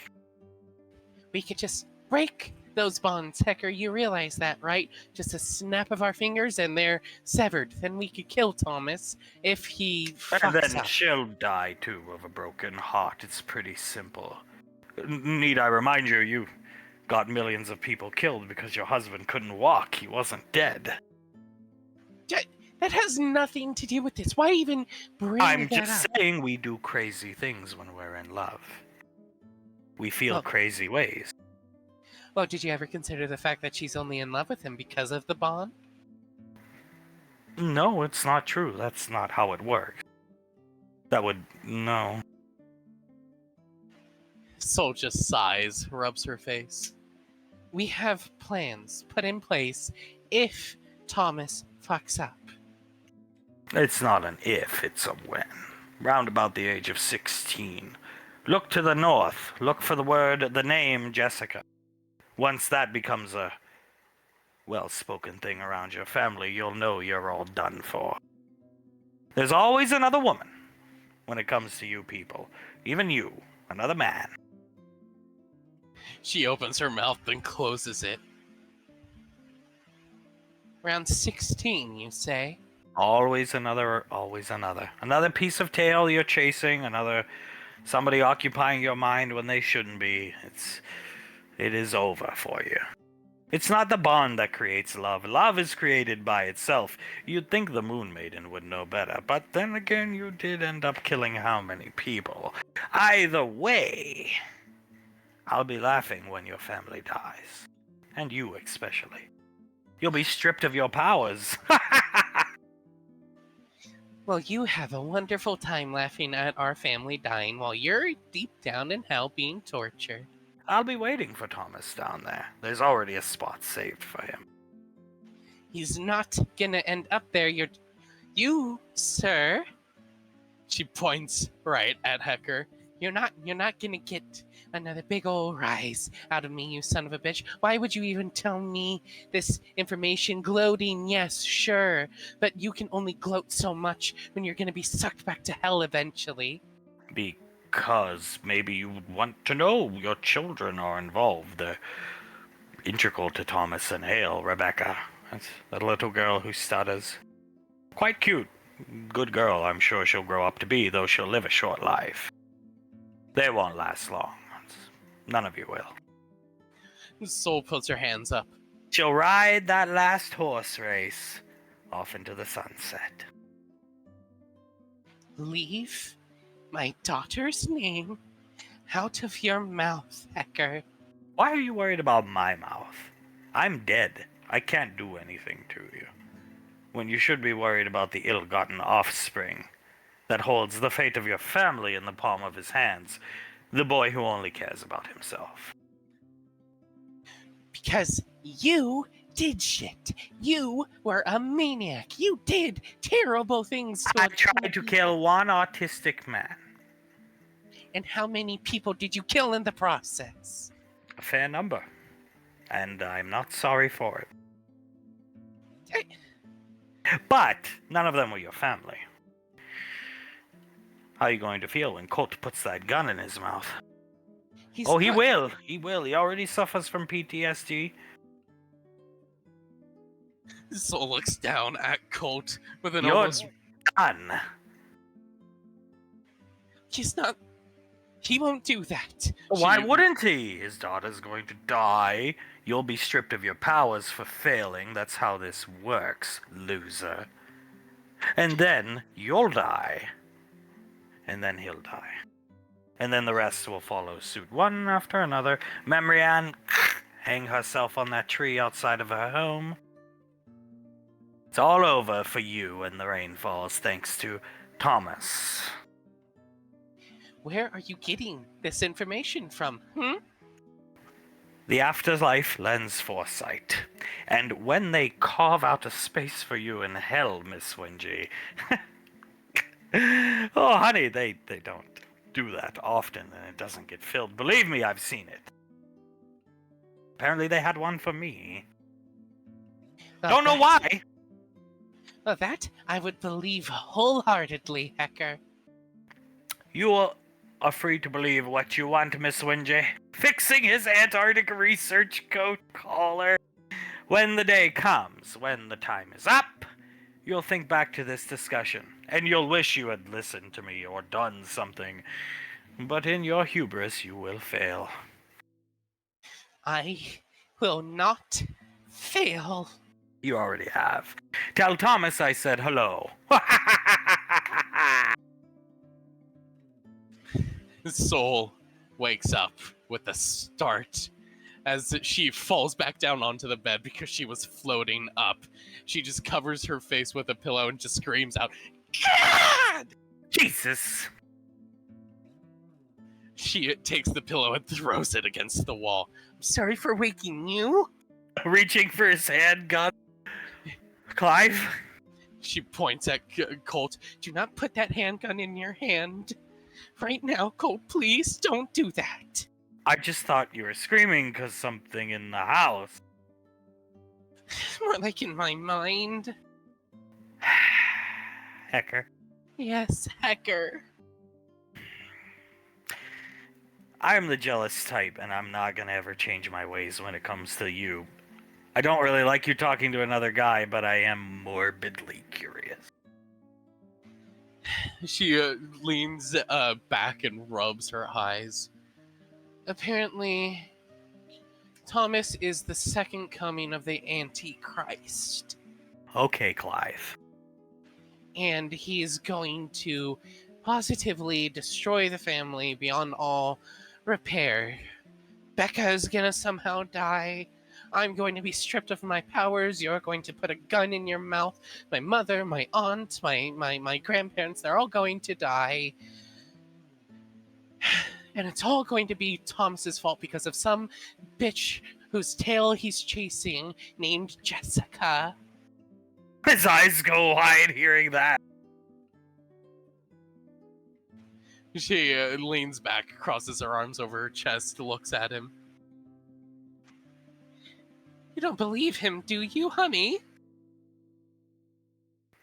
There was another woman with your father, and there was one with Carter. Well, yes, that's true, but maybe Hecker knew about that, and he was just trying to get a rise out of me, right? Because he was seeking information that he knew about the family, and he was putting it to me. Where I come from, we don't judge babies. He starts laughing at. They're definitely a special bunch of babies. Unlike any babies I've been around in my life, but they're babies. Soul just sighs heavily and shakes her head. Colt, if this turns out to be true, and I'm saying a big if, because I don't trust Hecker as far as I can throw him. But if this turns out to be true, and I somehow, some way knew about this through a fucking hacker dream, this is gonna suck. You realize that, right? If it turns out to be true, I would rather be back fighting Strat at the peak of the depression of fighting Strat and Dead Bash and Dead Okir on our minds every day than go through the horror that would create. I give Carter an easy time, but I know he hurt a lot of people for those 5 years. He did. He fucked up my own sister. I mean, he points to his head at poor decision making, lazy leadership, poor leadership, questioning himself. Believe me, I know the damage Julius's children can cause. I just choose not to fucking drill it into the side of my best friend's head. Soul sighs and nods. Hell, if this shit with Thomas comes to pass, we'll end up calling the B Squadron days the good old days, and oh, that'll fucking suck, alright? How about we just give him a chance first? I mean, people give Jace a chance. He gropes my sister, for God's sake. Yeah, he really likes your sister, honey. If we're gonna give Jace a chance, I think Thomas deserves a chance. And if we're proven wrong, I'll snipe him. Soul nods. I'll snipe the girl he's chasing. You can deal with Thomas. You'd have to break the bond first. Well, I'm sure the Moon Maiden's capable of that, given enough training. I could do it. Well, then break that bitch. And let me snipe. She looks at Colt and smiles, gives him a very big kiss, and nods. You can snipe her. I will. Once in the leg, leave her to bleed out for a while in pain. Once in the kidney, increase the bleed out. And then one through the neck, gurgle to death. I like it when you talk like that. It makes me feel safer. Well, I'm gonna make you feel a lot safer. You're no longer talking to other men in your dreams. Please, God, I don't want to talk to Hecker. I'm picking Soul up. Elizabeth running on the treadmill next to Memory Ann checking her wrist computer, ignoring Carter as he stares at her. Carter staring at her.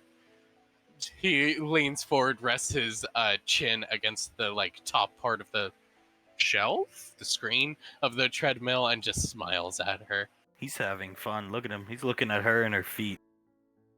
Oh yes, he's looking down at. You know what? I think I know what's going through his mind right now. God, I wish those feet were in my mouth. Hey, fucking Memory Ann. Huh? She's running on the treadmill. I think your footboy needs attention. You can have them later, Carter. I'm pregnant, yes, but I need to stay in shape. It's healthy for the baby. I will not be like Soul. Thank you.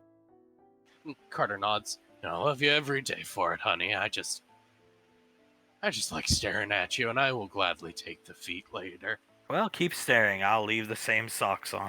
Why is it always us? Why is it always us that have to deal with your guys' fetishes? They add to the relationship. Yeah, they don't add to ours, though. She gestures to her and Benny. Maybe you need to get some, right, Carter? They spice things up in the bedroom. They really do. I like when JJ chokes me. Just saying. He's just looking around confused. We don't need to hear about all this, guys. Please, I'm your little sister. I don't need to hear about you choking your wife. Oh yes, she is a big fan of the. We've heard "Choke Me Harder" many a nights. Called Laz gets a little chill and she shivers a bit. I don't like hearing it. Like when he cuts off oxygen for a little while. What's the big deal? It adds to the effect. He actually isn't fond of it, but he does it for me. See? It adds to it. Soul points at Sam. It gives you a head high, right? Yes, exactly. Does Colt choke you? Soul nods. He does, and he likes it. I like asserting the dominance, you know what I mean? She needs it sometimes, I think. Oh, I do. I very much do. As JJ just chuckles a bit and nods. I get what you mean, buddy. Good God, this is so fucking repulsive at times. Let me just say that. What do you guys do before you two have sex? I don't know, light a bunch of candles and then run a lint roller over the bed and make sure it's sanitized, and then what is it, we turn off the lights so you can't actually see anything? Oh! Take off the chastity belts. Use the gigantic key to take them off. First of all, no, we don't do any of that, but let's just say we're not screaming each other's names when we're in other people's homes. We aren't disturbing the peace, and we're not putting our kinks and fetishes that we have with each other on full blast in front of everyone else. Or children, like Thomas and Hale. Oh well, who cares? They don't even know what we're talking about when we're doing it half the time. Yeah, sure. No, they do though. They do know what you guys are talking about. Well, good. She needs to learn how to discipline her man because her man comes from Julius, and obviously his offspring need discipline. Just look at that one. Carter nods, looking at her with an almost starstruck expression. We need so much discipline. Just so much discipline. Stupid little bitch. Slapping him in the side of the head. And Carter takes a slap. I am a stupid little bitch, but I'm your stupid little bitch. I do agree on the discipline thing. Yeah, no. Galleon children as a whole definitely need punishment, or I suppose she looks at Sam, then back down at herself. Julius's children do need punishment as a whole. We're going up to Gateway if anybody would like to join. We need to find Aunt Nicole. Carter's been talking to Hecker again. No shit. Rubbing Soul's shoulders. Oh, God. JJ looks at the two men. Oh, I take it you two have been subject to these two talking to Hecker as well as of late. Yes, he came to Laz in a dream, claiming Thomas was going to be the doom of all time. Carter takes his head off the treadmill, away from Memory Ann, and looks back with a confused expression on his face. He said the same thing to me. He told Soul, we're all gonna die. The depression Thomas creates is so bad. Apparently, whatever Thomas does is so bad, Soul is deemed as a failure in the Moon Maiden's eyes and stripped of her abilities. Laz nodding. Apparently, the Time Deity herself is going to off herself, along with my mother, so that is just wonderful to hear when you are having a dream. Complete and utter bullshit. I mean, I believe you. I just refuse to believe Aunt Nicole or Carter's mother would do that. Carter nods. That one is... I don't think we have to worry about that one. Mom is way strong. She can handle a lot. And Aunt Nicole, please. She can handle a lot too. Don't worry about what Hecker says of all people. What if you could only have one kid and that kid got ruined by somebody else's stupid fucking kid? Sam, I'm trying to comfort my sisters here. I mean, I don't believe the guy. I'm just saying. Yeah, no, she looks at Sam, or Soul looks at Sam. I don't believe him either, but still, and even if that's the case, we have things put in place that we could just kill Thomas and break the bond. Look, that guy was a loser, and he's just angry that we bested him at every turn. And had we somehow been there the day Heckergate happened, we would have bested him there too. Sure, he did get away from us, but my point is, he never got to kill Nick. He's angry and mad. And whoever's letting him out of hell should be maybe put into hell with him or whatever. Yeah, whatever demon is in charge of devil or what have you is in charge of keeping an eye on him. That guy needs to get sent down a couple levels or something, or start getting tortured, something like that. I'm getting tired of it. Looking at her wrist computer, timing her run, just incredibly tired of it. Carter chuckling in his sleep, waking me up. I'm going to have Aunt Nicole do away with this one way or another. Sol and Laz nod at the same time. Laz, I'm gonna have Aunt Nicole do the same thing with me. I don't wanna talk to Tessenhecker anymore. And Sol shakes her head. Neither do I. I would very much prefer him not invade my mind. It's a big day for Soul up on Gateway. They're gonna try to resurrect John Kevin for Tommy Wiseau. So, oh Jesus, oh God, John Kevin. Him and Samuel will fucking team up to defeat Julie. Oz sees Laz's eye twitch a bit.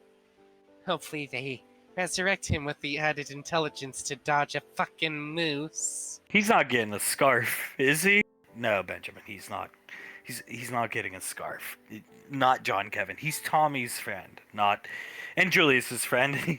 He was in a way a friend of the family, and he did get me the Petra egg, not Carter. Let that be known. Carter nods. Also, you really think Grandpa would give a scarf out to someone as racist and anti-Semitic as someone like John Kevin? The Warhammer 40k Nazi army, and there I was holding it like the universe's biggest dope. They were well painted. No, but Oh, by the way, we saw the film premiere for Atlantis. Appreciate the comments about Carter. I lost control of myself. I am sorry. Carter looks over at Oz, waves him off a bit.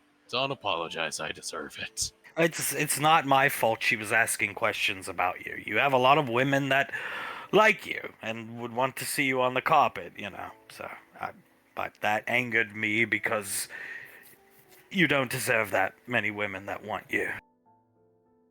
No, I do not, nor do I want any of those women to like me. I only want one goddess to like me. I'll just divorce him if he cheats on me.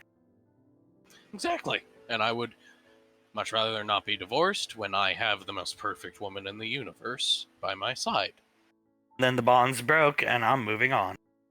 I've had enough of Carter's stupid games. See? She returns to look at Colt.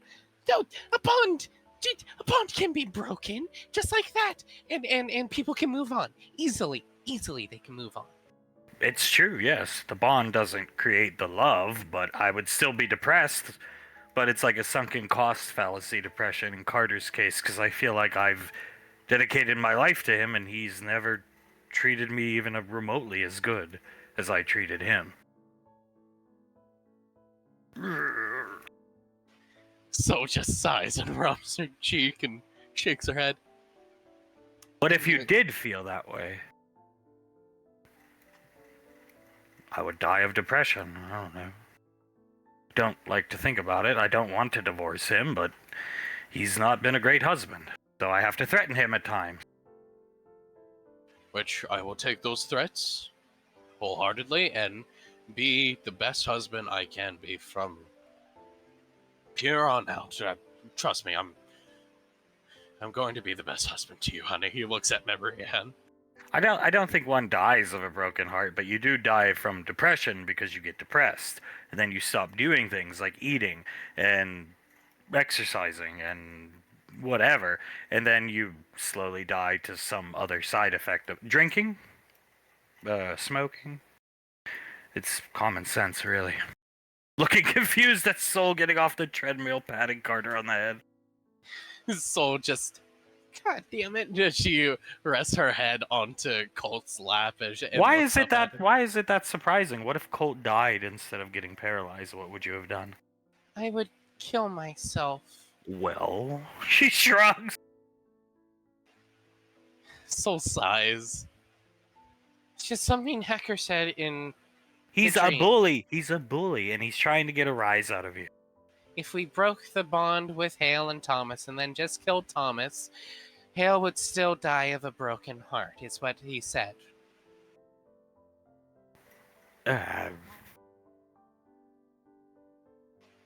She looks up at Memory Ann and shrugs. That's basically what he said to me. I knew I loved Carter from a very young age, but not as young as those two. It's probably amplified the bond by her being a Novian. What does it matter? We're all here and we've all fucked up multiple times, whether it be in a relationship or combat or work. Why don't we just try to be good aunts and uncles to all of them and then let things play out? And thankfully, we don't have to deal with this stuff if you think about it, like Julius and Pequod. We're B Squad, not Alpha 9. Let the powers to be deal with how they choose to deal with, if Jace, I don't know, groped Samantha in the boobs when he was 15 or something. Let them decide. So Hops keep it off the cool. treadmill. I think that Benjamin has the right idea of it. I also kind of think he's picking Elizabeth up. Yes, Carter fucked up a lot. Yes, Julius fucked up. Yes, Carter is Julius' son. But if you treat every offspring from some guy the same type of way, just because of their past, isn't that kind of unfair? Thank you. JJ tilts his head. Oh shit, Benny, that is a good point, isn't it? I have my ifs about Thomas, we all do, but if you think about it, it's from Julius, and then Carla. The Time Tombs was pretty convincing. Yes, I understand, it's a potentiality. Carter nods. Besides, this is a point I brought up as well with Hacker at one point. He's gonna have Thomas, is gonna have me and my father, who both know how and why we fucked up, and we're going to do our best to prevent him from fucking up. And even if my father isn't allowed to punish Thomas because of my mother, I will be the one who punishes him in that case, because he'll need it. Just give him a chance, all of them, but just give him a chance and see how it plays out. And if it plays out south, and bonds are broken and she's sad, then we're here to help. And to be frank, there's better fish in the sea. Looking off out the window of the gym! Elizabeth nods. There will be. There will be better fish in the sea, if that is what occurs. But that's a big if, guys. Just calm down. Jesus. I'm sure Ricky would have a son at some point, so, there's that. And yeah, there's gonna be way better. Just relax, please. Thomas is a lovely young boy. Give him a chance. Carter nods. And we really don't need to be planning out how we're going to set Hale up with another guy. Major Valorius should probably have another son, though, if you think about it, Carter. That would be good. Taking notes! Well, my mom could have another son. Cole turned out great. Carter looks at Sam. Okay. We are planning for... We could have a son, Carter. What do you think about that? Enough. We're planning for something that might not happen, guys. We're planning for something with the knowledge that Tessin Hecker is giving it to us. And even worse, I gotta be honest, guys, we're sounding a little bit like Clive right now. You're just letting Hecker ruin your day. Agreed.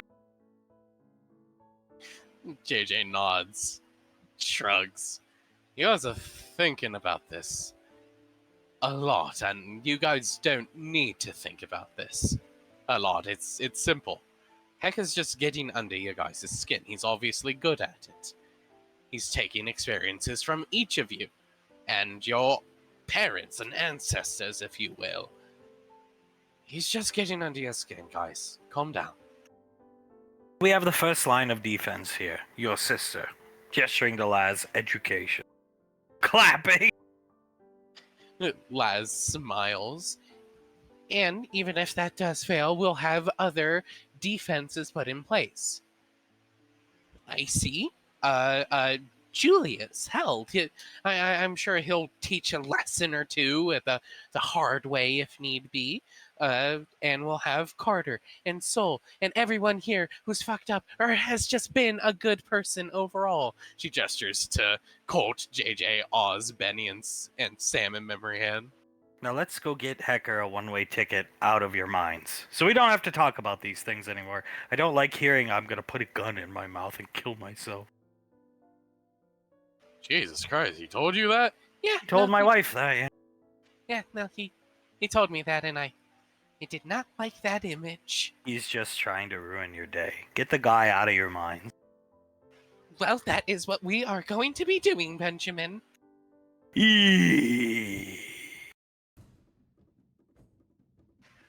Okay, where do I start? I suppose one of the first ones that I still remember. I was walking down this hallway. You guys ever been up on the in the hospital up on Gateway? Mm-hmm. Nodding his head. Yeah, that one. That one. I was walking down a hallway, and I saw Sasha and Townsend. They were talking with each other, and they were. Sasha looked more distraught than she normally did, and Towns. Well, you couldn't see his face, obviously, because of the mask, but you could just feel he was emanating anger almost. And I kept walking, and I was going down the hallway, and he shakes his head. First person I came across was Pequod. She was destroyed. Destroyed, whatever word you want to use for it. She just was. She was almost catatonic in a way, and I was so confused at that point. I didn't feel like myself. I felt more wussy than normal, if you will. And I was like, "It's okay, Patricia, it's okay." I was trying to comfort her, obviously. So I went through the door. He looks off into the distance and shakes his head. And I saw Julius. I see Hunk and Davine. And they were all, positioned in the room of Hale, who looked to be on her deathbed. That one's hard to forget. And Julius looked so angry. And he was comforting Icy because, of course, she was distraught as well. And Julius was looking out at the door, and I just felt that he couldn't do anything for Pequod, and Hung and Davine, they were trying to keep it together, but they were conversing with each other, and at the end of it all, Thomas appeared. And he started laughing at me. He points right at Samuel. He started laughing at me with this little witch's laugh that he does. Is what he sounded like. Is Thomas Envision's baby? No, he's full grown, apparently. Full grown. How do I describe him? He looks like Julius. Yeah, I suppose that would be the easiest way. He looks like Julius. Clive. Young. Clive, let me stop you. He types on his wrist computer. Ethkai technology might not have been as amazing as Starchild, but one thing it is good at is predicting probabilities and eventualities. Did he look like this? Scanning baby Thomas's face with my eye visor, I can produce a projected image of what he'll look like round about the age of 15 to 25. That's that son of a bitch right there, Samuel. That is that son of a bitch. Oh no. Thomas! Okay, Skull, calm the fuck down. We're trying to calm Clive down, remember? Looks just like his fucking father. Looks just like him. Just fucking like him. His hair, spittle starts to come out of his mouth wildly. Does not prove anything. Okay. Doesn't prove anything, Frederick. Remember that. Did Hale look like this? Yeah. They start to see Clive's face drain of anger, and his bottom lip start to quiver. That's my little goddaughter. Isn't she just so beautiful? Aww. Proves everything, if you ask me. Get that picture of Thomas out of here. I'm gonna kill myself. As soon as, Get it out of there. as soon as the picture of Hale disappeared and the picture of Thomas remained, all the anger came back to him. Oh, that fucking Thomas. That fucking son of a bitch is gonna destroy his family. He's gonna destroy it. I won't be able to live with myself. Listen to me, Frederick, we've had our differences, but should the time come, you know I always cared about the three of you. And if I go out my way, I want you to know that don't feel sorry for me. Just know I went out my way on my terms. This ridiculous. You guys, of course, I'll know that you went out on your own terms, Scar, as he reaches I over. don't need another extinct family on my hands. I'll personally be self-destructing. I might join you with that one, Samuel. All doom gloom talk bullshit. Should be focusing on shoot Carter with paintballs. Have fun. This isn't fun. I don't understand. We've never been doing this for fun. We've been trying to save this godforsaken family. They don't listen to us. They think Clive's nuts, and therefore they think I'm nuts. And then they think you three are nuts. When in reality, he showed you the pictures of what they look like. You saw Clive's reaction. I'm done talking. The typical people, the neurotypical people, are only neurotypical because everyone else around them is just like them. But what if I'm the sane one, you know?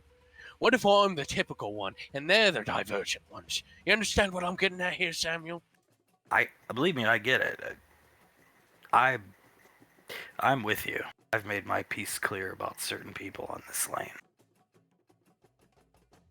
I mean, yeah, no, that isn't even half of it, mate. That another vision that really stuck with me. This one's very hard to talk about, guys. I'm sorry, but I had a vision, and it started with me at the base of a hill, and I didn't know where else to go, so I decided to go up to get the lay of the land, and again, I was feeling like a more wussy version of myself. And I ran up that hill, and at the top of it was this great big tree. If you've ever seen like Norse depictions of Yggdrasil and stuff like that, it sort of reminded me of that tree, only on a smaller scale almost. And I was staring at this tree, trying to understand what was being told to me, and I heard that Thomas's laugh. A little fucking witch laugh again. So I ran around the tree, and there I saw Thomas, Carter, Jessica, and Hazel. All over again, and each of them had a rope in their hands. And who was on the other side of that rope, with the noose tied around their neck, hanging at the top of the tree? But Hale, Memory Ann, Suletta, and Scar.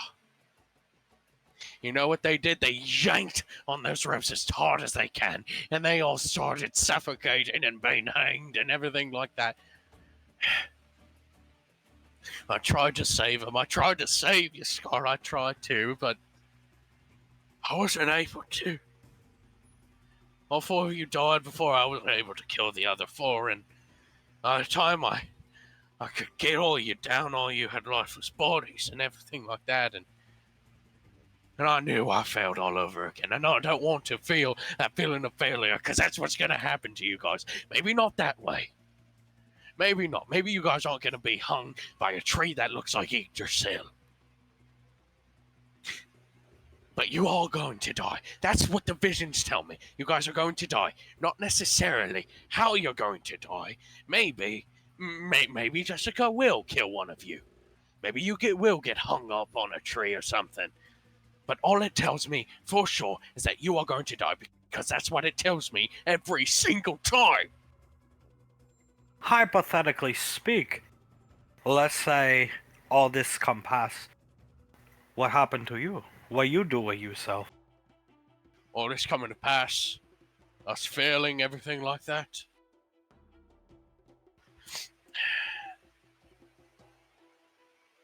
Well, I feel like such a failure, and I wouldn't be able to go back to my old life or anything like that, so probably kill myself. Kill yourself? Probably, yeah. Deal with me a short way, short and simple, gun to the head. Boom. Out like a light. Kill myself and then try to live the best life in the afterlife that I possibly can. That's probably what I'd do if everything came to pass and I failed so spectacularly that the family is just utterly destroyed. I wouldn't be able to live with myself. No. Nope. Reaching around into one of his pouches. Nope.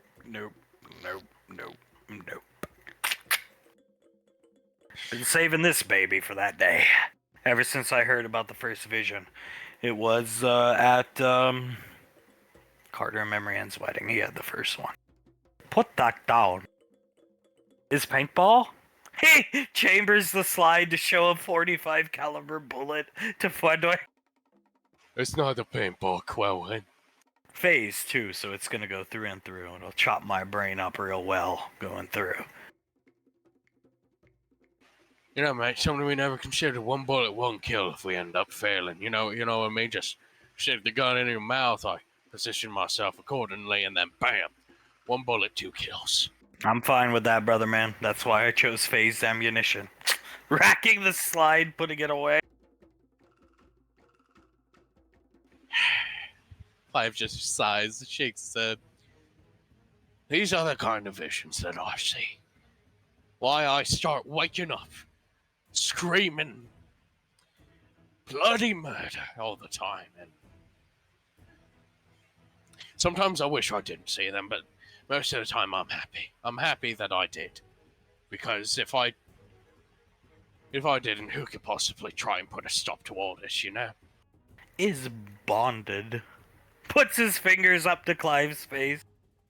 Bonded by most likely God's star children trying to meet to contact but never could before extinction. Bonded by God of Mana Plane, supreme deity of all things. Trust in her, it, he, what it be. No trust in terrible visions. So was Carter and Memory Ann. You know, that's a great thought, Krellin. But it's easily dissipated, if you will. One, by Scott's point that he just made. Yeah. What you didn't consider is, mate, what if the god of the mana plane is the one giving me these visions? If anybody's offspring could defy the god of the mana plane, assuming it even exists, it's Julius's. Looking up at the sky. Traveled through time, his life spared by fate or God, and he still ruined the girl who took care of him. You can stick up for them all you want, Krellin, but you're alone in this car. Aww. Fudwick shakes his head, looks behind himself to Krellin. You are completely alone, I'm sorry. Forgetting one potentiality. Going kill myself. Big tough guys. Forgetting one potentiality. Maybe he fuck up. What if he fix? Sounds like something out of a Disney movie. You see, that is a wonderful thought to have, Krellin. It's not realistic, though. All offspring flawed, all beings flawed, is proof of high divinity. Maybe he fuck up, but then fix. Is only natural. Bullshit. Yeah? How do you propose that he fixes these problems? How do you propose that he fixes him going off and fucking a girl named Hazel or a girl named Jessica up the ass? Might as well just be Hazel. Oh, damn right, Samuel. Might as well just be Hazel. Don't know how he fixed, but just saying is potentiality. Tell It's a- that to the Dead Star children in Ethkai that worked off potentialities. It's a potentiality with a not what 0.1%, and even that is being generous in my opinion. It's just not a possibility, mate. Sure, well, obviously he's gonna fuck up and he's gonna do terrible things to his family, but I've never seen a vision of him fixing it. You know Julius never let this happen, Frederick. Stop being baby. He killed Thomas before it get this bad. Or somebody do something. Julius would never let this family all Julius have. Fudwick turns around, looks at Krellin. Julius might not let it happen, sure. But his wife is the one who calls the shots, and she tells him he can't punish Thomas. Game, set, match. Start the car and get this over with. I'm ready to self-destruct now. I'd rather not lose another family, even if I'm not fond of some of them. Let's get the fuck out of here. As Fudwick will start up the Pinky and start driving off. Up on Gateway. Bam! The kids coming in to the office. Icy eating out of her lunchbox. Oh, right on time. Ah, that's nice. The Ranger General gets to hold baby Yen, but Memrian doesn't. Uh-huh. Eating out of her Soul smiles and waves. Hi, Auntie. Hi, Mom. Hi, Dad. What's going on, kids? Town's waving at them. We have a favor to ask. Pequod turning around. Sure, what do you need? So, Carter, you could take it from here. It's, Jesus, it's real simple. I'm tired of my wife talking to other men in her sleep. You dumb bitch. You stupid fucking bitch! Grabs her by the hair. No, wait! Cole putting his arms up.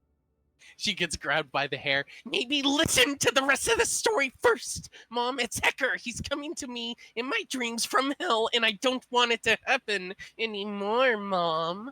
Oh, okay. Smacking her on the back of the head. That's for letting another man touch you. Thank you, Mother. I deserve it. Hecker?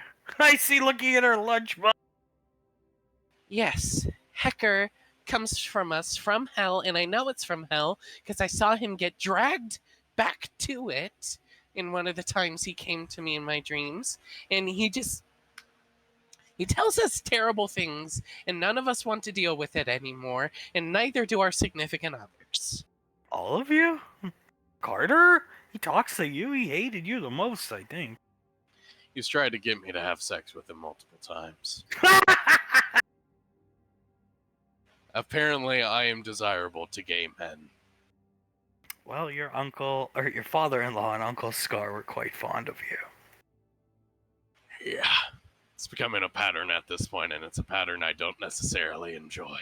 He's poking fun at them, trying to worry them for the future. Is there any way around this? Uh-huh. Snapping her fingers. There you go. He won't come to us anymore? Oh, he's gonna stay where he is from now on. Oh, thank God.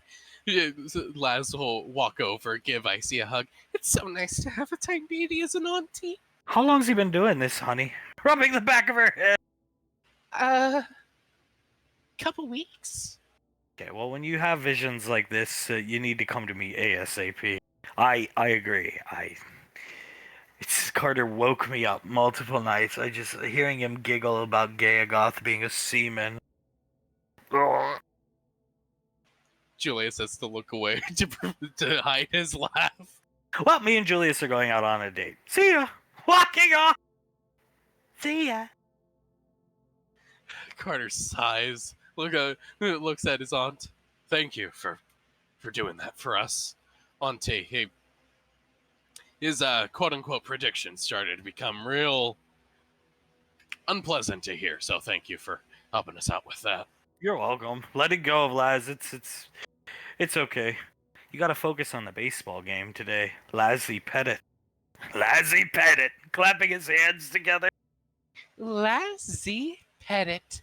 She turns around, looks Colt up and down. Yeah, you won't be able to hit my ball. Honey, I'm on your team. Smiling at her, me and your beautiful sister. She smiles big. I on the opposition.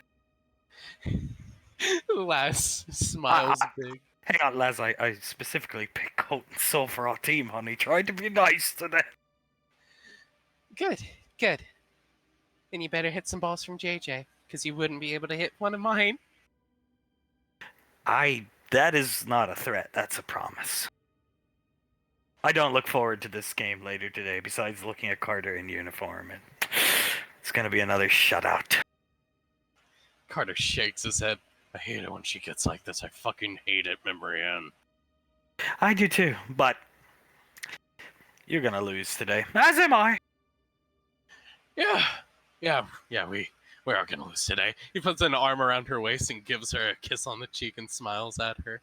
And we're heading back down to the lane to hook up with JJ and Samantha. We'll see you all at the baseball game. She throws an illegal pitch. What? What? I don't understand. It's not fair. Leave her alone, Town. Carter turns to Towns. Hence why I hate it when she gets like this. I despise pitcher Laz. I'm sorry. I'm pretty sure. I'm pretty sure if she threw normal pitches, she'd still be really good. But people would be able to hit her. You know, if you can strike out Samuel and Frederick, you know you're either cheating or really good. Carter throws his hands up. Yeah, but does that give her the... Is that supposed to... Should that give her the kind of ego to... He's on her team! I know, what the hell, dude?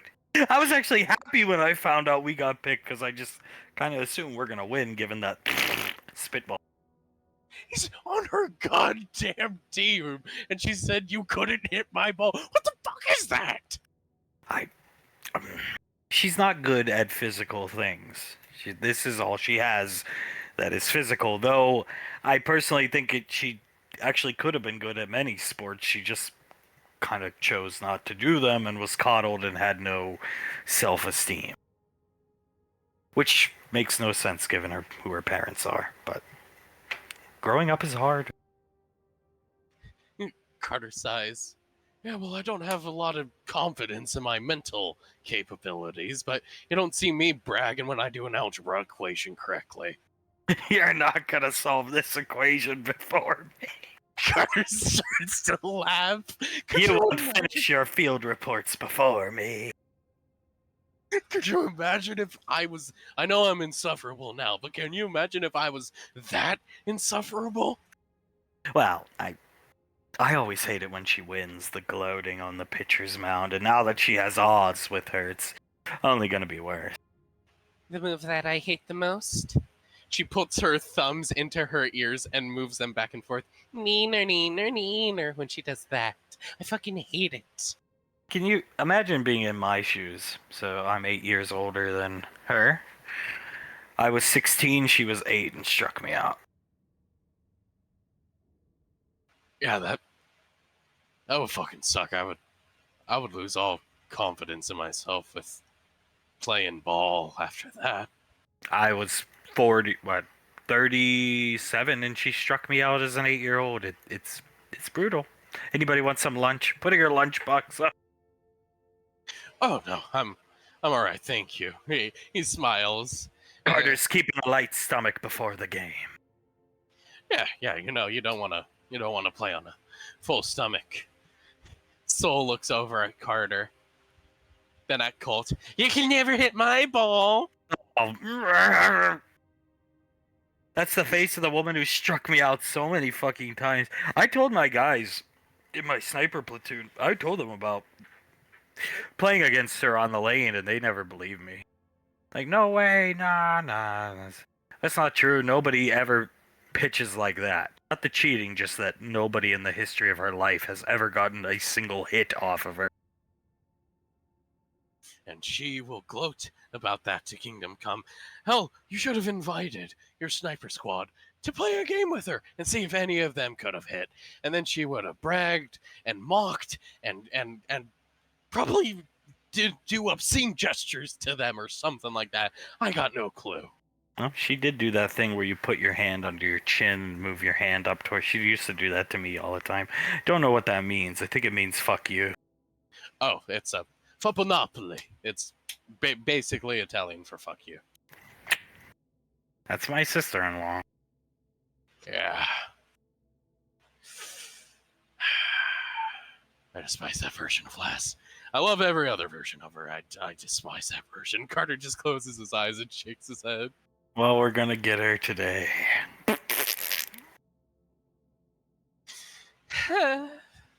Soul just sighs, shakes her head. Who knows, maybe this is the day that JJ finally beats her when it comes to pitching. Cold day in hell. Sasha typing on her computer. Speaking of JJ, Blaze setting up some targets, Hunk cleaning his pistol, Sylar inspecting Benjamin's rifle, and Suletta sitting up here drinking out of a KFC bag. Well, this is a rather beautiful piece, Benjamin. Thank you. My wife had it made for me. It's modeled after the Major Ranger's gun that Aunt Nicole had made for him back in the day. I believe his is called Shattered. Mine, I just call it Elizabeth. Or Shatter, no ED. But yeah. Well, that would explain the craftsmanship if it was made to match one of the quality of what the Ranger Matcher would use. He will gently hand it back to Benny. You see, back then I was next in line to be under the Major Ranger. You understand. Nodding his head. Huh? JJ shakes his head. Just like back in Saigon, eh, Slick? He hand-selected me. You wouldn't understand, Sylar. Playing with the forward receiver of the gun. Huh? Looks back at him again. I'm sure I wouldn't. He came to me and he said, I know being on Beast Squad under Carter's hard because he fucks people up so badly, but one day you'll be under me. Trust me, I need you. You're my next successor, not Samantha. Huh? What the hell? Elizabeth looks up at Benny. Benny, love, what did we say about saying these kinds of things? Like, as the Ranger General? Or the Ranger Major? So that's how bad it was sometimes being under Carter, is if you're not following Silo. We said that, maybe I wanted off the squad some days. Carter ruined people on his climb to the top. Fuck you if you disagree. All of you. I agree. Slurping out of her drink. No, I'd much rather be on the Ranger Major squad than on Carter's. I don't think any of us are gonna disagree with you on that one, Benny. First of all, he never came to you. Second of all, you were never slated to be under him. Third of all, there were people on that squad that I think he would have picked as a successor, if not Samantha. You never would have been one of them! Aww. Elizabeth. Son! Oh yeah, Ricky. Ricardo and, well, quite frankly, gonna nod over to JJ. Would have been a good choice. JJ Carter, but lest we forget his son, Benjamin. Well, he did tell me that Ricky was to follow another path. I'm gonna hit him. Holstering his pistol. Davy puts her hand up. Mark, do not hit the boy. He's just coping with the stress of being under Carter, okay? Being under Carter was bad at times, but overall it wasn't that bad. JJ sighs. Once he got into the swing of things and wasn't making as many of stupid decisions, it was pretty alright to be under Carter, honestly. Once his balls dropped in combat, I believe Memory Ann dropped his balls when they first had sex, but then in combat his balls dropped. I think when we were fighting those giant killer robots. I think so. I think his balls finally decided once he saw the giant robot transform into a helicopter. He was like, all right. I finally have a deeper voice and went through puberty. Selected by the Ranger Major. Lest you don't know this, Sylar, but Benjamin crotch chopped him and everybody else too. Oh yeah. holding the gun tightly, smiling. You rubs his eyes. You crotch-chopped the major, ranger, and other higher-ups? Hell yeah, brother. Hitting Sylar on the shoulder playfully. He had to keep them bitches in line sometimes. Some of them are galleons. You know how it goes. Sam! Whilst I do agree with the galleon part, if you were not with the woman you are, that would have ended very badly for you. Yeah, and not court-martial. Just execution. You would have been a smudge on the universe, and that's all you would have been, Benjamin. They needed to know their place, and it turned out great. We got beat by Epsilons. We got embarrassed. Yeah, we got positively fucked by Epsilon Squad. We never stood a chance. One of my career goals was to beat that simulation. Never did, thanks to you. JJ just clicks his tongue looking at Benny. Could have just not crotch chopped them, man. Oh, we had done good. We killed some sectoids on a pretty high difficulty. You don't get it, Sylar. Sectoids on a high difficulty. Okay, Benjamin. I'm not sure. I personally have not been through the simulations, but I know enough about Epsilon, my boy. You were not at the level to be crotch-chopping those people. They're simulations. They're to give you an idea of what it's gonna be like, and they're rather real with pain feedback, but the real thing's always better. You celebrated that win more than like any win. Yeah, you sure. Yeah, you honestly, that is a good point. You never like crotch chopped the rest of them when we got a big win from Strat or when we came back from the Moog or anything. Well, probably because I was locked in. I had to heal people. Yeah, probably.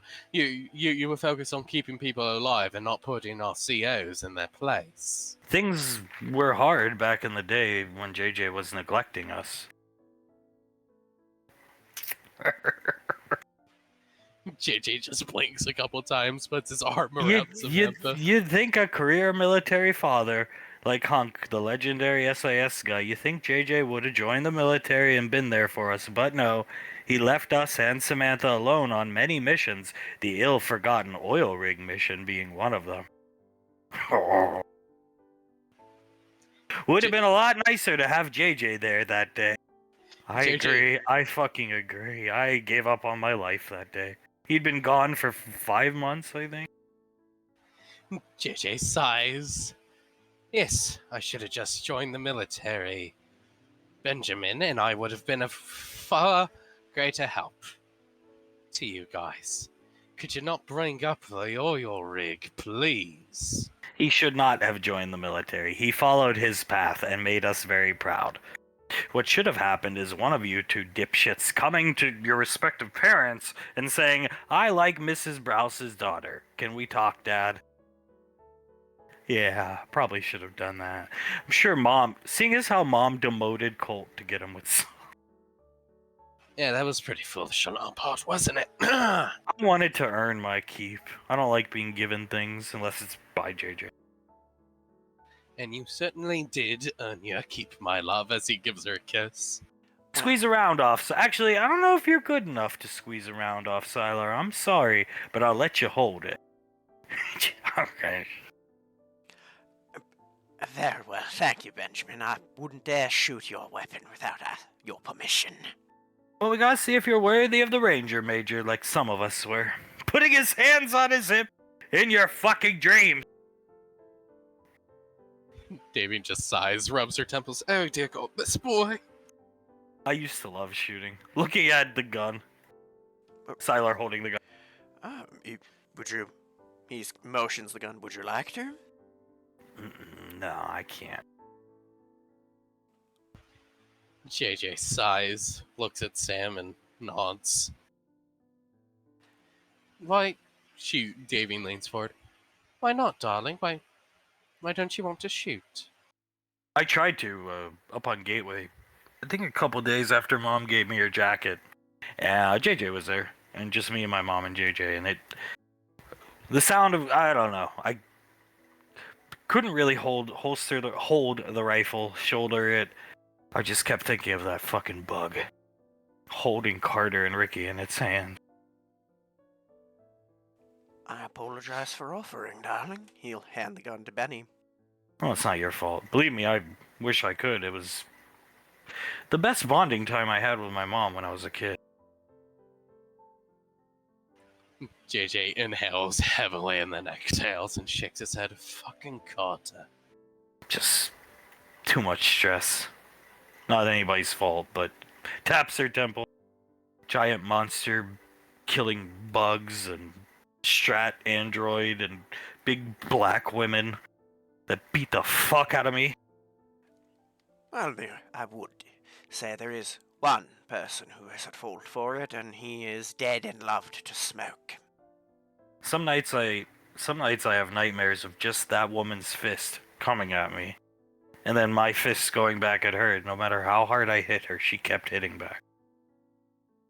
She was a fucking monster. And there's just lie Carter in memory, yeah. Ugh. There just lie Carter and memory Ann. Dear Jesus. He hugs Sam very tightly and gives her a kiss on the top of the head. Not great times, but we all made it out, so that's all that matters. I could have taken Fortune. I wish you would have tried. You would have been resurrected a lot earlier. Oh, Samantha, can you hand me my staff over there? sure. Handing it. Oh, Benny's ego's out today because he's got his little Ash clone rifle. He's gonna bonk Benny on the back of the head with the staff. Come now, Benjamin. We both know how ridiculous what you just said was. You would have been off the squad way fucking sooner because you would have got killed by her because you were the worst combatant in our squad. Period. You sucked at everything that wasn't medic. Thank you. And then you would have died and you would have got resurrected and you would have been off the squad. Which was better for all of us, to be frank. Aww. That is true, Benny. You would have been off the squad way sooner. Wouldn't have had to worry about me getting killed. Yeah, no. And Spinner wouldn't have been able to kill you guys, and it would have just been Carter, Memory Ann, and Ricky there. But that's something else to think about for a different time. You were an amazing medic. Probably the best I've ever seen. But how many kills do you have? Couple. Maybe like 10?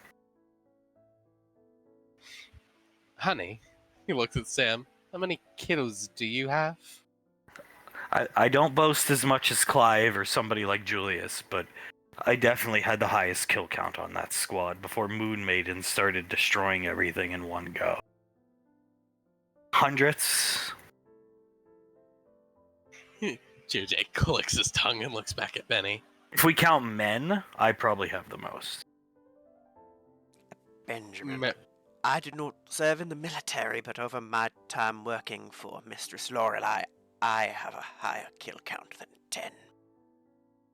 Well, I was always shaking and baking like the NFL healing people. Shaking and baking like the NFL. Shaking and baking, darling.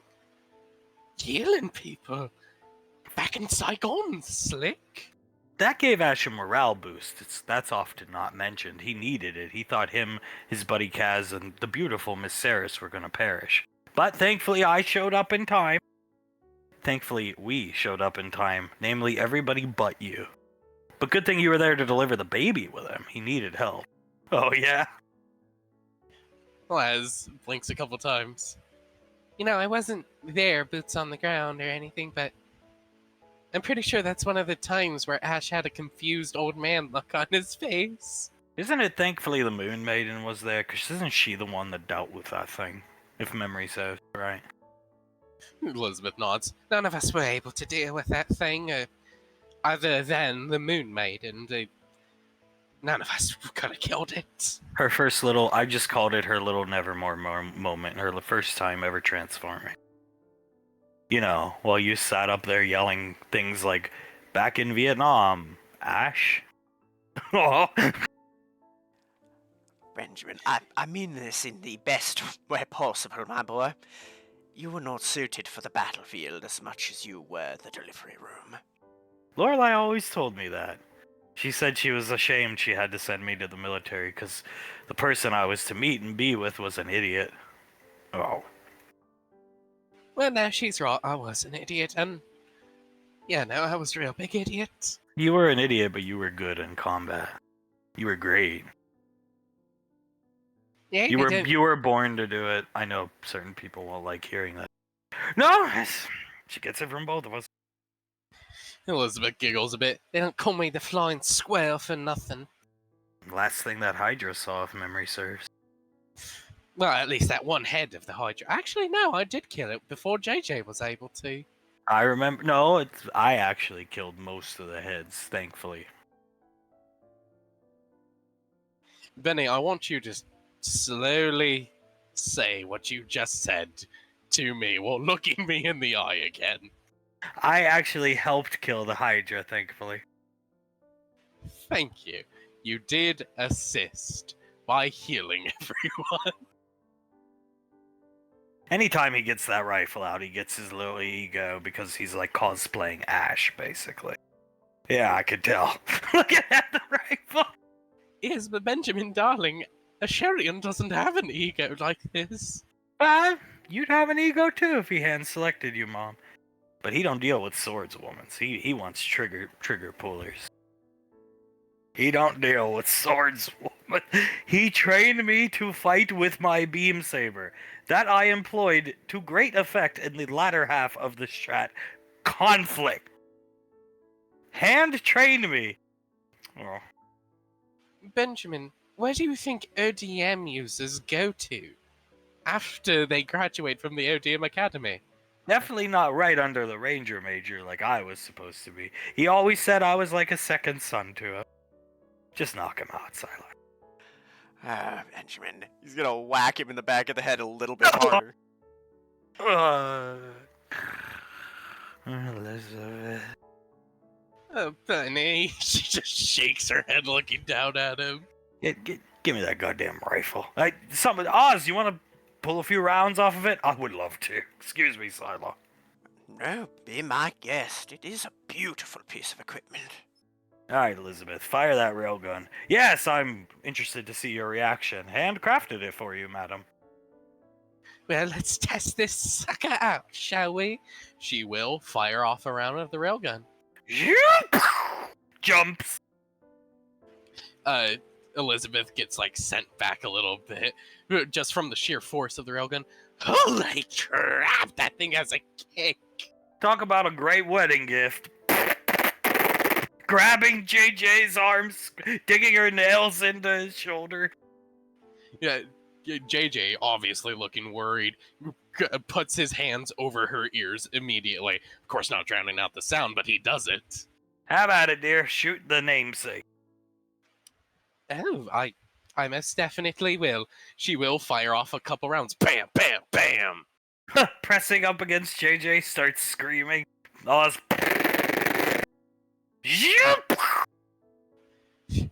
Davine looks over at the rest of the kids having fun and then sees Samantha. And she will immediately turn the safety on the pistol and look over at Hunk and shake her head. Blood gushing out of his arms. Sylar sees it. Right? Hunk looking around. She's screaming! She's screaming! Mark, look at your son! Oh shit. Ceasefire, Oswald! Elizabeth will cease fire when she hears that. Oswald, yes, you should probably stop. Samantha, are you alright? Takes the magazine out. Chambers the gun. Sets it down. Hyperventilating. Jesus Christ. Sam? Sam, I need you to look at me, okay? Glazed look in her eyes. Alright, Sam. He gets down onto her level, looking eye to eye with her. Just breathe. 3 in, 3 out. 3 in, 3 out. That's all you need to do. Breathe in, breathe out, and everything's gonna be okay. I'm right here. I'm right with you, and I would never let anything bad happen to you or others around you. You know that. Eyes dart around quickly and then passes out on JJ's shoulder. Jesus Christ. It's almost like they can hear JJ's heartbeat quicken in just the pure rage and adrenaline that passes through him. She's okay, son. She's alive. Yeah, she's alive. That's great, Dad. I understand that. But look at her. Look at my arms. Look at what happened to her. I did not know she'd react like that. I wish she had said something. I would not have shot. I'm sorry, JJ. You're okay. None of you have to apologize. None of you knew. He just closes his eyes and shakes his head. It's Carter's fault. It's Carter's fault. And I will accept no other explanation. Yes, we can shoot these another time. Maybe when Samantha and JJ are busy with certain things. I'm just glad Ash is not here to see this, because I think... Carter, goodbye! Stroking Sam's head. This was a star pupil. Actual star pupil! Yes, she was, Dad. She had a wonderful future ahead of her. A great future. Which I know she would have traded in a second if she had a chance to be with me. In fact, she's told me as much before. But then Squadron got involved. And people above her in power decided to put it on her, a young girl, to keep all those stupid children alive. And I was off, doing God knows what.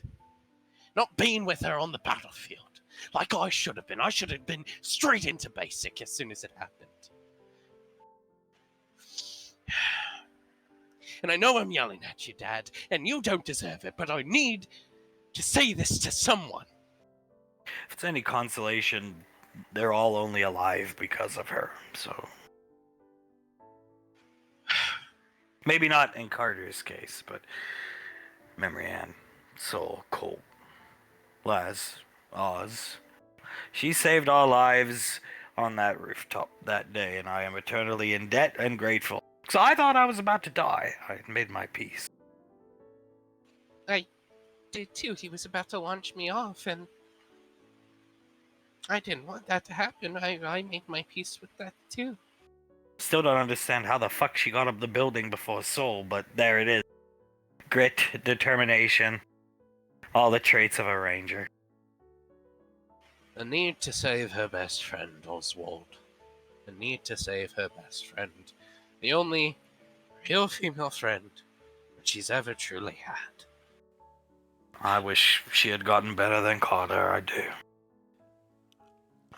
I wish so as well, Oswald. Really, from the deepest part of my heart, I wish so as well. Poor thing is suffering at the moment, but he'll put his hand on JJ's shoulder. With someone like you to lean on, I'm sure given time she'll start to do better. It's that stupid fucking gigantic godforsaken monster-ass spender bug that grabbed Ricky and fucked him up in Carter. That day, she was so fucked up after that. I think she was trending towards the fucked up side of the spectrum mentally. But that day, the way she just stopped and screamed and pointed at it, I'd never seen her like that before. She was always the rock, moments before that, she literally took down a giant... Another creepy spender bug thing by herself. And saved Elizabeth. Elizabeth nods. Another example of one of us not being alive if it weren't for her. Even those with the strongest of spirit and the most ironclad of will have limits, and I think after everything she'd been through, she finally reached hers in that moment. You guys fought them bugs so many times. What time is it? The infamous bridge, grandfather. Stay here, or go ahead, we'll hold them. Stroking her head. JJ just closes his eyes and shakes his head. Some days I regret every decision I made, and I just wish that I talked to you And had you set me up with that? Because none of this would have happened. The only reason she ever joined the military, let's be honest here, is to get to me. The ADM Academy, anyone? The whole reason she joined that was for me, and to impress me. I should have just talked to you, Dad, and I regret that a lot. Oh, you got her now. Rubbing his head, standing up. It's okay. She's got the good life now, and that's thanks to you, so... And in the big picture, yes, it is very abhorrent what Carter did to her, but had that happened, they would not have had Samantha to save them in multiple situations. The assassin, you remember that thing? She blew herself up? Benjamin, please. Yes, I vividly remember that, Benjamin. I understand things have to happen for reasons and everything like that. I understand it. Doesn't mean I can't wish sometimes for things to be a different way. Like my wife not being destroyed and unable to hear gunfire in a military family. I feel the same way. I wish I had kicked your biological mother, who is not your mother, to the curb the second I met your mother. But I didn't. And I'm afraid to start drama. Why the fuck was I afraid? Everybody else was doing it. Why didn't I just throw in between your fucking brother Julius and everybody else in that godforsaken apartment? Because you were the good soldier, unlike some people. Where is Julius? I'd love to spank him. Look at her out! JJ chuckles looking over at Suletta and at his father. Shoulda, coulda, woulda, right, Dad? All we can do now is take care of our women. Come here, dear. Davine will jump over to him. In the time we have now. And we'll make sure this never happens again. I wish she would have said she couldn't actually deal with the gunfire. We would not have started shooting. That's a normal thing with PTSD. Give it time, JJ. One day she'll be able to do it again. Trust me, I studied a lot of PTSD, never worked with them though, but... Ever study a case like this? Nods towards Samantha. No, not giant bugs and stuff like that, but trauma's trauma at the end of the day. Give it time. And time we shall give it, because there's nothing else to give. Blaze sadly collecting all the weapons. So, you're going to res John Kevin. Yes. Handing a tome to Soul. Why? Why do I have to explain myself? That's a good point. She is the time deity. Even if I'm not, just look at me as your aunt, not the time deity in this equation. Why do I have to explain myself? It's for Tommy. Everything he did for you fucking runts?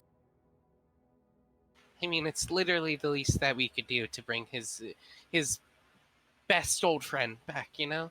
Who do you think paid all the money to have the survey probes look on Anova for the stupid egg for your Battle League pet? Understood? Yes, ma'am. We will. I'm going to get this egg for Carter to prevent him from fucking up his relationship. Look where we are! Clapping! Thank you, Auntie. I'm just saying. We're bringing John Kevin back. Maybe he's not the nicest guy, but he ain't joining the family. And this is a test bed to do something for your father. And to be frank, all of you. Your sister and I are going to try to bring back Integra in time. Oh my goodness, Carter, holding her iced tea. Carter raises an eyebrow. Integra, the founder of the Headhunters, Integra, hasn't she been passed for a while, and you guys don't have a... That'll be really hard. Are you sure, Auntie? Hard on you, I mean. I never said it'd be easy, but I do have your sister to help me. And it's like a long play thing. We're gonna try to bring her back over a long course of time for your dad, for Ash, for Ricky. I know I said Julius, but Julius again, for Scar, for Julius. Yeah. It's gonna be a present. We're gonna try to put it on the birthday of my father, if that much isn't clear. You're never getting another gift again type of thing. Exactly.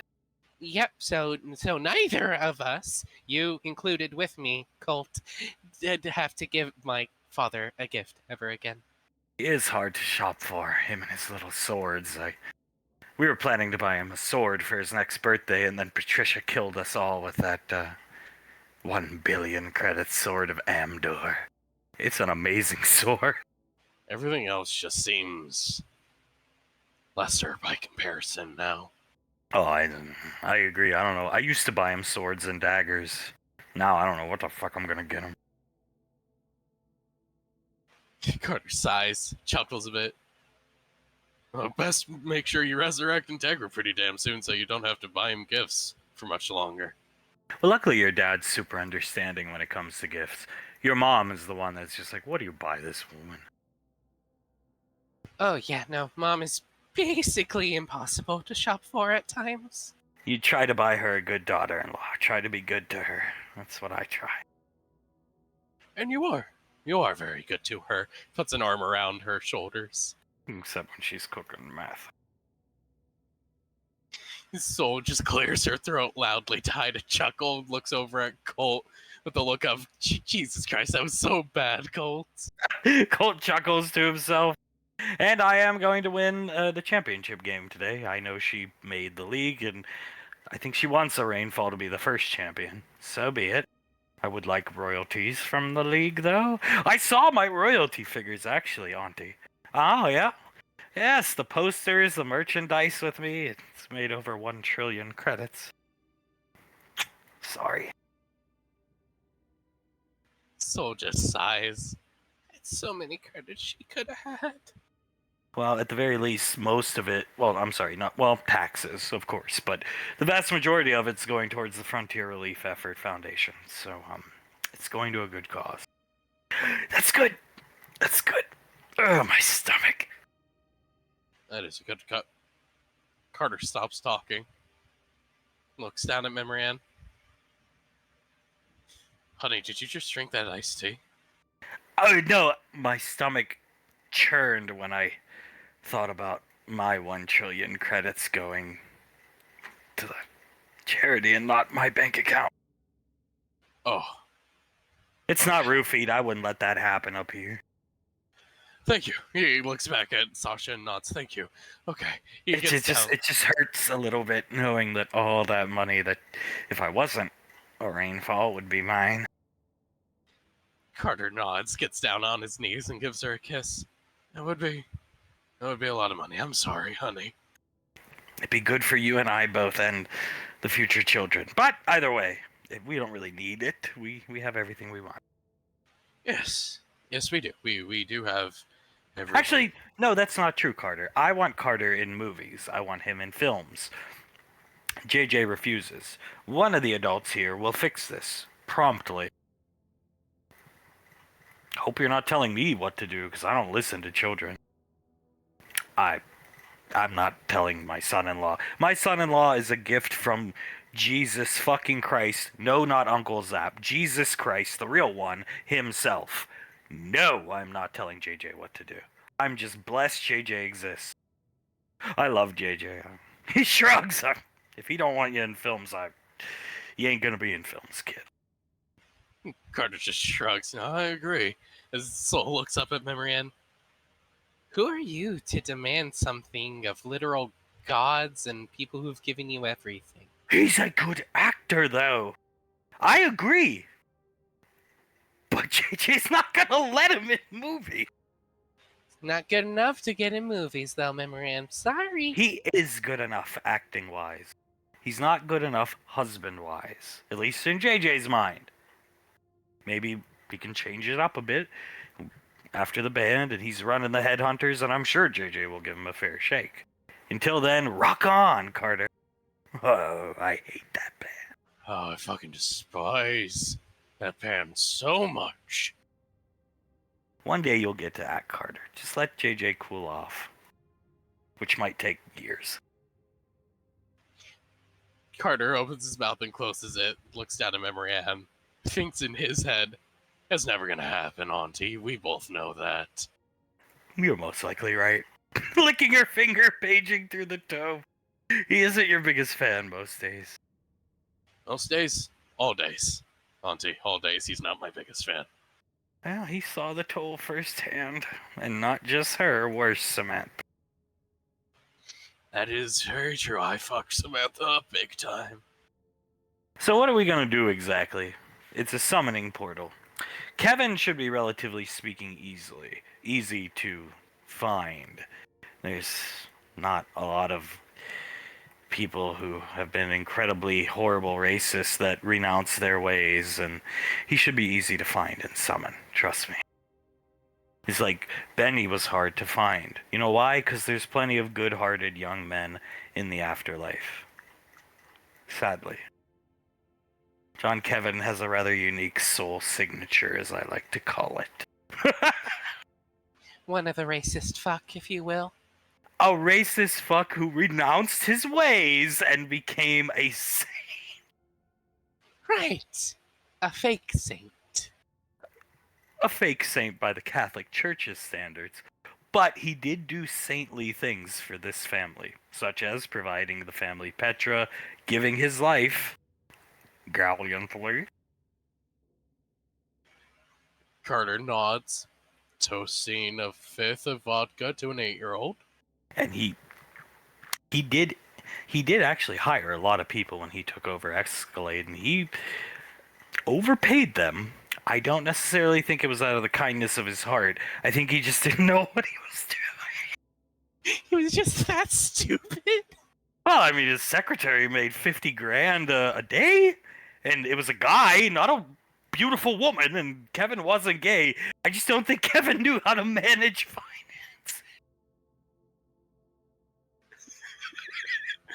I don't think he knew at all, and I guarantee you he never listened to a single one of his accountants. That Greta Thunberg woman hated him, but from everything I've read in his biography Tommy produced, his employees adored him. You would have adored him too if you were the janitor getting paid 1 million credits a month. Yeah, I think anyone would adore their boss if they did nothing for their job, but got grossly overpaid. It's actually one of the reasons Escalade production slowed. It was because demand was so high because of this Malcolm character. But it was also because he gave everybody who had been working at Escalade for 5+ years unlimited PTO. If your line workers aren't there to control the robots to produce the car...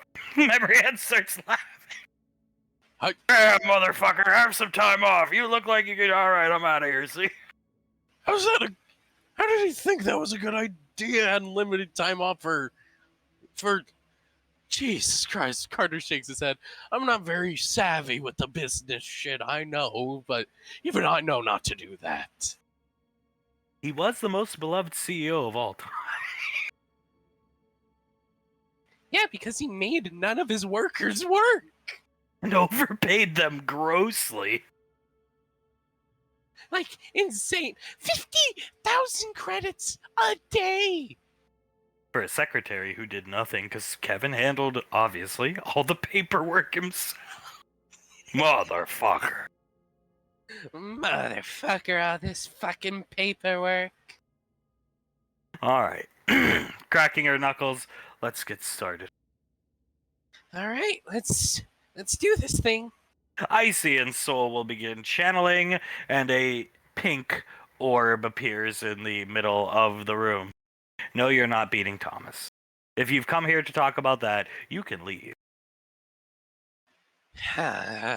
Julius just sighs and puts his hands up. Alright, fine, we won't talk about that. If he does something heinous, then of course you can. But let's try not to repeat the mistakes of the past. We won't. What do you consider heinous, might I ask? I really don't know, because I don't like to think about my own son doing heinous things. But I've known you a long time. I know there's troublemaking spellcasters afoot. I'm sure you remember Izzy from someone. I guess it has red hair.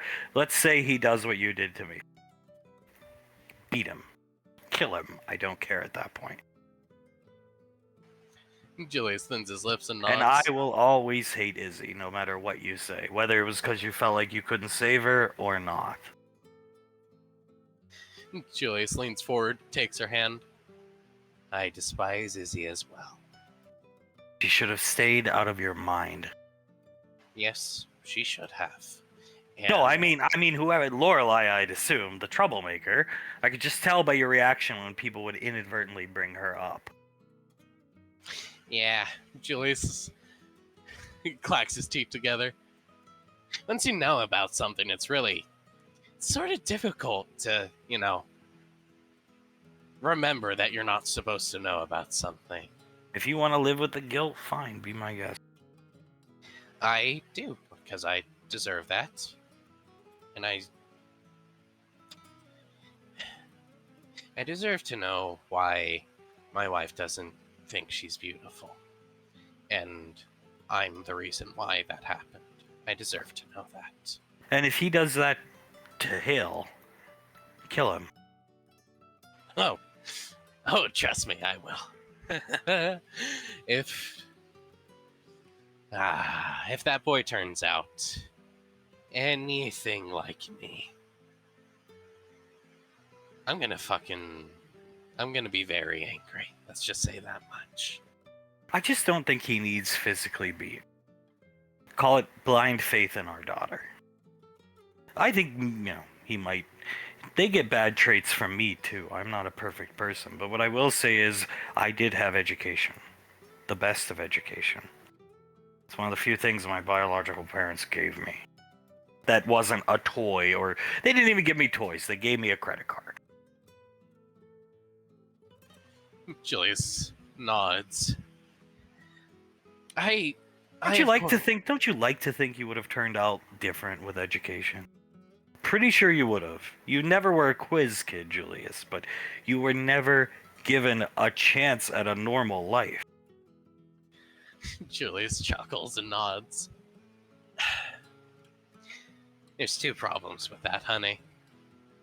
One, if I had a normal life, I would have balked on the education almost immediately, as soon as I was possibly capable of doing so, and ran away from home and probably joined the military.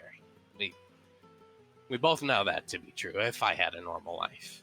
So what? You still would have made something great of yourself. And then, two, I feel like if I had a normal life,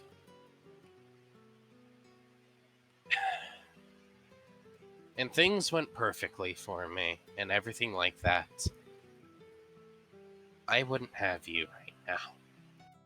You see, I think you hold too much guilt over this dead girl, Izzy. Cillian. I think you hold too much guilt over Carter. I think that kid made his own choices, Julius. We should have let Scar rough him up. We should have this, we should have that.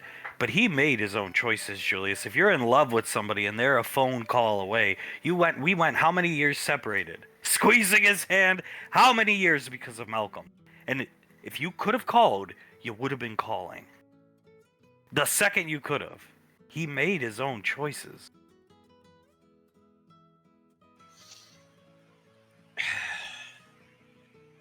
I know he made his own choices, but it's difficult to see yourself in your kid and have them fuck up the same ways you did. But he didn't. He fucked up completely differently. Looking right at you. Think about it. I'm not trying to make excuses for you.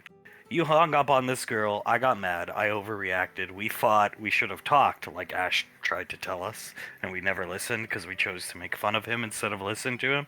That worked well for us. Julius, she was in the palm of his hands, and he chose Hazel because he was afraid. That's cowardice. You were never a coward. You were a kid with trauma. Julius nods. Alright, you're right. You're right. When you're right, and you're always right. I think we both fucked up raising him, for sure. I don't think me sending him to private schools was... He should have went to public school. So private.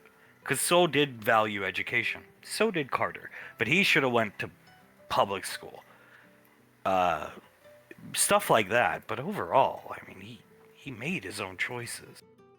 Yeah, we should have grabbed him and forced him to call Memory Ann. But would that have worked if he was you're holding his head to the camera and I'm holding his wrist computer and she can see me at, well, you or your hand and his head? Would she have thought he was being genuine? He made his own choices. He is a failure of his own making, and I am ashamed of him every day. I still love him, but I am ashamed of him. She would have just gotten way more pissed off and then yelled at me for it. Or we would have ruined it for our son. That's what would have happened. We would have ruined it. He has it good now. He has her. When she has her good days, she has her good days. When she has her bad days, she has her bad days. But he has what he wants now. We would have ruined it if we forced him into it. Because she would have been like, well, this is a setup. She probably never would have spoke to you again. She would have went off with another guy, and that would have been the end of it. And what would he have done? Realistically. After that. Away. Yeah. There you go. Yeah. I definitely struggle with the what if question, don't I? We all do. I think he had a... One of the few things I find a lot of pride in Carter was the latter half of his military career. I fought alongside my son. He was a... He had a bright future in the military.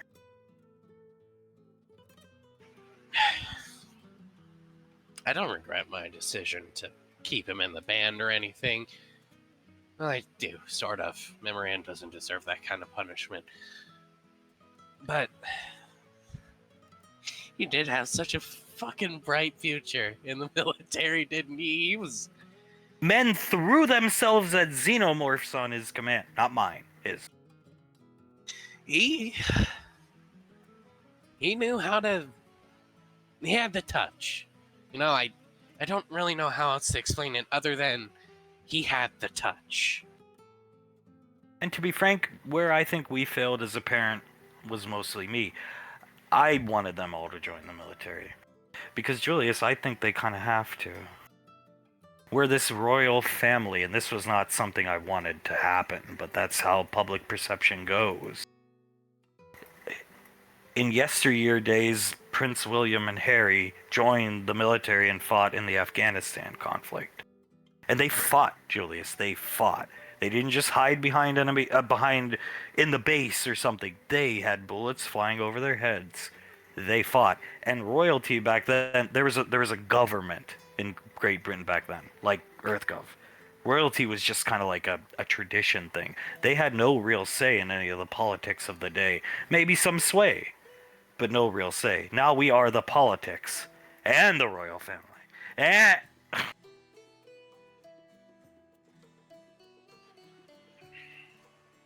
Are we gonna make Thomas and Integra join the military?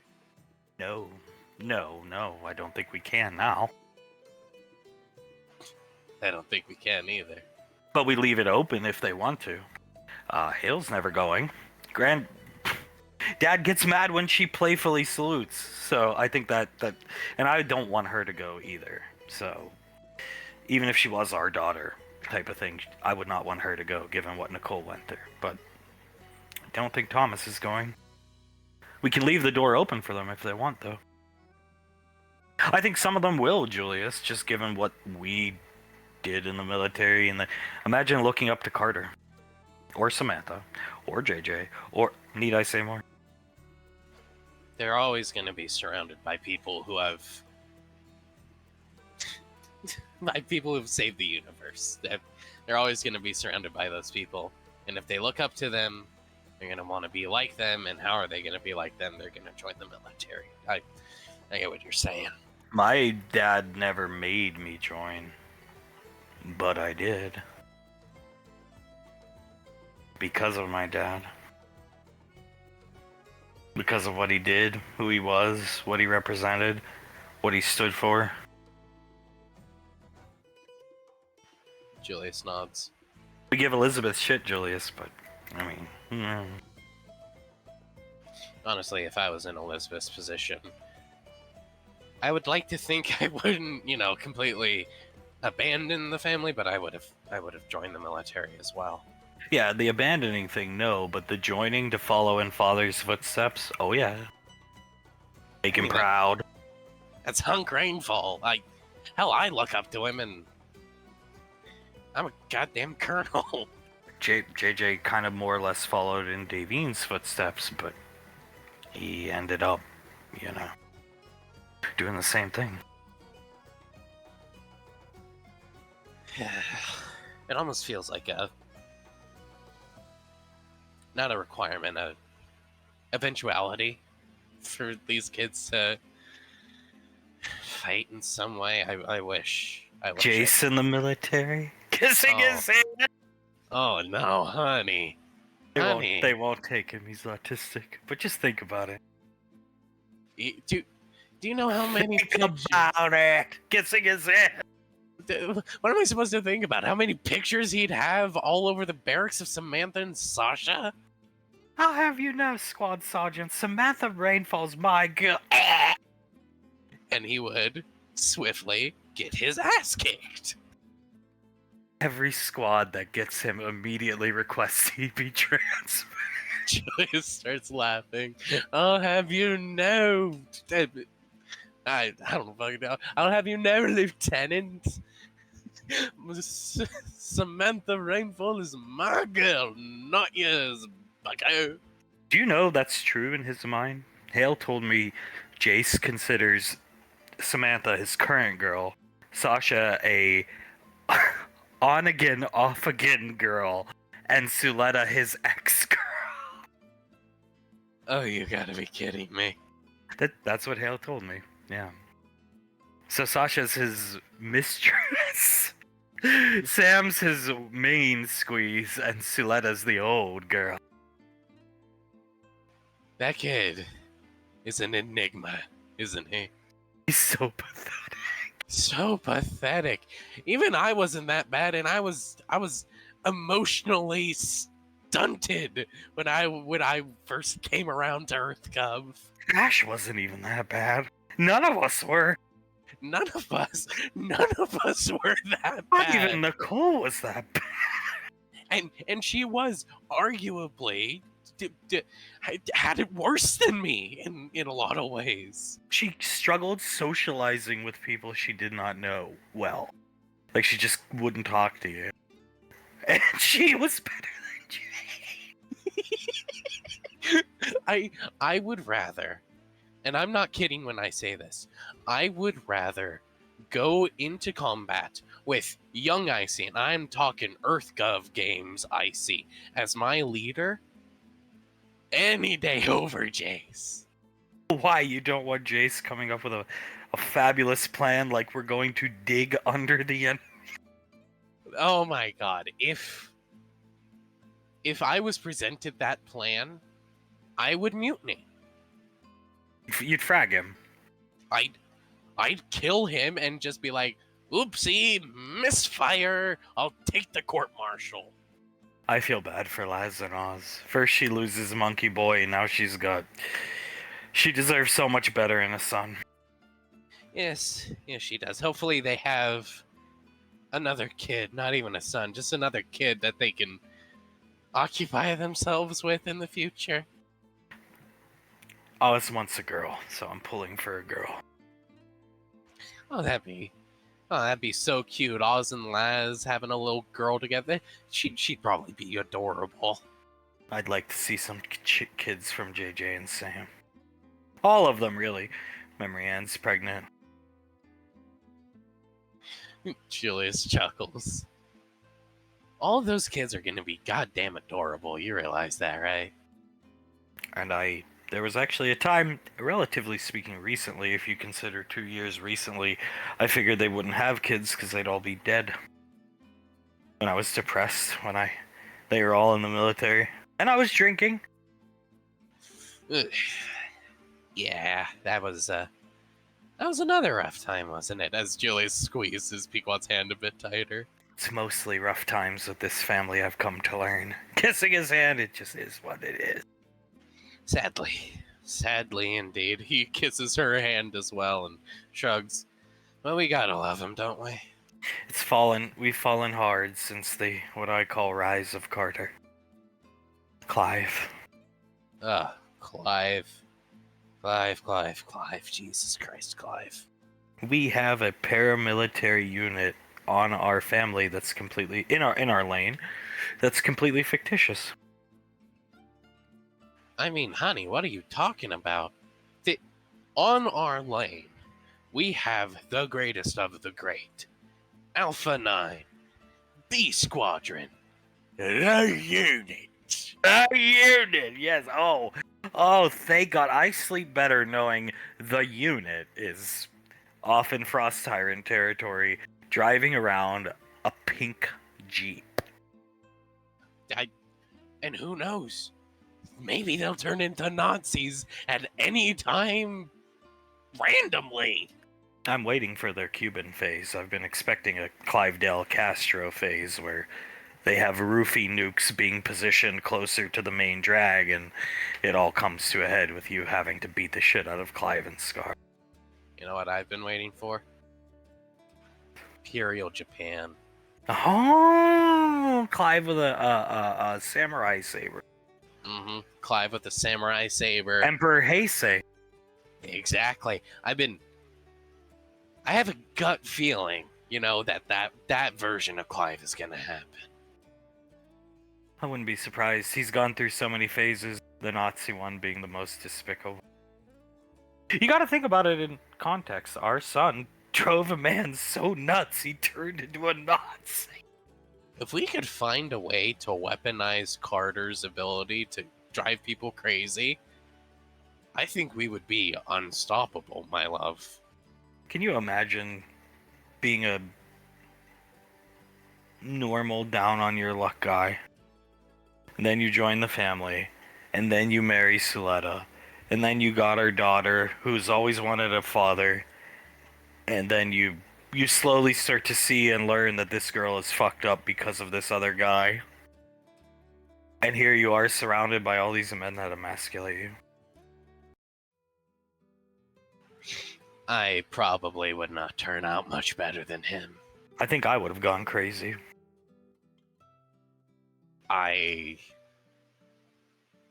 Let's just say that you might have had to call me Julius, Rommel.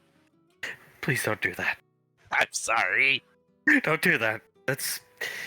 You know Thomas and Hale's little generation don't believe normal Clive exists? Oh, that's depressing. Now, Hale was around, so was Integra. Jace was there when normal Clive was... They had adopted him at that point. They don't believe he existed. That's how short of a time span he was around for them.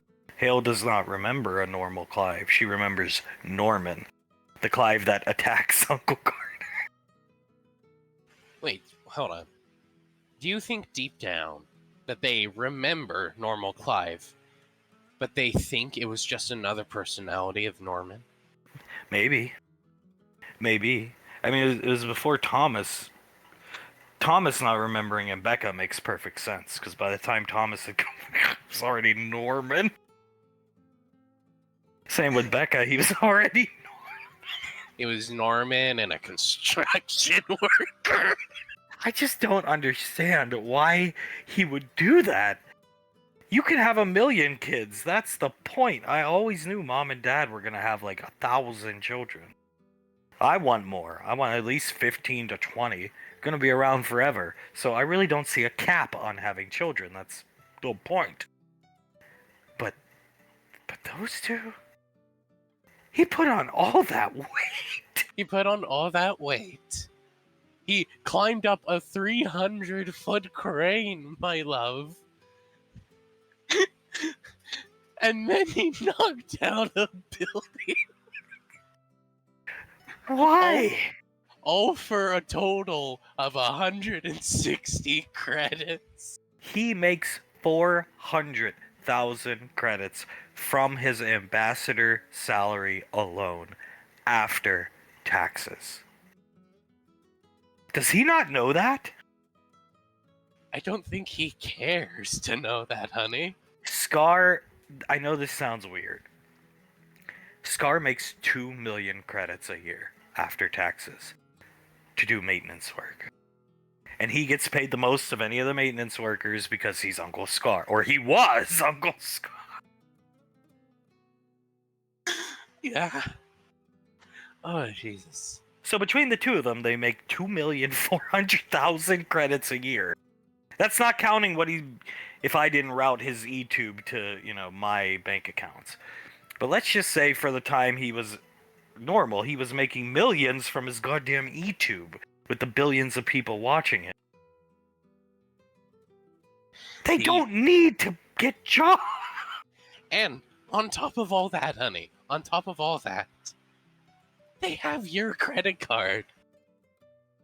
Yeah, but it's not good enough apparently, because he never was going to financially he wouldn't feed his animals. I'll never financially recover from this.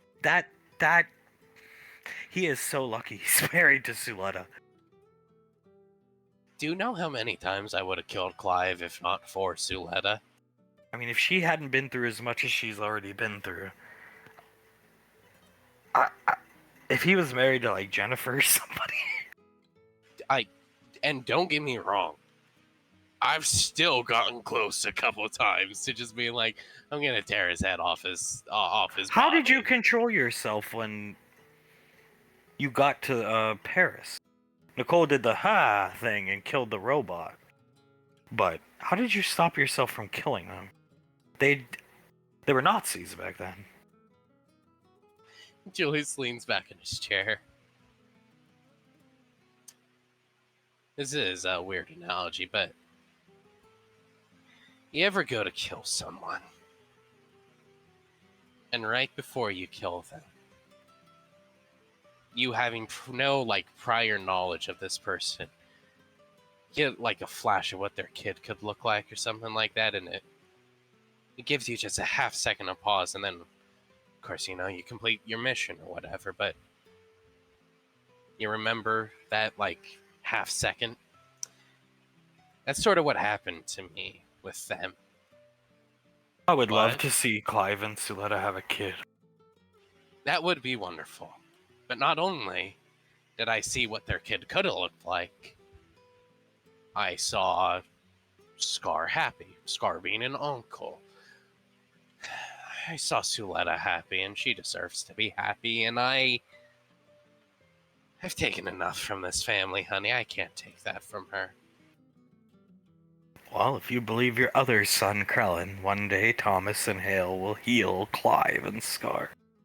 Do you believe that prophecy? I don't believe any child is going to be a messiah. But I do believe he will grow up to do great things. We both did. So did his brother, for as much as I'm ashamed of Carter sometimes. So did all of his sisters. Well, 2 of his 3 sisters. But I am sure Integra will grow up to do great things. Oh, I'm sure she would. He puts a hand on her chest. She's my little pequod, honey. Of course she's gonna do great things. Enjoy it while it lasts. One day you're gonna have to walk her down the aisle. Don't say that. Heads are gonna turn when she walks around Gateway. Or the school or wherever boys congregate. Yeah, the boys are gonna love her, but if I know my daughter, and if she's anything like her mother, she's only gonna pick the man that she wants. I agree with that. But it doesn't change the fact one day you'll be walking her down the aisle. Honey, Again. why you gotta say things like this? God. Because it's sweet. You cried so much when you walked Laz and Soul down the aisle. At Carter's wedding, you were just kind of snarling at Carter. Because they just look so beautiful, and those were my little girls, and I used to play with them. Like I would play with them, walking them down the aisle to a little Ken doll, and Oh, I just saw that, and it made me start to cry, and it's gonna happen over and over again, however many girls that we have. But Integra's gonna hurt the worst, because that's your favorite.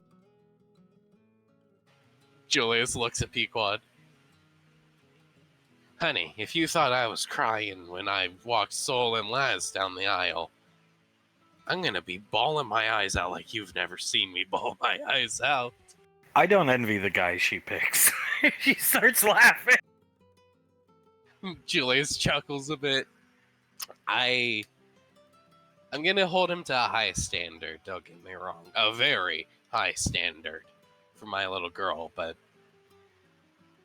I think I'll surprise you guys with how chill I can be, you know? Don't you know me, Pequod? I'm always the most chill person in a room. You were very easy with Oswald. I don't mean you. Drinking her water! It's not you I worry about. Oh, you mean just the whole fucking family? I mean the whole family in general. Namely, Storm and Norman and Scar Price. That's their goddaughter. Apparently, Scar pulled her out of my coochie, so. As Clive cut the umbilical and handed you the birth certificate. I listened to the UU podcast last week while you were sleeping. They are qualified doctors, honey. Both have their doctorates in birth. I don't envy any boy or girl coming into this family. I just thank God that at least one of my kids is set in stone with someone, Thomas and Hale. I thank God for that, at least. I'll tell you what, if I was an outsider coming into the family and I found out that, oh, I had all these courses that educated me how to be a spouse growing up, I would not be with that person. Because that says something really bad goes on with that family and the offspring they produce. It's not a good look.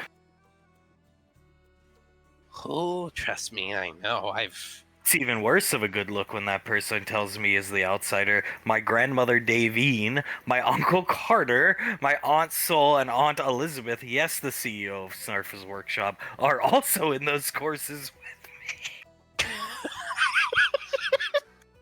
Davine, the 60-something-year-old woman. God. Hey, trust me, I've thought about that before. I thought,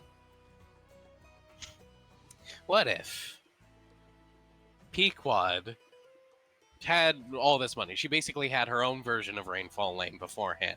And she brought me to Rainfall Lane and took me around the equivalent, or like the Marauder Academy. And she pointed to her classroom and said, that's where I was taught how to be a good spouse. What the hell would my reaction be to that? Hopefully run far away. It's never great, let me tell you, honey. It's never great. If you like the girl enough, try to get them to leave and move somewhere else. That's what a smart person would do. And get the fuck away from her crazy family before Norman catches wind of your existence. I don't know, Patricia. I think Raven Rock would be a good place to live. Don't you agree? We should just live in Raven Rock. Who's this I see here? Game over. Who's this weasel-faced piece of shit? If it didn't have to be a well-kept secret, that would be a good first-person, like, survival horror game, guiding your new spouse through the family, and you have to avoid Chili's chuckles, shakes his head. I mean, we could find some way to string it so people just think it's still a joke, as they think everything is just a joke when it comes to Clive. And our accolades make it worse, too. I never really thought of that till just now.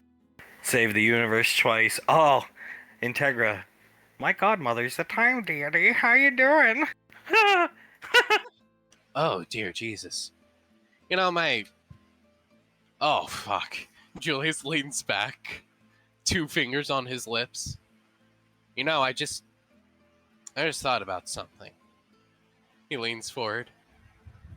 Let's just say she goes into the military and finds someone in the military up on Gateway. Let's pray to God they're not from SIS. Why? He puts his hand out, puts his thumb up. Towns. And that one's just pretty big overall. Towns will keep an eye on him. Puts another finger up. Hunk Rainfall. Yeah, okay, yeah. Yeah, that's bad. That's bad. I mean, ooh. And who do I have pictures up all over everywhere of? Integra, her namesake. Integra, the founder of the Headhunters, and one of the most important women in my life. Oh, and SIS legend. I bet you Clive is the talk around a lot of water coolers in SIS HQ, too, given the fact a lot of them know the truth. Oh, especially with the squad that did the whole Clive Exotic thing. They talk about it endlessly. Oh, you mean the guys that had police brutality on a gay man? At least that's what Clive claimed. They hurt me. Police brutality. Because I'm gay is exactly what one of them told me. Oh my god, that is so idiotic. Yes, those guys. I'm sure they talk about it amongst each other and how fucked up the Rainfall family is. You want to see another fucked up facet of life? Of course, why wouldn't I? Typing on a wrist computer. 1 trillion credits.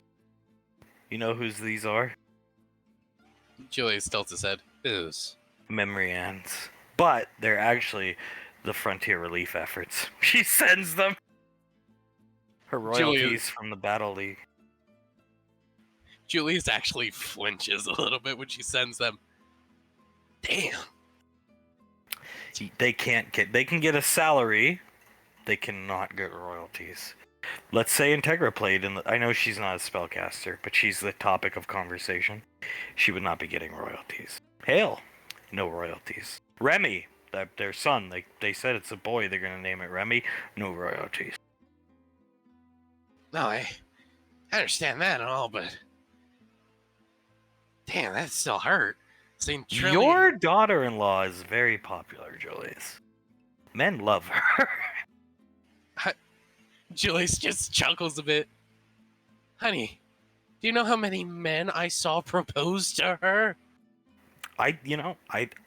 Samantha, it's not a contest of who's the most beautiful, but Samantha does have that edge to her looks. That's why I wanted her to be the new face, and she followed in her mother's looks. They look like models. Not that I don't. I'm just saying they have this like model physique. Their faces are perfect. Memory Ann could have very well been the face of our family, and we would be in the same spot just fine. How many people actually proposed to her? Oh, Jesus. I would have to ask Bastion O'Keefe for the exact number, which obviously I can't, but from my count, it was like a solid 30. On a scale of 1 to having to have Bastion O'Keefe beat them away with sticks. Bastion O'Keefe beat them away with sticks. Oh, she's a beautiful girl. That's why Carter boggles my mind. It's just like, you have that wanting you and waiting for you. Move like you got a purpose, boy. Mm-hmm. No, I get let's just use you and me as an example again. If I knew you were at the Headhunters waiting for me, and we were already in love before we had ever really met at the Headhunters, I would be on you like white on rice. See, that's the thing. That's why I say you hold a lot of guilt that isn't yours to hold. You made your move. You knew what you wanted and you took it. He knew what he wanted and he fucking sat on the sidelines. He did not care about the damage he was causing. He does not get that from you. He does not get that from me. That is holistically Carter Rainfall. Julius groans and nods. How I wish that was not Carter Rainfall, though. God damn it. Looking at her wrist computer. Hi, Uncle Zap. How y'all doing? What you doing today? You like my new friends? Her eyes go. Hey, what the? Julius walks over, looks over her shoulder. Hey, Zap, who are your friends? Done teamed up with some British children to done kill David. Oh, Oh, Jesus, what do we do about this, Pequod? where are you right now? Done in Nottingham? Come home. Can my friends come? Julius, No, your friends can't come. It's like the one rule. Just I come don't home. need them, Julius. I have to have y'all shot for what Davine did to Hunk. I agree. She did some terrible things to him, but your friends can't come. One of you British kids, tell him that you can't go and you have a curfew or some shit. These done my apostles, Julius. I see what Crown mentioned about you religiously persecuting people. Great, he's Jesus, Sap. He does have a robe. He does have a robe on. And he has a wig on too, honey. He has a wig on too that is like shoulder length hair. Alright, you kids need to guide Mr. Track back to his vehicle and then go home. And if you do so, email the Rainfall Production Company and I'll have money sent your way. Yeah! No, don't turn to my apostles! Pontius Juliet! Hanging up on it. Why wouldn't he call me Julius Iscariot? That would make so much more sense. That man is so fucked up. He is. He truly is. And That's how he's spending his Friday, hanging out with British teenagers. first, it's crucifying himself. Now, And entombing himself. and then entombing himself. And now, it's hanging out with British teenagers. There's a bit of a leap there. Look, Julius, whatever the future holds, whatever problems, we have another fucking son like Carter. We'll face it together. And we'll face that together, too, because that's the only way we're going to get through this. Julius smiles at her, leans over, takes her hand again. You are my rock, and I am yours, honey, forever and always. She purses her lip, or puts her lips out for a kiss. He stands up and gives her that kiss. Ah, puts her finger right on his lip. But I hate Izzy. Oh, honey, I fucking despise Izzy as well. She lets Julius kiss her. Rah, big tree. Yeah, would you look at that tree? Oh, that's a fucking gigantic tree. Look at that shit. Must have came down in the storm a couple days ago. There's a bad storm out this way. I'll take care of it. Getting out of the pinky. Yeah, here, I'll help you out. Don't worry, I'll help you out. Anesis. Get it down soon as fucking possible, you lollygaggers. Stop lollygagging! Yeah! Kinesising, Samuel. It's kind of heavy. I know I'm not all that strong, but damn, this is pretty heavy. What about it? How about we just burn it? It'll take some time, but... No, it's just so big, and me don't practice kinesis often. Do we have like a pulley that we could use? Maybe like pulley from the weakest part? And Maybe we could rig up the pinky and try to pull it off the road. It might take a while.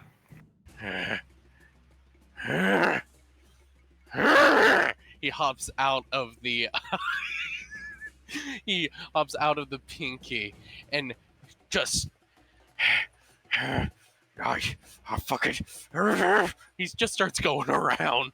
You motherfucker! He grabs this tree by the trunk, digs his fingers into it so some sap and everything starts to leak out of it. What is that? What is that? Fuck you, Carter! He hits his head against the tree. Julius! Hits his head against the tree again. Thomas!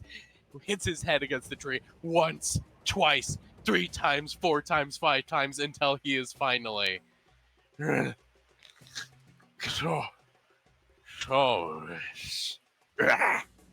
Samuel's hand reaching out to Clive, shaking. Scar, hand over his mouth. Oh my god. Kneeling down. This all you people fault. All talk doom, feed into he delusions. Make him go even more fucking crazy.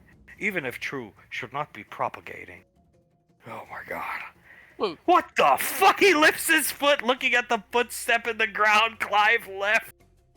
If he die, you telling Suletta, not me. You tell. Then she die too. of course you told the weather. I'll tell her. I'll tell her. Is he okay? Scanning him. He's okay. I mean, he just gave himself a fucking concussion, and he's bleeding. I can deal with that. Pulling out a med kit. What did you? Has he reacted like this before in the past, Scott? Yeah. You remember when we were chasing them? Were they deers? Remember that? Dude. We were going full speed in that capture jeep that Perky Tits gave us, and he was out pacing us, brother. That time run a deer, Frederick. Ground shake beneath he. Oh my god, oh my god. He points towards the footsteps. There's one here, and it leads all the way back to the pinky. Crush that tree that he jumped over. Look, he stepped on that tree, and that portion of the tree split from the main trunk, Frederick. What the fuck? Frederick walks over to it, puts his hand completely through to the other side. It's like broken apart, just completely. He's gonna be okay. I'm dressing the wounds, but look, I'm not trying to. What do they call that thing? I'm not trying to be a fearmonger here, guys. But those instances of him acting like this coincide with these visions. No. They're real, whether you want them to be or not. And he gets like this when he gets them visions. He gets angry, he gets, Okay, so wait, hold on. He said he had the vision before where you were like bleeding out on the ground and Carter shot Memoran in the head and everything like that, right? Has there been another accident like this where he acted like this since then? No, not that I know of. But note the fact I say not that I know of. At Groom Lake, he leaves me to my work. I'm protecting the public from Carter. I don't know what he's doing when I'm there. Half the time he'll be like, I have to handle something, and he leaves. Jesus Christ! He walks up to Clive. He gestures towards the footsteps. This isn't just fanatical strength, guys. This cannot just be fanatical strength. Look at that tweet. Look at it. He made an indent with his head as deep as a burrowing animal would lie, and his fingers. He made sap come out with just his fingers, guys. It's not possible. Well, happening. What could it be? And he always says that. Am I going crazy, or does he always say that? What is that? What is that? Whenever he acts like this. Yeah, I personally think he's seeing visions of Thomas. Thomas is gonna end us all. We care about this family in our own ways, and if you know something's gonna happen and you can't stop it, you'd be nuts too. Whether you're a Star Child, or an Ethkai robot, or a Max Tech android, or a Leogan. Oh Jesus Christ! This is fucking rough. What do we do, Scott? I don't even know what we can do about this. We have no clue. Cradling Clive's head. Let's get him back to Groom Lake, and you guys go home. I'm not authorized to give you orders, so just go home. I know you're slated for a baseball game, while Clive is not making an appearance. Yeah, would be fun baseball. Yeah. We're gonna have a fun time on the baseball team. We're gonna win. We have Waz on our team, so we're gonna do great, guys. Might be one of the last times you ever play baseball with this family. Quiet, Samuel! Alright, Samuel, will we? Right now? Come on, man. I know I'm like siding with you and everything, but will we? Right now? Yeah, just don't worry about that. There's still time to stop Thomas. Help me get him back to Groom Lake and the gate, and I'll take it from there. Fine. Kinesis and Clive in the air. Clive is doing like the cross posture. Oh, this is exhilarating. You can feel the mana energies. Yeah, eating some oranges out of Icy's lunchbox. Yeah, Carter nodding. This is actually really cool to watch, honestly. This tome is incredibly old. Comes from a place called Arthedain. Almost there. Soul nods. Just gotta keep focused for a little bit longer. Ring, ring, ring, ring. What the hell? She looks up at her wrist computer because her arm is extended above her head. She looks up at her wrist computer. What the hell is that? Losing focus for a short time. It's your grandfather. Oh, oh fuck! Looking at them after she moved her tongue in her mouth for a little bit. She looks over at Icy. What happened? What? Cancel the channeling! Cancel the channeling! Removing her hand. So we'll pull her hands back as well. Mother! Flops onto the ground, does a standing somersault. Fucker! Twirling his hands together. Carter Yeah! Cheer! Carter will gently take the book out of Memory Ann's hands, set it off to the side, stand up. What the fuck is that? My gum. Your gum? I had a gumball in my mouth from Mom that when I sneezed, it went into the portal. So just blinking a couple times. Yee woo! Cheer! She walks over to Icy, puts her hands on Icy's shoulders.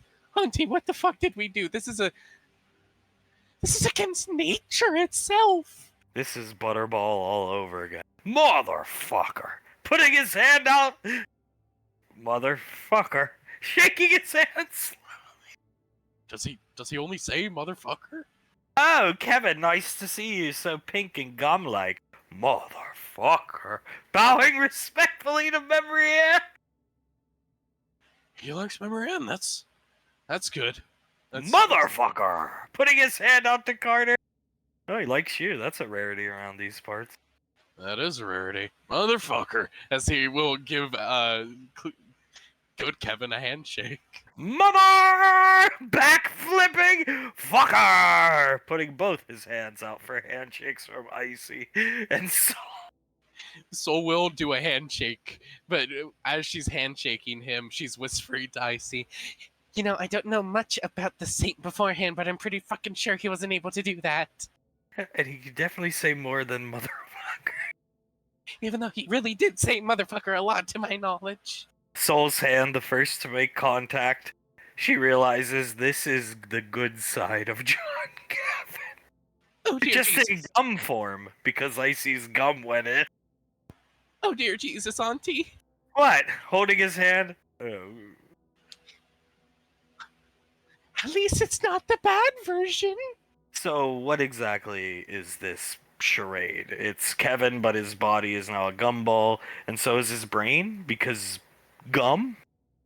So Soul turns towards Sasha. So basically, the thick and thin of it is we sort of severed John Kevin's soul in half. The good version and the bad version. The bad version has all his racism and the bad father and everything like that. Well, the good Kevin is, well, she looks good Kevin up and down. Good Kevin. Motherfucker. Yeah, exactly. He's gum because of Auntie's gumball that she spat in. So we only got the good side of good Kevin, of John Kevin, and he is now a gumball, but not the bad side, at least. I think he's kind of adorable. If you had to get one side, I'd say you got the right one. Looks like a son of Laz to me. That's just my personal opinion. I concur. She's been devastated since the loss of Monkey Boy. Motherfucker. Bowing his head sadly as if he knows what they're talking about. Carter nods. She definitely needs a new son. It's hard seeing my sister depressed like that. You want to be Laz's new son and butler? Motherfucker! Grabbing her hand, holding it passionately. Oh, I'll take that as a yes. Yeah, I guess that version of motherfucker is a yes. You hungry, dude? Motherfucker. Patting his stomach, shaking his head. I guess he isn't hungry? This is going to be difficult to work with. Maybe Lass can understand him. She's always been good at that sort of thing. Repeat after me. My name is John Kevin Maley. Hello. Motherfucker, motherfucker. Motherfucker, motherfucker. Motherfucker. She starts laughing. Carter leans forward. So I understand that he's the good version of John Kevin and all that. If he was the bad version, would he be able to say more than motherfucker? I think so, yeah. Crossing her arms, but probably only racial slurs and other unsavory things. Why the hell only motherfucker? Then why? Why did he toast you when you were 7? The world may never know. You're right. You're fucking right, Ranger General. Ah, taking the ball from Hunk, running away with it. Touchdown! I cannot wait for this baseball game. Flitwick starts clapping. You did it! You beat Hunk! Easy peasy, motherfucker! Spiking the ball so hard it hits Julius. Oh, sorry. See Julius get hit in the head. Julius gets hit in the head by the basketball. It's okay, so I'm just happy to see you happy and having fun. What are you guys doing here? Scoring touchdowns on you, father. Setting precedent for day. Going to beat you and he at baseball. Going to score many soccer goals. Honey, did I just have a stroke? No. I don't know why they're here, but I'm glad they are. Putting her arm around Julius's waist. So am I. Julius will, in turn, pick her up and start carrying her wherever she wants to go. So where's Clive? I'm surprised you guys are free of the unit. Oh, holding the ball, looking at Frederick, then over to Samuel. Clive busy today. Going to Groom Lake. Leave me alone. Right, Frederick? Yeah. Oof. Looking right at Thomas. Flitwick nods. Yeah, no, he's just going to Groom Lake right now. Impossible to get food to and all that. We can't really keep an eye on him. Shame. like that. What a shame. I thought he'd come to his daughter's championship fucking game. Piece of shit. Nope, he's not gonna come to that. I don't think. Just I got feeling from good old Frederick. Well, whatever. At least you're coming. I'm glad to see you, Frederick. I've missed you. Arm around Frederick. Frederick knowing Thomas may kill her. Frederick just pulls her in for a big hug. I miss you too, Suetta. Pacing back and forth, looking at Thomas the whole time. Somebody's got ants in their pants. Thomas has not stopped making eye contact with Samuel. He's staring at me. Why? Scratching Thomas's head lightly, then rubbing his ears. Why else does someone like Samuel stare at someone else he doesn't like them? His head bobs up and down as if he could almost hear Thomas. See that? Scaring Jake. I fucking hate that. Jesus Christ, Can he hear us? Samantha, can he hear us? Hi, Uncle Samuel, waving at him. He stops, waves at Hale, then locks eyes with Thomas again. Thomas tilts his head one way and then the other. Yep. He despises me. Yo, Samuel, chill out, dude. Yeah, what's wrong, son? We heard you have some differences with your father. Not him I'm worried about. Moving around back and forth. Julius squints a bit. Give me a second. Samuel, son, I want to talk to you for just a split second. I'm not moving, Dad. You might, but I'm not. He said it! Yes! Putting her arms up in the air. Julius starts laughing. He runs around the court a little bit. He said it! I don't get the context, but okay. Oh my god. Julius looks over at Suletta. He said the John Kevin Oh, line. right. Oh my god, slapping her for. Forgive me, I haven't seen Frederick in a while. Do something, Frederick. Stop Samuel make fool of himself. Okay, I got this. Before they start questioning he big mouth. Frederick stands up. I got this. Like, oh, excuse me, sweater. He will fatly jog up. Pushes Frederick out of the way so he can look right at Thomas. Samuel, what the fuck are you doing? You keep doing this. They're gonna ask more questions. And do you want to ask more questions when you aren't a good wire and Quellen sure as hell ain't a good wire and I'm a pretty damn good wire? Look at the smirk on his face. How long are they gonna believe me? Huh? How long are they gonna believe that he's just a groomwake? Huh? Arms fall to his side, gives up. Just focus on the game. And stop staring at Thomas. I know you don't like him, but stop staring at him. Yeah, you're right. It's not our place to prevent their deaths anyway. Well, Presley walks over here, sits down alone. Motherfucker, Jesus Christ, sometimes you want to strangle yourself, and then sometimes you want to jump off a building, and sometimes you just want to eat some KFC. Am I white sidewall? I do suppose you are correct. Is everything all right, Frederick? Rough day with the unit? Arm around Julius. It's gonna be a rough day. You'll see. Yeah, Frederick has his entire mouth full with chicken. I know, it's gonna be absolute bullshit. You know how it is. But it's always gonna fucking suck. Everything's always gonna fucking suck. But you know what? We're here because we're the students. We're the funny ones. You know, we're real funny nowadays, aren't we? Fucking now. Is Clive planning to ruin the baseball game or something?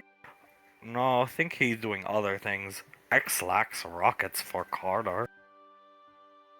Yeah, X-Wax rockets for Carter, and you know for a fact that he's gonna miscalculate where to launch the rockets, and they're gonna hit Oz and Waz, or Julius and Pequod, or Let's be real, Frederick.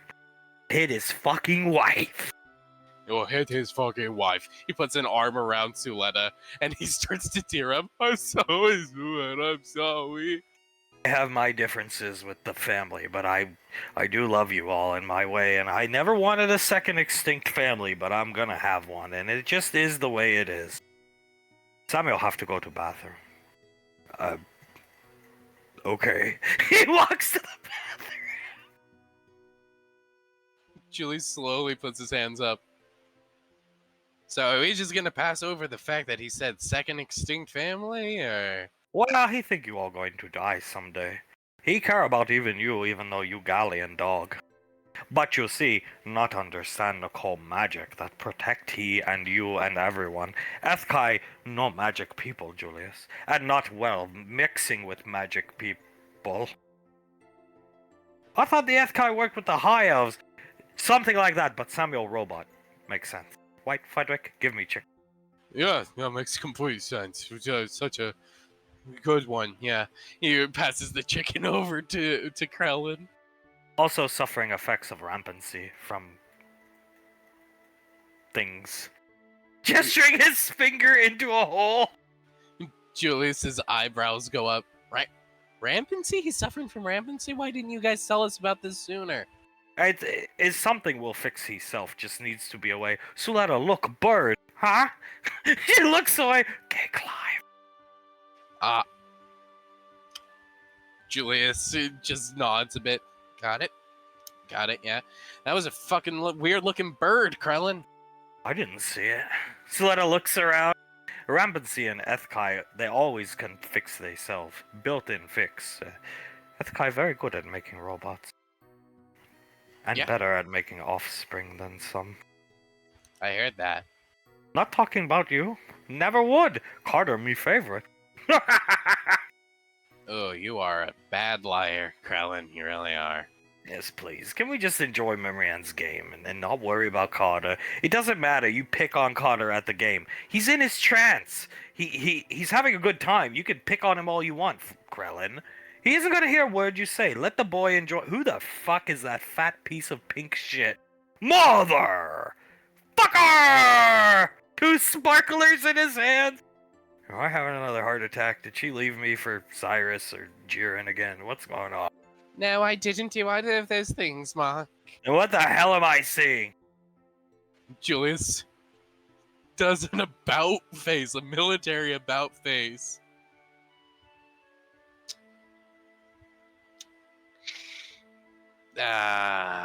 Okay, Inika, hey sis, forgive me, I'm a little confused here. Wow, he's fucking dopey looking, JJ. I see Grimace! Did he say, mother, fucker, while doing a front flip With sparkler. with sparkle? Yeah! Hell cheering at the sight of good Kevin! Go! Hell yeah! Yeah! Tom is standing ovation from all the kids that I play, even Jace. Mother! Spinning around, launching up into the air. Fucker! Landing between Hunk and Sylar, putting out his hands, putting the sparklers away for handshakes.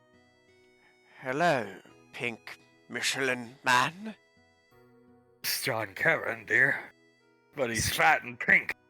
Why is he fat and pink? I don't understand. He wasn't fat and... Well, he was fat, but he wasn't pink before. Soul and I might have been trying to resurrect John Kevin for Tommy. I might have sneezed my gum into the summoning portal at the worst possible moment. May I introduce you to good Kevin? And I may or may not have been distracted by a phone call at the exact moment where she sneezed the gumball into the portal. Good Kevin? It's his good side, and his body's made of gum. I don't know why his brain's kind of mushy because of the gum effect, but it is his good side. Hence why, oh, he's hugging Sylar! That's kind of sweet. Alright, thank you for the hug, Kevin. It's good to meet you in person. He pats his back. Motherfucker, motherfucker, motherfucker. What? Why is he only saying that? It's all he can say, Dad. All he can say. Julius turns around to look at Ice is motherfucker. It's Butterball all over again, just say it. Only you're not gonna kill this one, or let your sons garrote him. Motherfucker! Putting his hand out to Laz. Laz will take good Kevin's hand, stand up. You are such a gentleman, aren't you? Motherfucker. Bowing respectfully to her and Oz. It's Laz's new son. Zol and I have decided to gift him to Laz. Gift? Looking over at the... Gift? Yeah, it's a gift. She gets a new son. She's been torn up since the loss of Monkey Boy. Carter agrees. I actually do agree with that, yes. She has. We both have. And okay, Kevin. Okay, Kevin. Stop shaking my hand, son. He lets go. Oh, he follows order. He does. She leans forward. Do you want to be my son? Motherfucker. Bowing. One knee. Oh, give Mom a hug. He gives her a hug. Well, thanks, Soul, Nicole. We've been postulating ways to make her feel better, me and your mother, since Monkey Boy, but he's gonna say something besides mother. No, Dad, stop asking. No, never. He's gonna never say anything else other than motherfucker. We'll have him do things like chores around the house. We'll have him do many great things, and while you're teaching, honey, he can help at the studio with Samantha and JJ and I. That would be fucking awesome. Yeah, no, he can. And then you're gonna help take care of all of our future children and everything like that. And oh, she looks over at Oz with the face of, that's why she was a fucking cuss mouth. Makes sense. She nods. She gestures towards good Kevin. You're gonna be a great teacher, aren't you? Mother, putting his finger up. Fucker! Launching into the air, doing backflips, pulls out 2 sparklers, spins around. Jesus Christ. This guy is awesome. I love this guy. Well, he's your son. pitches the scarf to laugh. Oh, I will gladly put this on him. Come on, Oswald. She runs up to Good Kevin. I hereby announce that you are known as Good Kevin Rainfall. Well, you can't fill the void, dear, but I'd say all's well that ends well with Monkey Boy for now. It will certainly be a buffer, if you will, darling. A buffer of some sort.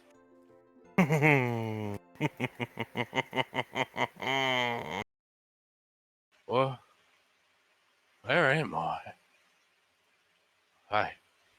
Just a graveyard. What the? Where the fuck am I? I'm in a graveyard. He starts making his way up, crazed, needing to get somewhere. I don't like this place. I don't like this place. Get me out of here. Hey, go, Hunk, Davine, where are we? I let you down, honey. I tried to be a dad, and I a granddad, and I don't know where I went wrong with Thomas, but I did. Mark, it's all my fault, Mark. If I just was a galley and if you didn't stay with me, this would have happened. I should have just died on Gallia. We should have killed Jessica when we first got a whiff of her, and we should have killed Thomas along with her. Look, honey, Clive was right. I'm sorry to tell you this. I was right. Thomas killed Hale, and then from there, we lost our first daughters and son, and even JJ. He put a gun in his mouth. He struck the JJ his mom. Should have listened to Clive. I was always at the vanguard of not listening to him, and I'm sorry. It's my fault. It's my fault, Mark. It's all my fault. He picks Davine up and walks off sadly with her wailing. No. He runs up into the graveyard. Staring right at the headstone of Hale next to her mother, next to Julius, and next to Pequod. No, not the family. Not the fucking family.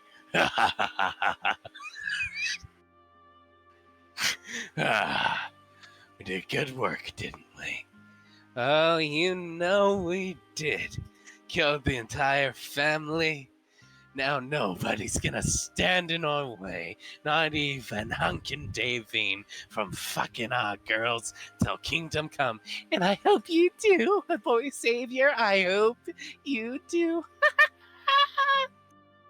Oh yes, Carter. I want you to fuck me till my eyes go crooked. What is it? What the fuck is that? He, with footsteps that shake the world around him, causes our four characters here to drop to their knees in sheer terror. With loss of footing, maybe, but they drop to their knees nonetheless. Clive Walsh runs up first to Jessica. He grabs her by the head, lifts her up as high as he possibly can, does the splits, and sends her face cracking in half right onto the tombstone in front of her. Yeah! He grabs Hazel, spins her around, makes her do a flip, and sends her in a tombstone pile driver, but making her mouth open at the same time by yanking on her hair, pulling some of her hair away, causing her jaw to dislocate and crack, folding her entire head in half on the way down. He then takes her legs, breaks them both, and kicks her, sending her away. You're next, Carter. No, please don't, Clive Walsh. You're next. He grabs Carter by the head, slams his face into his knee. No, please. Sends his face into his knee again and again and again and again. Picks him up by the head. Sub-Zero pulls his head clean off and sends his body and his head one way and then the other. Thomas. No, we could talk about this. Come on, we could talk about this, Clive, please. You wish to cry after all you've fucking done. You don't get no mercy. No mercy is all. No. He grabs Thomas by the face. What you get is the worst pain I could possibly imagine. He grabs, in one single hand grip, 4 bottles of Scar's concentrated roofie. He tilts Thomas's head completely back so his nostrils are pointed up towards the sky and pours all 4 concentrated roofie bottles into Thomas's nostrils. Oh, please. It's already been done, you bitch. As he will send his hand up into the air, hammer fist right down on top of Thomas's head.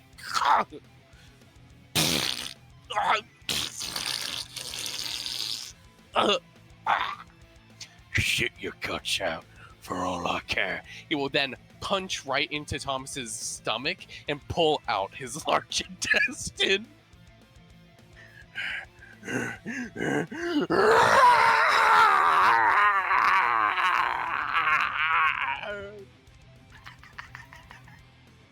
Oh, mid-game, the match going on. Very back and forth match. It's been going for like literally 20 minutes. Sam sweating bullets. I wish I could just be like fucking Carter and locked in a trance or something. She's gonna lose. She's gonna fucking lose. Don't say that. Just everybody relax. She's gonna lose. She's not gonna lose. Oswald, what are you doing? She's not gonna lose, guys. Don't lose hope. Dear Jesus, don't lose hope. Everybody calm down, for God's sakes. She's doing fine. Davine is an expert at these games. She knows she's gonna win. Reassure them, honey. Be icy laughing. Davy nods. Oh yes, she's most certainly going to win. I mean, just look how she positions Petra versus her opponent. Her opponent has no chance at all. The perfect defense going up right towards the end goal. It's juking around the opponent, trying to go in around for the ball. She's going to pick it up and try to make a shot, but oh shit, it gets blocked. Fucking hell. Problem is, finally, she's met an opponent who has something that outspeeds Petra, as Petra's struggling to keep up to block the shot from the opponent. That is Petra's biggest strength. Not only the speed, but the strength as well. We cannot underestimate strength in these battles. What the fuck? I'm sorry. We're trying to enjoy a game here. Are you alright? Or I'm Bunsu. Petting Samuel on the... smiling fakely at everybody. Julius's eyes are squinting at Samuel. Because Julius is reminded of the moment at Carter and Marianne's wedding. When Clive just suddenly, Thomas! Out in front of everyone. Both the pets stop to look up into the crowd. Petra, because it knows Samuel's voice. The game resuming. Marianne on the back foot. Rampancy. Horrible thing, Soul. Don't you worry about it. Cheer for Marianne. Everything going to be fine. Yeah, let's just cheer for Marianne, Colt. Looks at Samuel, then silent. Are you thinking that there may be more to it than Krellin is letting on? It's that, my friend, or he's going crazy like Clive due to Carter. I would say a mixture of both, possibly. I would agree. Looking concerned at Samuel. Looks back to the field. Marianne getting outplayed hard. She's gonna lose. She's gonna lose. Then he's gonna scream Carter's name. Hey, he's not gonna lose? This is all she has in her life. She needs to win. She will. Relax. Sam. Sweetie. Just let me get down there and deal with this. Hold her, No. JJ. JJ hugs around her. Nope, you're not going down there. I refuse. You're not allowed. And she will lose if you go down there. You realize that? Oh, right, I'm sorry. No, it's okay. Just don't go down there. He's older than me, but protected her, so look at her as little sister, not big sister. I know she's a lot older than me, like 8 years, but yeah. Yeah, no, I get that too. Sometimes I see her as a little sister too, even though she's far older than I. This is all just, this is the first time she's actually faced, I think, a worthy as Petra gets sent flying into the fucking wall opponent. Daving grimaces when Petra gets sent. Oh, what a smashing hit against Petra was that, Letty? Ball flying towards Memrianne. Petra, a glint in her eye, catches it with her wing and flies high up. That's a momentum shift. Davian smiles, and this is where she turns it around, ladies and gentlemen. We know this is where she turns it around. Speed is all... Petra dive bombing, continue. Speed is all well and good, but control of the battlefield via flight is quite the advantage. Lucky for her, she has an incredible bond with Petra. Petra dive bombing into the opponent's enemy, taking it and the ball and her into the goal. Memrianne puts up her arms and starts screaming, "Checkmate." Oh, thank God, she Fuck won. you, fuck you, you stupid little bitch! He's putting his hands on Sam's mouth. Samantha! Sorry. It's okay. Jesus Christ, Samantha! He just starts laughing. Carter rushing the field. Oh, there he goes. Fucking dickhead. Get your hand off me. Sorry, I'm sorry. At least he rushes towards his girl. At very least, Thomas picking Hale up, jumping on up and down. She won, Hale! Memrianne. Aunt Memrianne. Aunt Memrianne! Aunt Memrianne!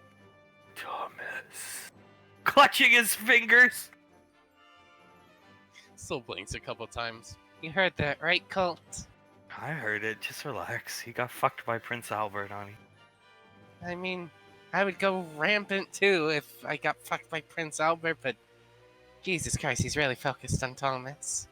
The opponent coming up, putting her hand out, Carter coming down at the same time. 1 second. Punches Carter in the side of the head. Oh my goodness. Carter takes a couple steps this way, holding the side of his head.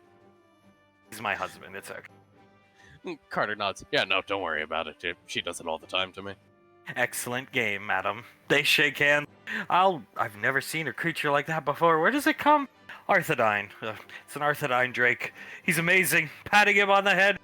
Truly a worthy opponent for Petra and I. Petra coming over, Memrianne giving him her hug and a kiss. Carter smiles, gives a slight bow to the opponent as Pequod sees Thomas writing down Arthedyne. Looking down at him. What you writing that down for, handsome? He nods towards Hale. She'd want one. Maybe she'll play someday. That'd be cool. I hope so. She's hot when she does it. Well, I think she likes it, and she's got the best teachers in the... Look away. As she hits Carter again. World. Mom, if there's anyone who's seen that more than anyone else in this audience, it's me and Hale. Fair point. Scratching him on the head. Becca shocked at the brutality. She just keeps hitting him. He's gonna... It's okay. Stop. Calm down. Relax. It's love. That's how... Just... You won't do that when you grow up. You'll be more like me and your Aunt Elizabeth. Normal. Becca nods. I don't want to hit my boyfriend. Well, it's okay if you hit him, but he's not allowed to hit you. Who's your favorite superhero by chance again? Spider-Man. Oh, fuck. Looking away. Elizabeth grimaces when she hears that. Well, I love Spider-Man as well, darling. He's just so funny. Confetti flying down as the trophy's being brought over to Memrianne. Now Carter can do what he wants. Carter is going to pick Memrianne up, spin her around, and give her a kiss. Sparks coming out of his chassis. Well, celebrating the big win, Ethkai fireworks are electrical sparks, not powering up to kill everyone in stadium. Sparkles, everyone! Back good, Kevin. Motherfucker! Cheering for memory. Yeah, motherfucker, that's right. Clive waking up. Clive does not sit up like a normal person. He sits up like the Undertaker after he just got hit by a finisher. He hops out of bed with a purpose and a strut to his step. He walks around and rounds the corner. Hey, brother man. Brother man, how you doing? You fucked up your head. Samuel took care of you, but what's going on? Fine. Fine. Okay. I got something to do, Scar. All right, let me grab my sidearm and we'll get going. You stay the fuck here. You sure? I'm damn sure. You? Hold down the fort or something like that. You're the only one I can rely on for that. For that. All right, brother. Scared, but pats him on the shoulder. I'll be here when you get back. Got something to do. I'll be back. As he will make his way out of Groom Lake. Well, I'm the champion, Carter. Yes, you are, Mew Mew. Carter's already on his knees. And as the champion, Carter, I like to think I'm a giving champion. I won't be champion for long, patting her stomach, smiling, but I will advocate in 2 months once the pregnancy starts to take a bigger hold and toll. Carter nods. You are certainly a giving champion, my love. I will allow you to remove my shoes now. Thank you, goddess! As he will start to remove Mew Mew's shoes. What is that? Huh? What is that? Father? Turning around, stopping Carter from taking off her shoes. Carter stands up immediately. As he will move right past Memory Ann, go straight for Carter, and tackle him down to the ground. Father, stop! She stands up, fixes her shoe. Carter gets sent to the ground as Clive just sits up, straddled on top of him. Bam, bam, bam to his face over and over again. Carter! Carter will grab his fist, send another fist flying into Clive's face, sending Coming him back. behind Clive, tries to put him in a sleeper hold. Hands off me, Memory Ann. He will grab Memory Ann's hand, grab her thumb, twist it in a way that almost breaks it, and will push her back. Get off me! He goes tumbling all the way here. Oh, you son of a bitch! As Carter will rush towards him, and grab him by the neck, flip him around, and send him down flying towards the ground. Bam! Carter will stand up, put his hands up. I don't want to fight anymore, Clive. That's a shame, because all I do. Clive does a whole ass kip up. And it will rush right towards Carter, grabbing Carter by the neck, putting him around, putting his arm over his neck, shoulder area, and suplex him straight to the ground, sending him flying right, bam! Right Strike there. him with lightning, Carter. Yep. Carter will put his hand out and strike him with as much lightning as he can possibly muster in this moment. Actually, not that much. He doesn't want to kill him, so. Powering him up almost. Oh my god! Carter grabs the motorcycle and slams it flying right down onto Carter's legs. Carter, she starts sprinting. Go get out!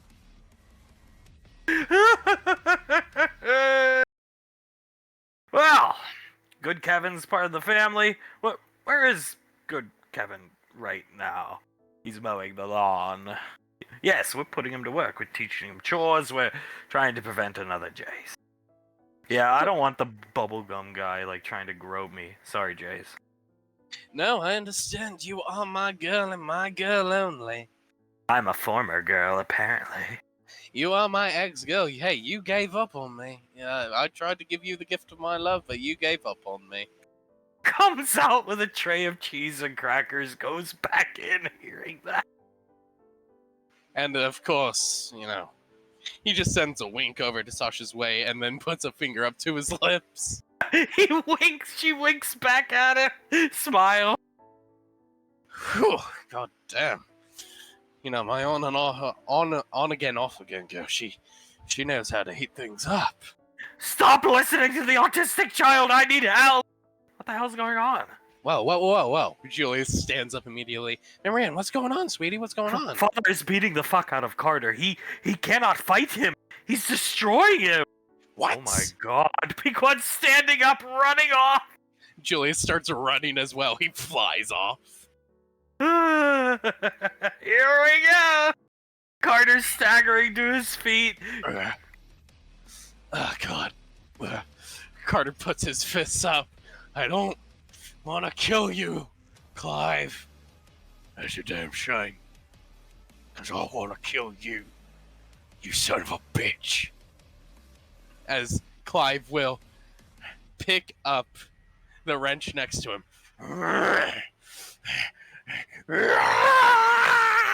And throw it as hard as he can right into Carter. Hits Carter, breaking his collarbone, sending him into the house, breaking the outer layer of wood. Julius What the fuck was that? What the fuck? Julius rushes over, goes to punch Clive. Clive dodges out of the way. What? Julius spins around, roundhouse kicks him to the stomach. Clive takes the kick and goes to try and wrestling take down Julius, grabbing him by the thighs. Julius just spins around in his grip, wraps his thighs around Clive's neck, and Hurricane Ranas him down to the ground and punches him once in the face. Pequod grabbing Carter's head, wailing. Hi, Mom. What the hell happened to you, Carter? Well, I could be wrong, but I think I got a wrench sent into my collarbone by Clive. Julius, is he down? He's down as tilts his head. Oh, fuck. Clive's eyes shoot open. Weasel! As he will try and shoot his hands up to grab Julius's neck. Julius grabs Clive's hands, spins them around in a grappling hold, brings Clive in closer to him, knees him in the jaw once, twice, 3 times. Fucking hell, he's not going down. Julius limit breaks, flies up into the air, and just throws him down onto the ground as hard as he can. Sylar misty stepping the first. Everybody's here, but he was a little bit ahead of the group, holding an iced tea. What in the bloody hell is going on here? Carter's collarbone is Nicole. Nicole! She comes running over, giving baby Yen to Sam. Yeah, I'll hold him. It's fine. Looking in shock at Julius flies down to the ground, looks over at everyone else. Had a limit break to beat him. Sam, here, dear, we have to address the situation. Bringing her up to see Davey blinks a couple times. Mark, how the fuck do we address this situation exactly? I don't know what happened to him. Looks like he got singed. She hit him with lightning. Mariana running up to Carter. Tom putting Thomas and Hale down. He hit him with a lightning bolt. Oh, my poor Carter. Carter nods. I hit him with a lightning bolt. It wasn't full power. I didn't want to kill him. He fucked me up. He sent me to the ground, sent that bike right onto my shins. And then when I stood up, he had the wrench in his hand and threw it right at me. So Mom, pick up that wrench. Try it. Heal him, Nicole. I am. Relax. As she leans over. I can't. Julius squints his eyes. He puts a hand onto Pequod's back. Here, let me try. He picks it up, manages to pick it up. Holy fuck, this shit is heavy. He's deranged. Look at the look in his eyes. What the hell has been going on with brag and maneuvers? Don't know. Clive say he things to do at Groom Lake and maybe take steroids from Scar. It's not steroids. He retains his unmuscular frame. Don't know what go on in there. Julius shakes his head. He looks over at Icy. All I know is, when I threw a normal punch at him, he managed to dodge out of the way. Do you know how little people are able to do that? I can only think of one off the top of my head, and that's Ricky. Or you, obviously. He really picked up that wrench, Julius? Looking at Julius shocked. Julius nods. I saw it. He threw it like it was a baseball right into Carter's collarbones. Inspecting the wrench, sees Scar's name stenciled in marker, like tool workers, do with their tool. Well, that would be your reason. Look whose name is written on it, madam.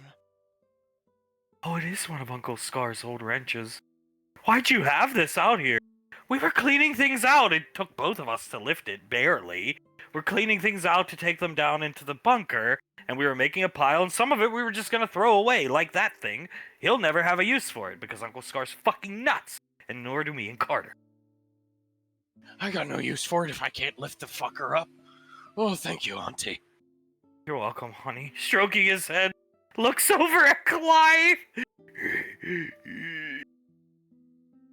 JJ just blinks a couple times.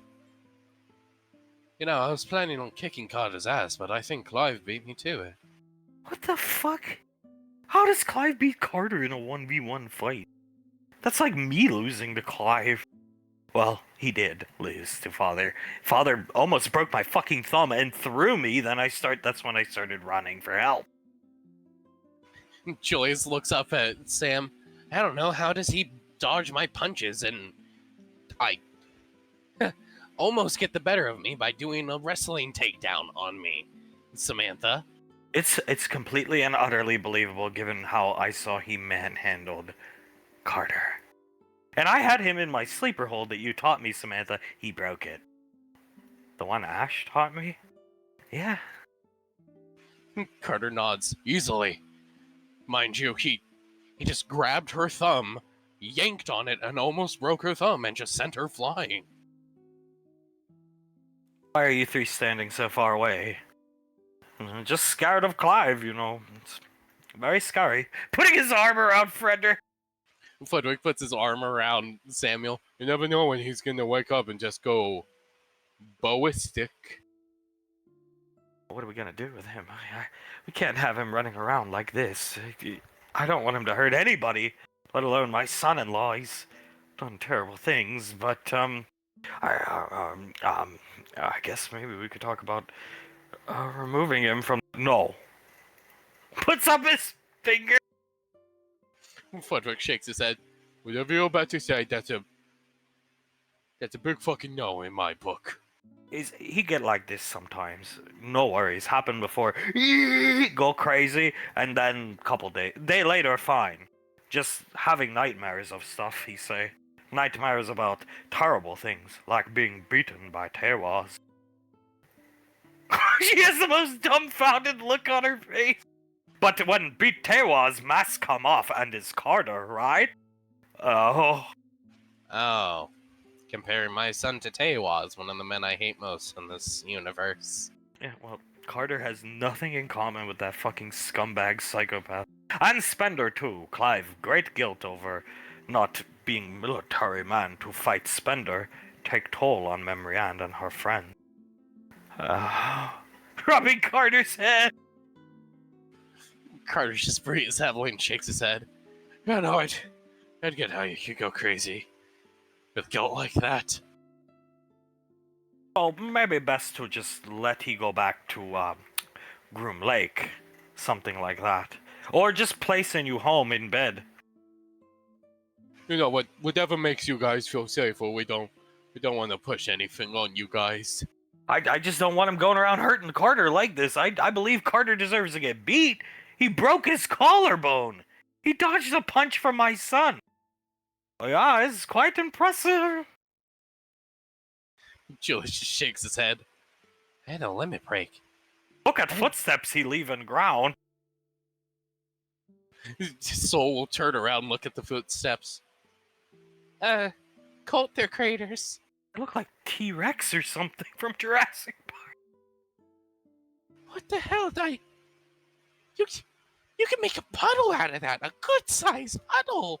Oh, Jesus Christ. Scar coming. Thank God you're here. Losing control of the situation. Yeah. Oh, boy! Shit, what happened? Oh, God, jeez. I don't know. Carter tilts his head up, looks at Scar. What did happen? Well, we call this Clive Walsh, is what we call it. It's what he refers to himself, and he has visions, as he calls them, premonitions of the future. About what? The second coming of Tewaz being Carter and Thomas and stuff like that. Thomas is the void deity, Carter's his thrall. It's a shame. Stroking Clive's head. You know what? I think I heard about that. I think he said before, how can Thomas make all those shadow cones without the void power? He's obviously the thing behind the black hole. It's yeah. It's why I try to keep him at Groom Lake. I know you guys don't like Samuel, Frederick, and Krellin being trapped at Bragg with nothing to do, but when he gets like this, I try to contain him at the lake, so to speak. Are you okay? You seem like almost normal. I'm always normal. What the fuck are you talking about? Yes, darling, you are always normal, sure, but you seem a bit more lucid and on top of things at the moment. Well, when Clive gets like this, it puts life into perspective for you. Let me just say that for you. It stops to stare at Thomas. It really does. Thomas looks back at him. Why do people keep staring at me? 'Cause you're hot. I am hot, but so are you. Yeah, but he was gay. Thomas starts to laugh. It puts things into perspective. Something you all understand. Look who I'm talking to. But I let him out of lake. I take full responsibility for this. He came to me and said he had something he needed to do. When he gets like this, I don't get in his way. If you do, you get hurt. Kind of test to that. Nodding his head. Okay, just Julie stands up. When he gets like this, can you warn us, please, so sneak attacks like this don't happen? Yeah, no problem. Here, I'll come over. Just chucks it into the lake. That ought to take care of that. Thank you. He managed to do that, by the way, just so you know, Scar. We were running. I'm gonna try to keep this short, but that doesn't surprise me. We were running an op once, killing deer calling, because Carter was brain controlling them by fucking them. Looking at her uncle. We were driving in a Jeep Sasha gave us to capture animals, and we were doing 100 and some odd miles an hour, I think. On foot, he was outpacing our Jeep. It's the first time I remember seeing this version of Clive. That's insane. Stranger things have happened, though. Walks over. Julius looks over at Clive Walsh. Shouldn't be possible. No, it shouldn't. But then again, a lot of things shouldn't happen, but they're gonna. Picks Clive up. I'm sorry, Soletta. I'll try to keep him at the lake, I promise, and I will warn you ahead of time. I'm gonna take him back home. Thanks for texting me. No problem. Thanks for sure. Samuel staring at Thomas as Scar stares at Thomas as he walks off with Clive. Nicole, you go. They just it. You I'll beat him up. Yeah. Wait, no, I could beat him up, but thank you. He hugs around Hale. Beat him up together. What's Sylar gonna... Nicole, given his likeness, I would request that you ask Banksy to put one of his squad near Mother's home. Oh, done and done. I'm sure Nightfall, or, well, no, not Nightfall. Dozer wouldn't mind, I'm sure. That and, anybody else see, like, Scar was, like, almost back to his old self. Yes, it's quite depressing. Almost. Yeah. Yeah, most That- definitely. That was like 90% normal, Scar. He still had his moments here and there, but it was almost like talking to old Scar. What are the damages? His collarbone's healed, but he's gonna be sore for a while. I healed the slight concussion he had. Yes, Clive gave him a slight concussion from the force of him hitting this building. And his his cheekbone was broken too. And his nose. Oh my god! Carter nods. He fucked me up. Fucked me up good. I'll be fine though. He winces heavily. Ow! And You just relax, baby. Stay down. You'll watch me play today. You're not playing. Yeah, okay. As long as I get to watch you play, I won't mind. How about you join me in the commentator's booth with Tommy? I'm not a great commentator. I'm gonna need some help. Sure. I wouldn't mind helping you out, Auntie. Good, and I'll wear the high socks for you, and then when the game's over, you may remove my shoes. Carter nods. And the tight pants, please. Yeah, of course. Carter smiles wide at her and gives her a kiss. Looks over at Thomas, then Samuel, who's sparking, wrenching his fingers in all different directions. This is not good, Fudwick. Fudwick just shakes his head. This shit is gonna go into the shitter. That's just how it's gonna be. I don't fucking care anymore. Story of our fucking life. That's flashing to the baseball field. Laz taking the mound, getting ready for her first opponent at bat. All right, Fred Rod, you're looking good out there, Fred Rod. Fudwick turns around, gives Oz a thumbs up. Yes, sir, I am looking good. Here, Carter, here, honey. Putting the straw to his mouth. Jesus Christ, Carter, give me a break. You stress me out, you anger me, but I never like to see you hurt. Putting his arm around Carter. Carter nods. He takes a sip of the drink and nods. Thank you. He shrugs. I was legitimately scared for my life, Tommy. The next time this happens, you have to just pull the sword out and do what you must. Cut a limb off or something. You have the time, dear. I can fix things like that, Carter. I don't want to kill him, you know. I didn't really think about that. Do you know how little at the very end of Beast Squad I was scared for my life? I was of course scared, but I wasn't scared for my life the same way I was just then. I was terrified. At least now we know of him, and hopefully the powers to be gesturing to Frederick, Krellin, and Samuel warn us ahead of time. Yeah, hopefully they do. Hopefully. What they call him? Clive Walsh. Clive Walsh, huh? Strange name. Looking off! Carter looks at him. Why is that a strange name? He gave himself a new last name. What a fucking dumbass. I see. Carter starts to chuckle. Well, he is basically a completely different person when he's like that, from what I could tell, at least. Crazy levels of strength. Fixing the straw in Carter's drink. All right. Here's the batting lineup. Sam noticing she's not in it. Julius noticing she's not in it. Julius looks it over. He gently grabs Hunk by the arm. Dad, what are you doing? What do you mean? The batting lineup. He looks around. There's a person missing here. No, she's not missing. She's right there. Sam coming up to the dugout, staring at Laz. Laz notices her. Laz will put a thumb onto her nose, wiggle her fingers over at Sam. You scared? Spits out some sunflower seeds, looking right at her. Just trust me, I got this under control. It's under control, guys. All right, Dad. All right, whatever you say.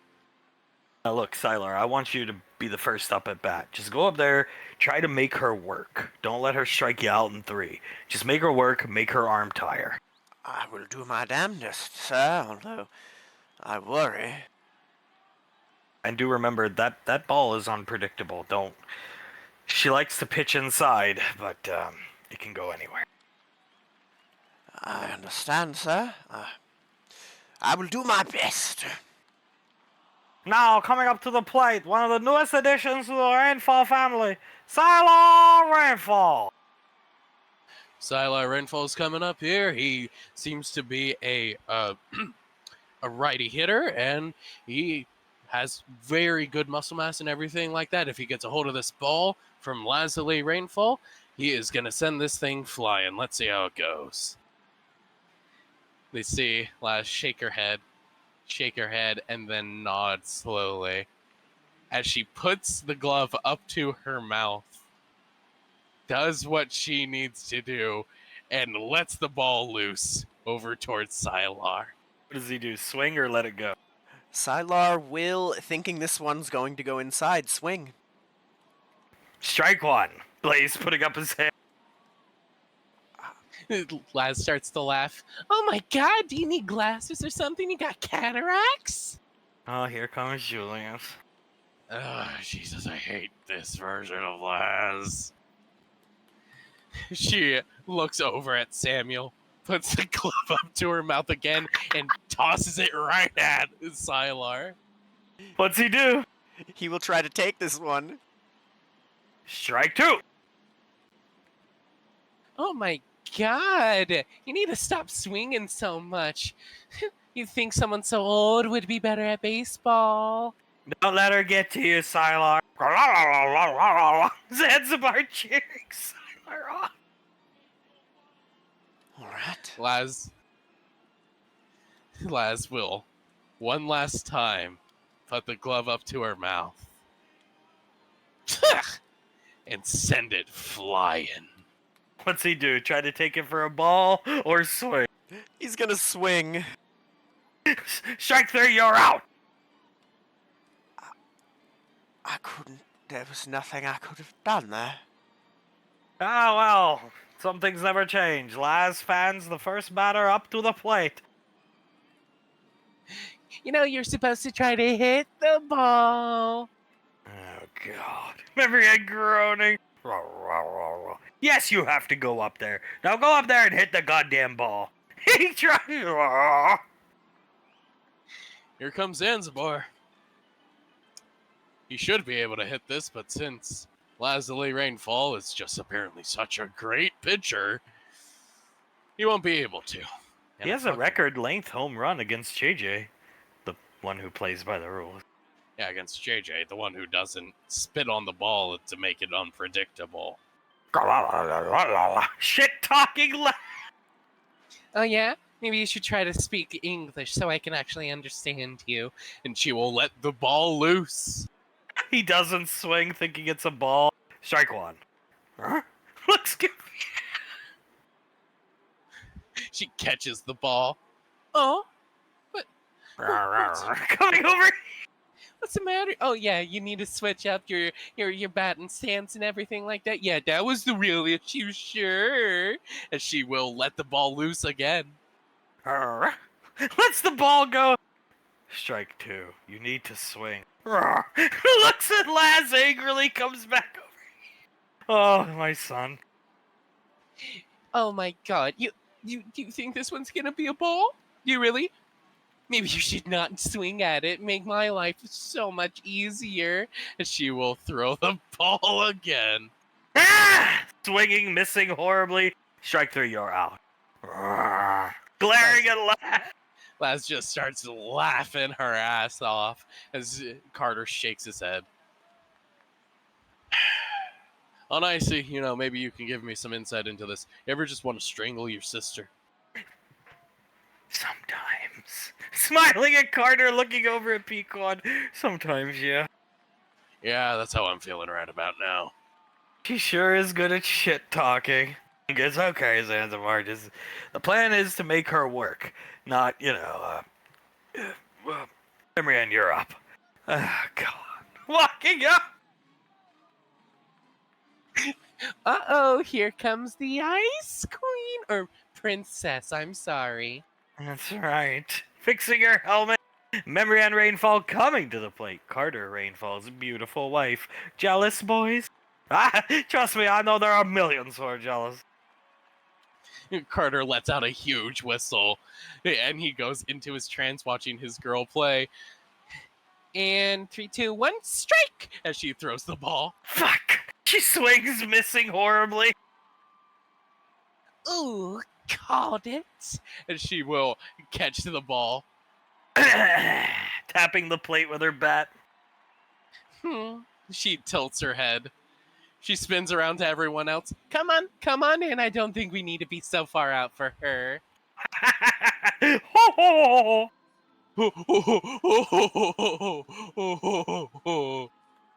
As Laz will spin around, raise an eyebrow to Memory Ann.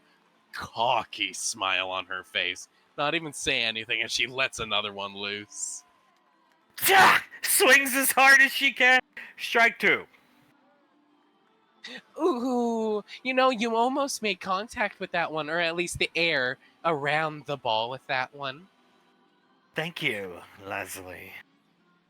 No problem. Whatever I could do to encourage you, Memory Ann. Maybe you should make an ice wall for this one and I could just break through it. As she will throw the ball again. Swinging wildly, missing. Laz fans the side. As I said, some things never change. Top of the 3rd inning. JJ on the mound. Looks like Krellin Jeter is coming to the fucking plate. Krellin Jeter does not know which side of plate to bat, apparently. What side was me? Left? Right? Looking around. Carter just shakes his head. This is a little sad to see, honestly. This is a waste of time. He's just gonna fucking strike out. Obviously, he's just gonna strike him out. As JJ looks around, shakes his head once, twice, nods, and he will throw a perfect, like a picture-perfect curveball right towards Krellin. Ah! Strike 1. No, stupid JJ. He clears his throat. He spits some tobacco out off to the side. Rolls his shoulders. Nods. Throws the ball. Just a straight heater right down the middle. Fuck. Looking at his bat, then the ball. That clocked in at 107 miles an hour. Strike 2. Town shaking his glove hand, pitching it back to JJ. JJ. Okay, focus up, JJ, focus up. Cracks his neck. He's just gonna tilt his head, throw the ball, and throw a splitter right up to the point, and then it drops down. Striking out. Fuck. Too much like you goddamn father. Walking back to the dugout. Take that as a compliment. I'd say it's a wonderful compliment. Clapping into her glove hand. Laz, in the dugout, just shaking her head. I cannot believe all these people. I'm pitching a perfect game, and they're not getting any points. Oswald, we have no offense here. Jesus Christ, give me a break, Laz. I rose from the dead a few days ago, honey. Oh, yes, I'm sorry, Zap Christ himself. Well, maybe you could do a miracle and actually manage to hit a ball. What you think I'm trying to do, Laz? I'm trying to give it my all for you, honey. JJ just too damn good. Oh, yeah, he's too damn good. Sure he is. He's gonna fail eventually. We all know he will.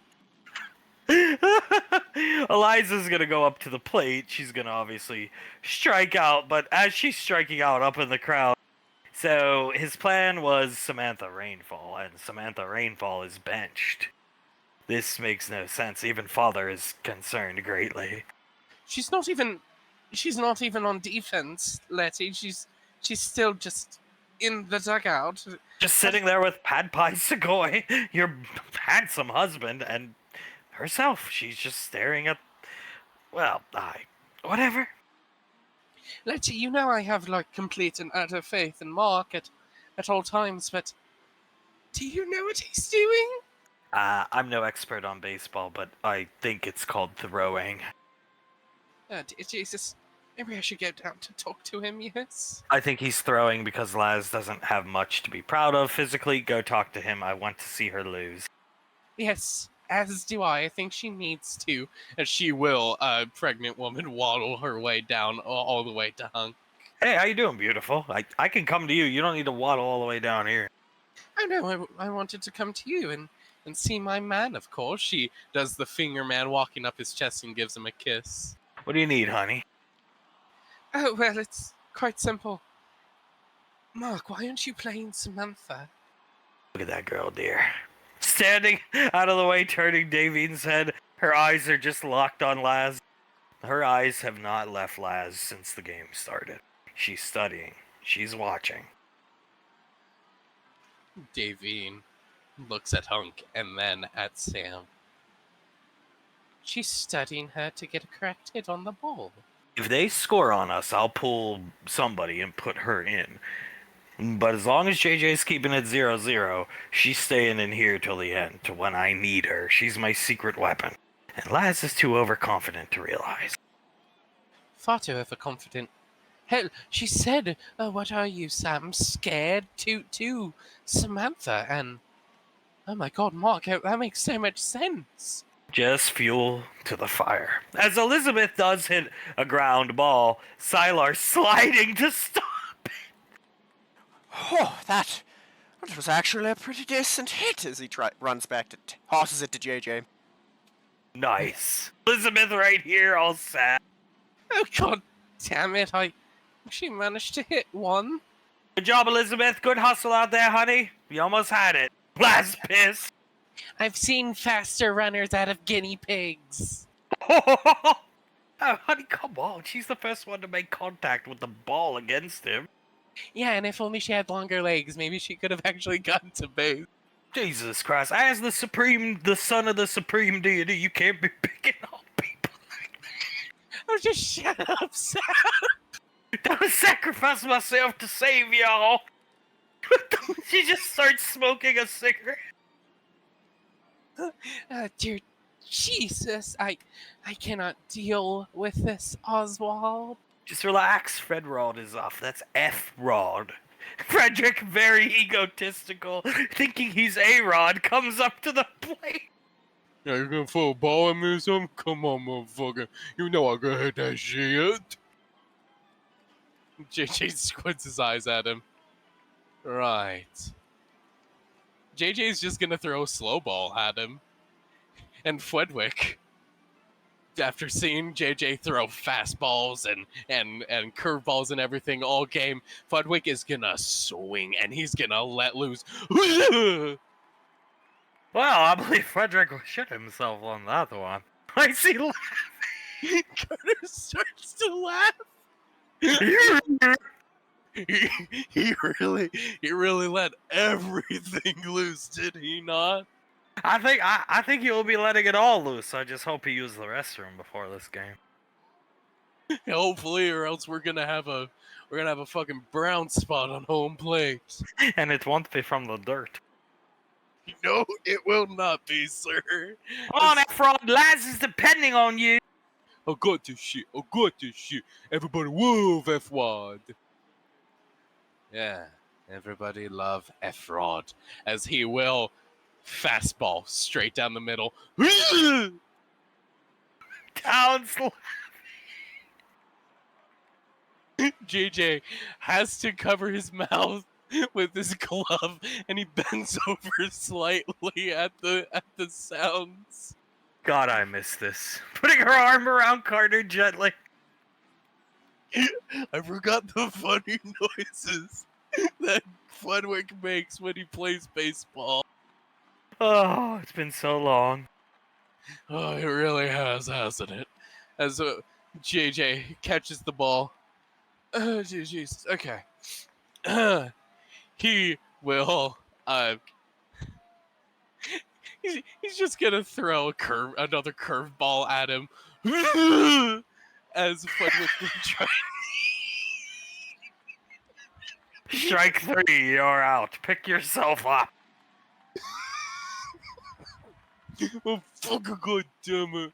You need to get better eyes, Whiff, as he will move. You swung the bat! It was outside! Go back to your dugout. Yeah, I'll go back to my dugout, alright, you motherfucker. Come on, Efrod. Laz is depending on you. What are you doing out there? I thought Efrod was capable of getting, literally anything. A max tech robot like yourself. I thought he was able to hit a fucking ball. I do not need this fucking shit right now, Cohen. I do not need this fucking shit. Just enjoy game, Fudwick. Putting his hand on his shoulder. Maybe one of final times we got to enjoy their company. Oh, but we're gonna lose. I wasn't able to hit the ball. We're gonna lose, Quellen. At least we lose in company of good people. Yeah, I guess you're right. Well, top of the 8th, score still 0-0. Carter, is this how you saw this game going? Yes, exactly how I saw this game coming. JJ is, of course, a very skilled pitcher. He has a great repertoire, and he's just an amazing player all around. Laz, on the other hand, well, she can throw a spitball. That's about it. Now listen, Laz, things are going okay. The Moon Maiden is up, honey. Calm down. Rubbing Laz's shoulders as the Moon Maiden comes up. The dugout cheering for Soul. Moon Maiden! Moon Maiden! Soul twists or twirls the bat around a bit, puts it up to her shoulder, going to try to hit the ball. All right, Soul. All right, let's do this. As he will throw a splitter right down the middle, dropping right as Soul was about to make contact with it. Just because one's a wizard doesn't mean that gives them an edge in sports if they play fair, unlike some people. You got that all right. Looking over at Laz. JJ catches the ball again, sniffs a bit, rolls his shoulders. I don't think she'd be able to hit this. As he will throw a screwball. That's what it's called. Jesus. A screwball right at Soul. She steps out of the batter's box, puts her hands up.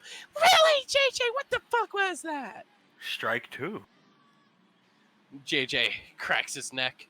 He's trying to strike you out, Soul. What can I say? He catches the ball, rolls his shoulder, throws right down the middle, fastball.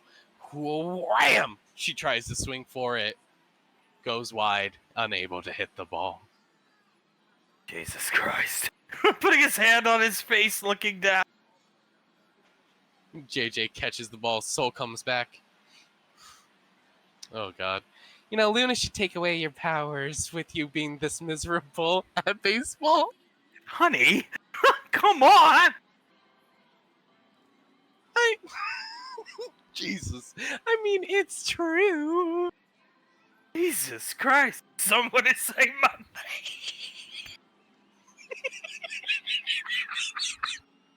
Am I done up?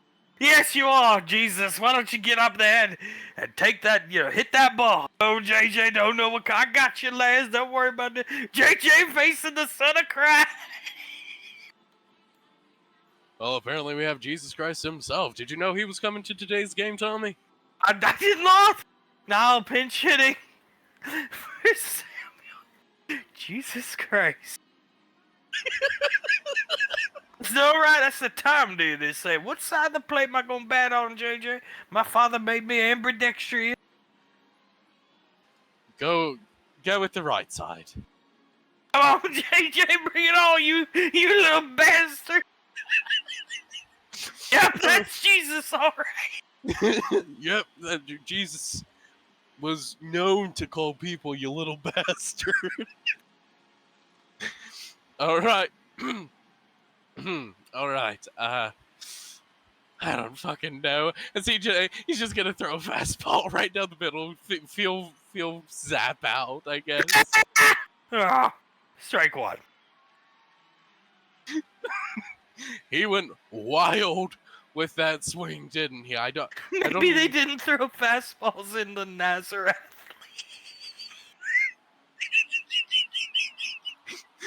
Oh, you remember incorrectly. He was in the Bethlehem. Oh,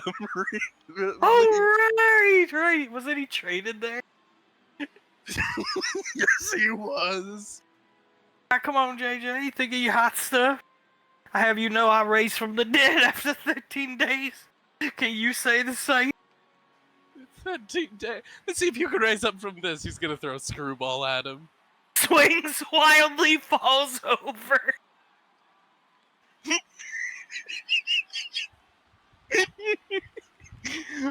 Oh my god. Did you know that Jesus Christ's favorite sport is baseball? I always would have thought it was something like cricket or something like that. You know, something that they would have played in the Middle East. Or golf. Nice slow sport. You can heal the sins of mankind while enjoying some golf holes. That golf is a great game. This is not going well. Jesus is struggling out there. Shut up, Oswald. Yeah, Jesus Christ himself. You would think after being raised after the 13 days, apparently, he would be able to hit a ball, but I guess not. All right, JJ, I'm done going give you a gift just like the three apostles done gave me. Wise men. That the apostles, in fact, did not give Jesus a gift. The three wise men did. You watch out, JJ. You cooked now. He's just gonna throw a slow ball at him. Swings wildly so hard the bat goes flying and he tumbles back this way. That would be strike three for Jesus Christ. You're out. The power of Christ compelled him. Compelled him to wildly swing.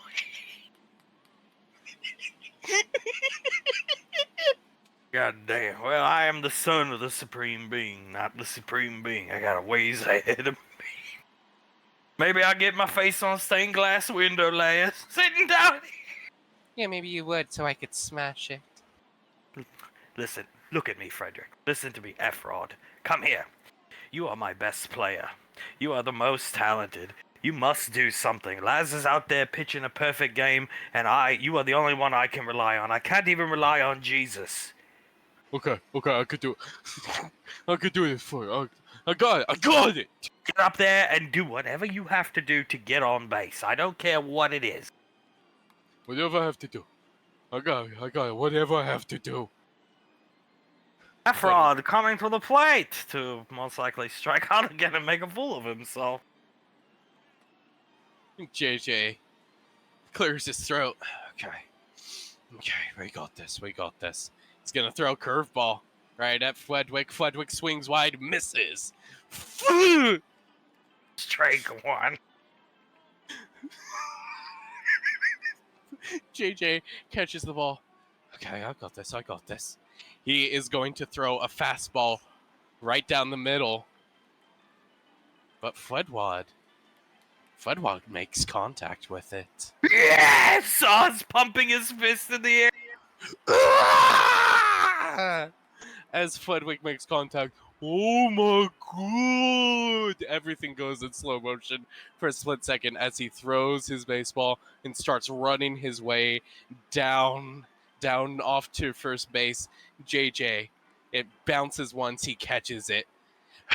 And he starts running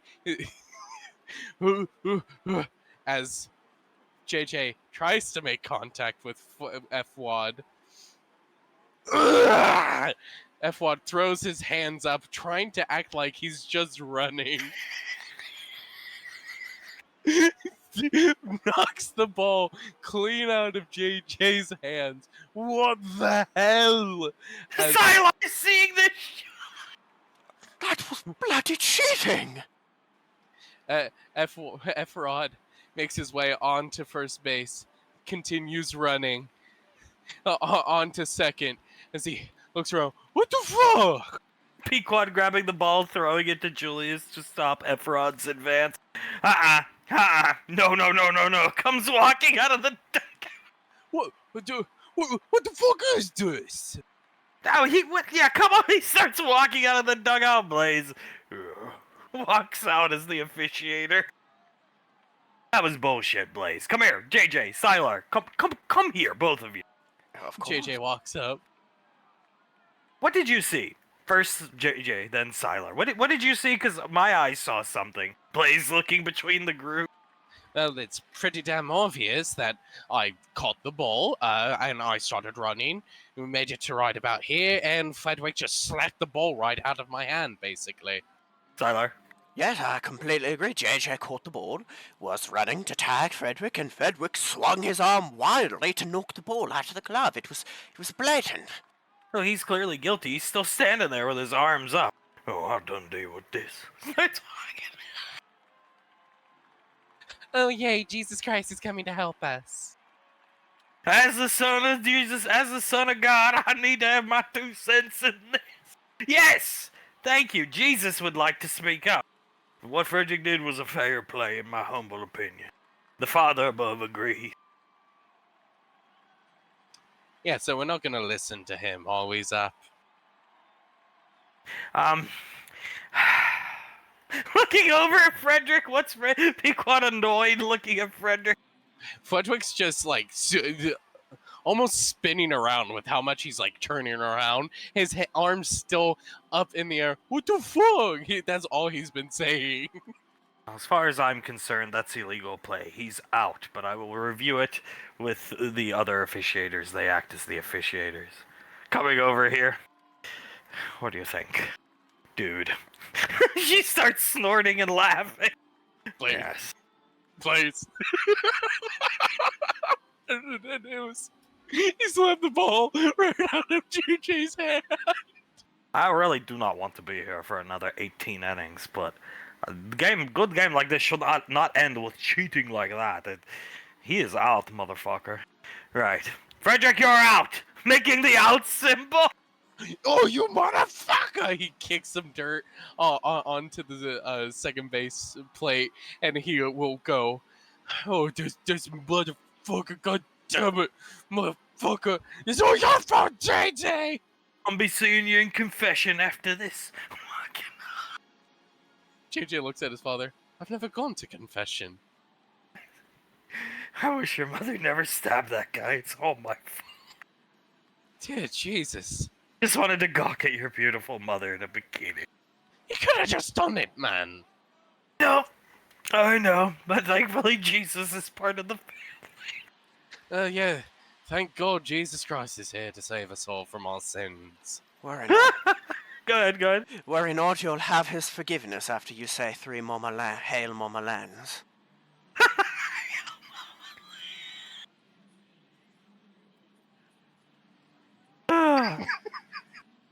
Well, here we are in the bottom of the 9th. This game looks to be going into extra innings unless we get a score here from Hunk Team, and I don't understand certain things.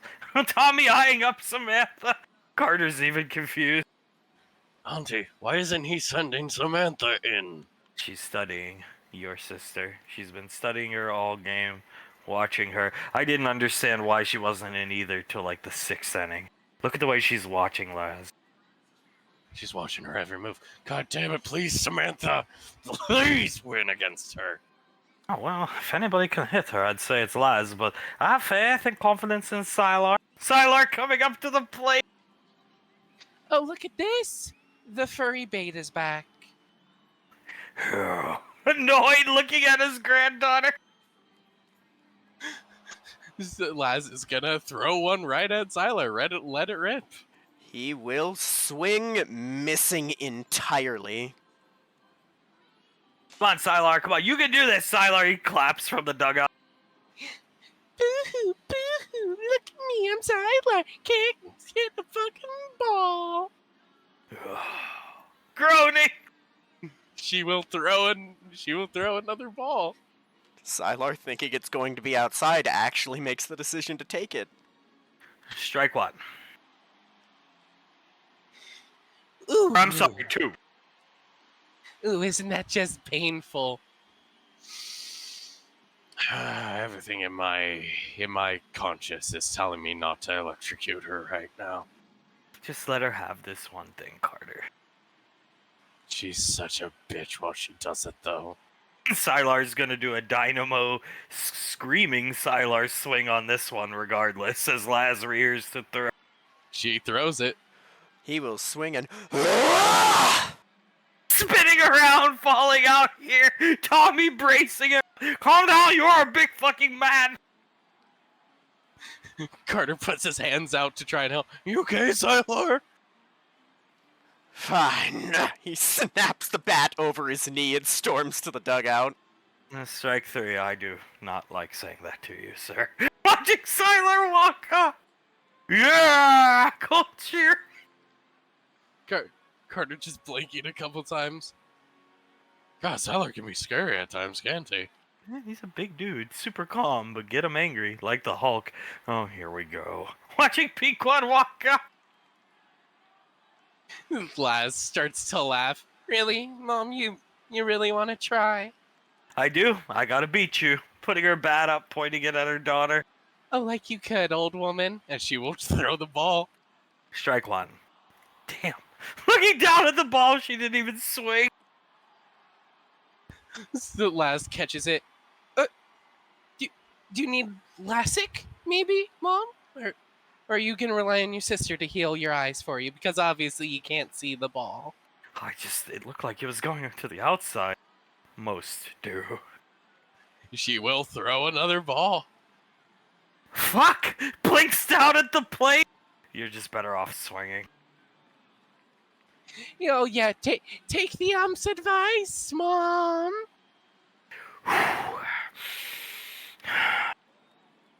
She will give her mother a smirk and throw one last one. Ah! Swings violently, missing. Fuck. Aw, looks like Mommy couldn't hit her daughter's ball.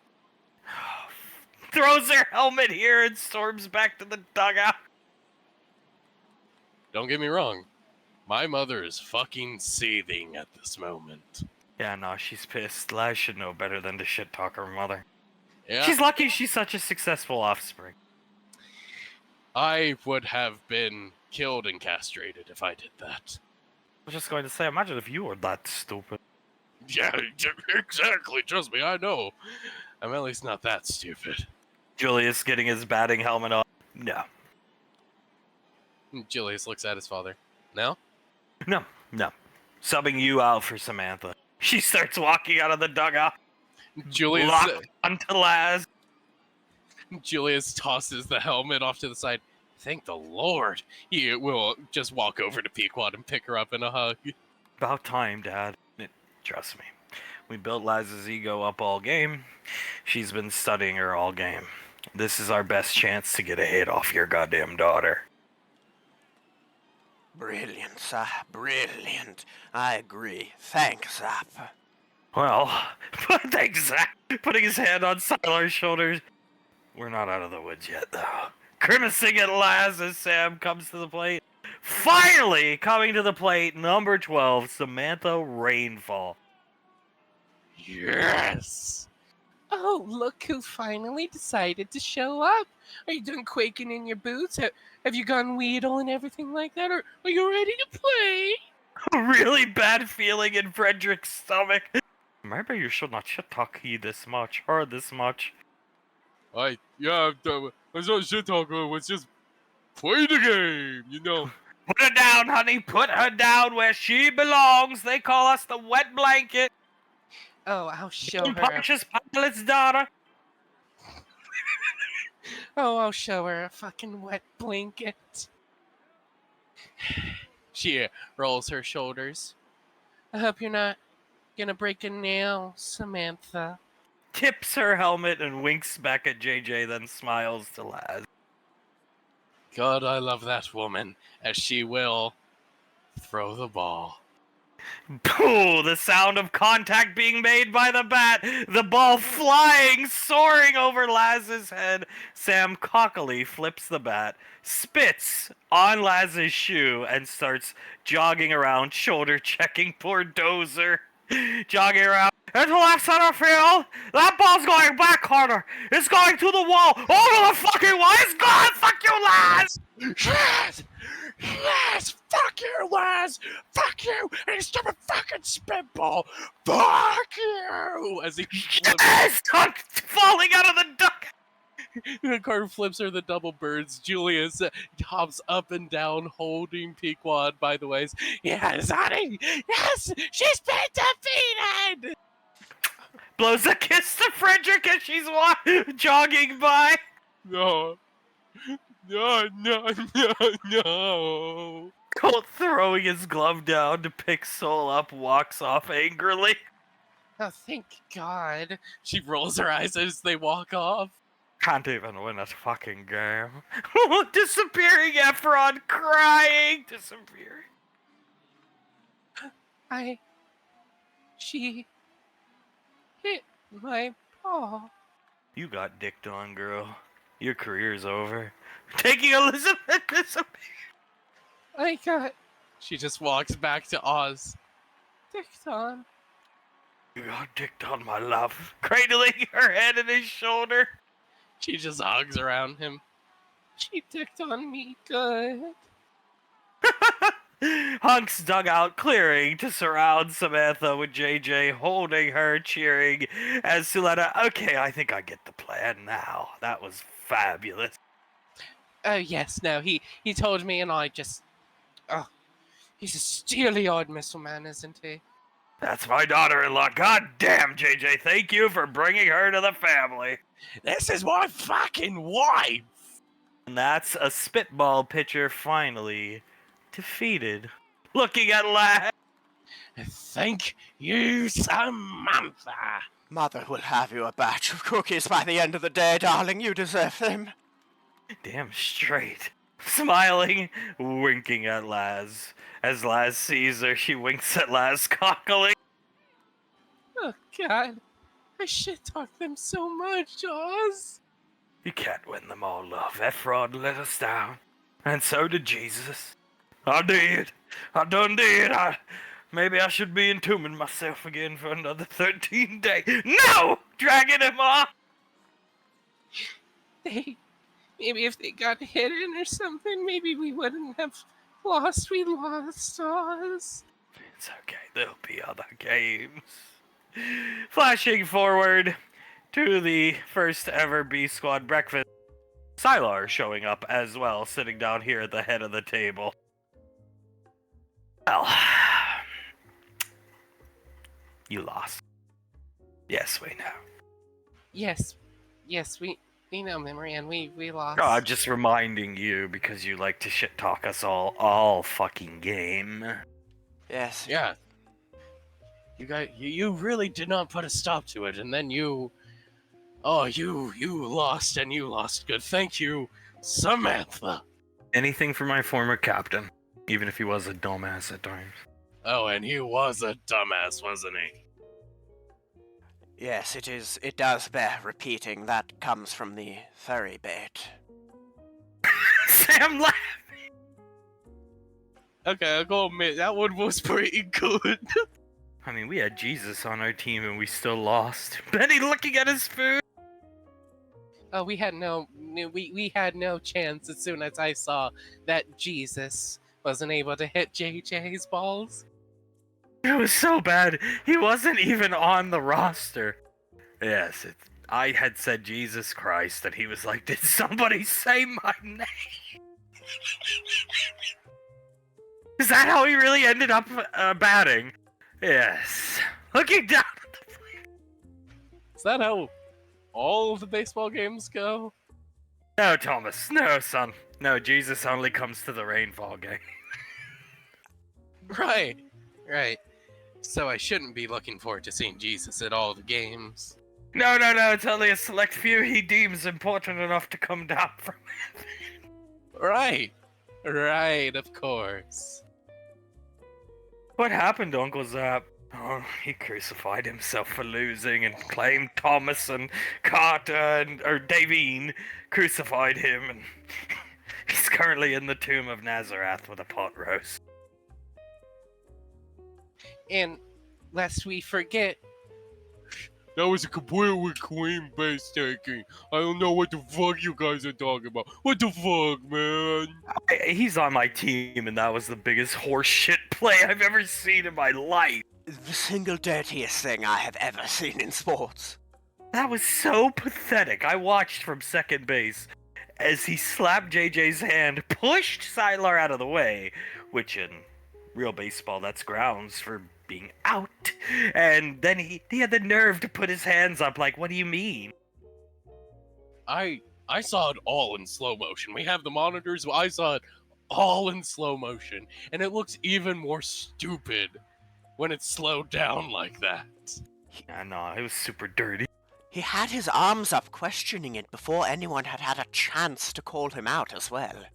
Don't hold it against him. It's my fault. I was really pressuring him into getting something done because it was like, a soul struck out. Then Jesus struck out, or whoever. Yeah, it was Jesus. Then it's like, God damn it, I've only got Efrod left, and he claimed he was an amazing player, but I come to realize that he had the jersey on, but you can dress like the man, but you can't walk like the man, I suppose.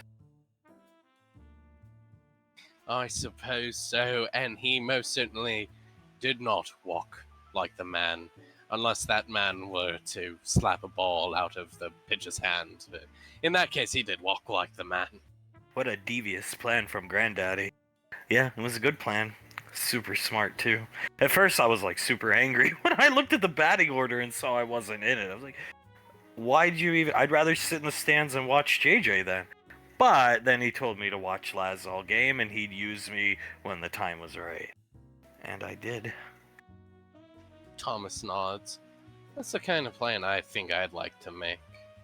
Like, something real devious. Something nobody would ever expect type of plan. Well, maybe someday you can when you're grown up and you can play baseball. This was the first normal sporting event I've been a part of since joining the family, actually. It was the first... Oh my god, it was. Yeah, no, holy shit, it was. We finally got through one, guys. We finally got through one.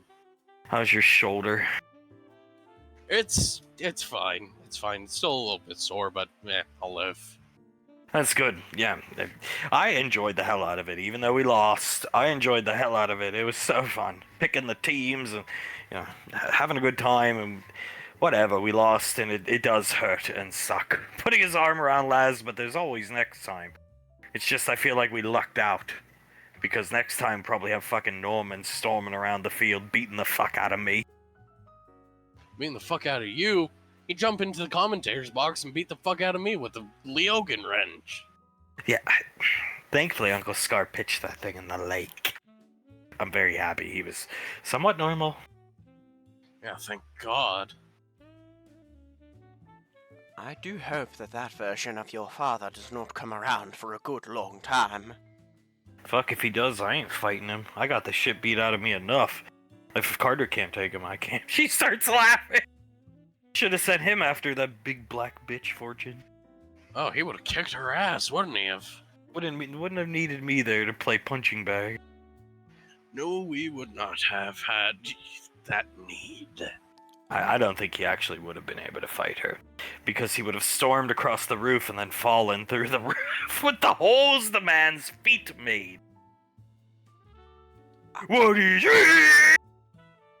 What is it? Huh? What is it? Yeah, I don't understand what that was all about, but apparently the way they talked about him, this iteration of Clive comes and goes and goes and comes, so hopefully we never see it again. I don't know why. I just have a bad feeling that we're going to see a lot more of him. Yeah, we might. And when you say devious plan, what do you want to do? Oh, just something nobody would ever expect, maybe a prank, maybe something like what Grandpa did. Something like that, Pranks are very fun and awesome. But your priority is to be a good boy and be happy with your girlfriend. Putting her finger on Thomas's nose. Of course that's priority one. Of course, yes. Give him a break. Let the boy eat his eggs. Yes, please, let me eat my eggs, Memoran. Please, I get stared at by Samuel and Scar and Krellin and all them enough, please. That's what crazy people do, kid. They stare at people. They sure as hell love locking eyes with me. You have very good looks. Just sucks you look so much like your dad, and they're not fond of your dad. Because of Carter. Carter nods. If somehow, some way you looked like me, kid, oh god, it would be so much worse. Let me tell you, it would be far worse for you. Just be lucky they're staring right now and nothing else, okay? Going back to the baseball game, you ever consider actually learning like a normal pitching rotation? I've considered it, but I've only ever been good at the spitball. She is a spitballer through and through. It's in her blood. She will maintain the spitball. And look, Samantha, if you're the only person that can hit her, that's fine. Doesn't mean you can hit her all the time. Laz looks over at Sam and smiles. At least my ball get hit. My pitches get hit less than JJ's. Nodding her head, eating some bacon. At least our team didn't have to resort to fucking cheating and almost knocking Sylar on his ass. And I would point out, technically, JJ threw a no-hitter. No hitter. Yeah, people made contact with his ball, but... And really? Really? You shit-talked your own mother when she tried to bunt? No, you do not bunt on my beautiful wife. She tried to bunt! What is that? It's desperate. She was desperate to try and get on base. We all kind of thought the game was going to go to like 20 innings or something, and I could not take 20 innings next to Jesus and Just bottom line, you don't shit-talk Mom. All of us know that. What overtook you? I don't know. I felt the need to insult. I don't know what overtook me. Well, she can get away with it. She's the greatest child, and so her mother will look the other way. Yes, she will. I mean, Carter nods towards Laz. She's certainly earned it, hasn't she? I would say she has, but I'm a little biased. I would say so, yeah. I'm a little biased to say that she has earned it, and if I did that, my eyeballs would not be where they are right now. He just kept telling me that his dad was the one who created sunflower seeds, and his father rested on the 7th day. I could not take another inning in that dugout with Zap. So wait, that's all he would say? That's all he said? He was basic. I think he memorized the multiple versions of the Bible while in tomb. You're kidding me. So he was just straight up quoting King James to you? Yeah. And not just me, everybody, but I was the one closest to him. It all started when I asked him to hand me a bag of sunflower seeds. Oh, don't let me tell you the tale of Noah's Ark. Oh god, that is so stupid. I truly hope that I would get to meet Jesus Christ once more on the battlefield of sports. I didn't even think he was on our team. He wasn't. I never picked him. I picked Mama Land to be there. I wanted her as a backup catcher. That's what she wanted to do. Fine, I'd love to have her. Backup catcher just in case Samuel wants a break or Samuel wants to play another position. Or worse yet, I want to pinch hit Samuel for somebody else, but that isn't a catcher. You get my drift. Zap was just there, celebrating life, because he's Jesus. And so when I said his name, did somebody say my name, and he was then put onto the roster. What a shit show. You accidentally initiated the sermon in the dugout. Who would have thought he'd come to bat for our team, and we still lost? We had Jesus Christ on our side and everything, and we still fucking lost. That was some of the most pathetic batting attempts I've ever seen on both sides. Zaps takes the cake. I don't care what anybody says. Fredericks was bad. But Zaps was way worse. I don't know, man. I don't know. That is a super valid opinion and all, but I will never get the sounds that Fledwick made out of my ears. Right? My money's on Frederick personally. Jesus was stalwart in his batting attempt. The noises from Frederick sounded like one of those rabbit chickens getting run over by a car. I felt bad for him. You put so much pressure on him. I know. I'm sorry. There was one pitch where JJ threw a curveball, and if Fledwick just didn't swing at it, it would have been just a ball. But he swung at it and tried to reach as far as he could with a single hand to try and make contact with the ball. And he just fell right onto his face while making the whole sound. Were you intimidated by anybody on the other team, Uncle JJ?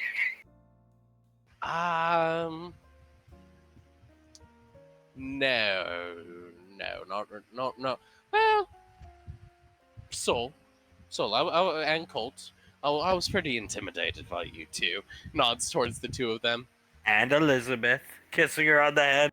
Yeah, no. See, the thing is, when it comes to Elizabeth, she might be able to make contact, of course, but I'll always be able to catch up to her. Oh, I'm sorry, honey. I got really small legs. Okay, maybe we can get a special rule where you use your ODM gear. Yeah, no, you already cheated enough with your pitcher. I don't know what you're talking about. And she puts her nose up at Sam. God, I hope there's another game. I know Clive isn't gonna let us enjoy ourselves, but I hope. Oh, what? So I can actually beat you this time? I'll be waiting for you.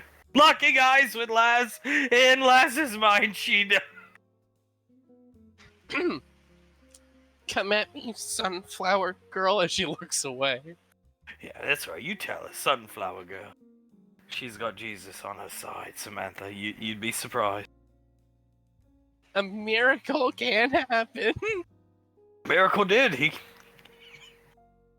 If his goal was to go up and make everybody feel the humility of not being great at sports, he totally did. Carter starts to laugh.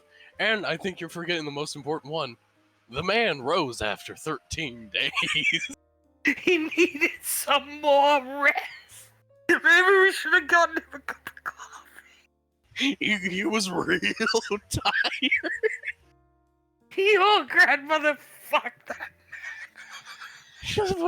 She stabbed him, and from then on out, he was fucking nuts. He's Jesus Christ now.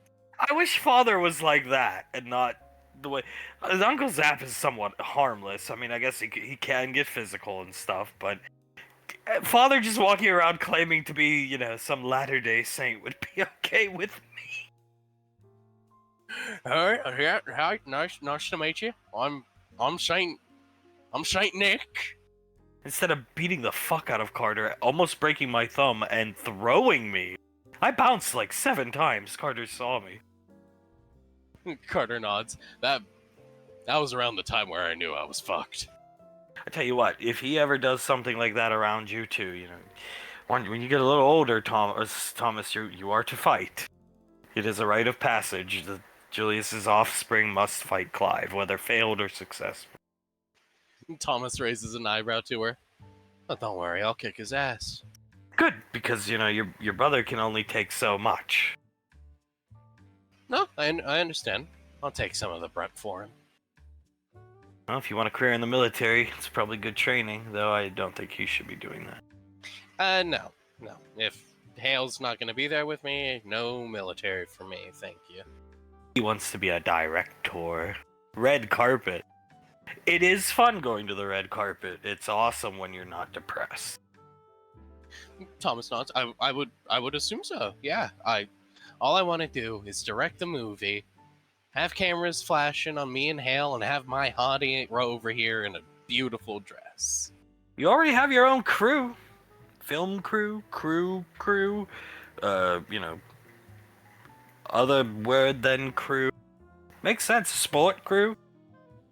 I'm sure Yeah. Jace could be useful on the set of a movie somewhere. Hold a light, something like that. Electricity.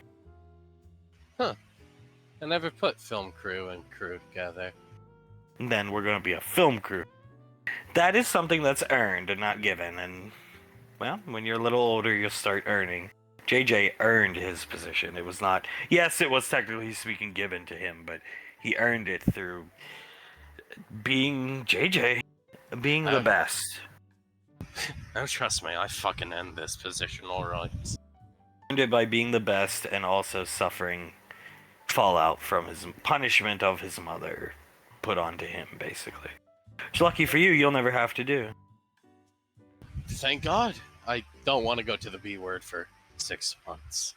No, you don't. And she won't like it either, so... No. No, she won't. He puts an arm around Hale and gives her a kiss. Sweet. Smiling at them. Would anybody care for a rematch baseball game? No. Oh, you scared? You really want to lose again in less than 24 hours? Les swallows hard because she knows she'll lose. Maybe I just want to play a game with my friends. I would like to. Oh, I'm sure Granddad would greenlight a game like that. He loves sports. And as long as Father doesn't ruin it, Carter's shoulder's in good enough shape to where he can at least play a little bit. Carter nods. Maybe we'll play catcher or something like that. Sylar thinking about Frederick almost shoving him on the back of his head. Wonders if he could trade his spot with Carter. Do you mind if we swapped positions, Carter? First base, Carter. What do you want to do? He wants to sit in the crowd. I'd rather sit in the crowd. I've had my share of spitballs and being shoved on my ass. And Efrod kissing Soul's cheek. And F-Rod. And broken bats, that as well. Yeah, you broke that bat rot of Vietnamese, Sylar. I do apologize for that. That was uncouth. No, what is uncouth is Clive assaulting you and punting you. Breaking a bat over your knee, that's just frustration in a game coming out. It's perfectly fine. Uncouth was the soccer game. Still have nightmares about that. Blinking rapidly! As do I. It's not a pretty sight to watch someone's boot rush towards your face. Maybe we could play soccer instead of baseball. I'm a good goaltender. JJ looks down at her, gives her a smirk. Oh, I bet you are. You wanna do it? You wanna move us out, Carter? Carter chuckles. B squad, move out! Black screen. Before we end, one last map to cap things off. One final map. At an undetermined amount of time later, crouching in the bushes outside of Carter and Soul's house. Carter Memory Ann's house. Colt puts his arm around Soul. I love when you get mischievous like this. I really do. I'm a Force Ghost. I'm fucking Yoda. I'm fucking Yoda. What the fuck? Am I Anakin? Hell yeah, brother, I'm Anakin! Yeah. Man, I'm so proud of all of you. Clive B1 Kenobi is so proud of both of you. We trained Luke well. Yes, we did. He redeemed his father, that son of a bitch. Looking up at Frederick. Oh, that pizza. I was just about to call myself a piece of shit. Do your little thaumaturgy and call Carter out here. Oh, yes, of course. She snaps her fingers. Carter! Well, your sister calls. Let's go. You two, in bed, covering Thomas and Hale up. They're already asleep. Hugging her out, Thomas. Carter smiles down at the two of them. They're gonna do all right. Carter will head out of the house, point right at the three of them. What the fuck is this? I'm fucking. Smiles warmly at Carter. Carter takes a defensive step back and puts an arm out in front of Memory Ann. Oh, the Force ghosts have come. Oh, your father has come to see us, Carter. Oh my god, my father. My son, I am so proud of you. You've done what I never could, and you brought balance to the Force. Always two there are. No more, no less. A galleon and a spouse. What? Unless it's a Oh, hello, father. I mean, Obi-Wan. Clive B1 Kenobi. Sorry, father. Smiling at him, waving cutely. Oh, hi, sweetie. He waves at her. Always a galleon and a spouse. A galleon who ruins the spouse, no matter what. It seems to be destiny as willed by the Force, and sometimes the Force takes on dark implications. Luke Skywalker, nodding over to Carter. As they fade away. Yep, I'd say that's it. Lowering your camera. What the fuck are you doing? What This the? is our pitch for the original trilogy to JJ. You could have told me about this. Soul wanted the honest reaction. And I do believe that we got an honest reaction. Clive, my father, is Obi-Wan. One of my favorite characters in sci-fi media. I actually love Obi-Wan. If y'all didn't realize, I based my sword style off of Obi-Wan's sword style, Sorisu, so that's just wonderful. And you cast Scar as Yoda, not Krellin, who already speaks like him. Soul wants it. Isn't it funny that Scar's like the tallest out of them all, and now he plays the shortest little gremlin guy? And Vader with a pronounced lisp. That will go over well. Yeah, I think so. Yeah, just imagine it.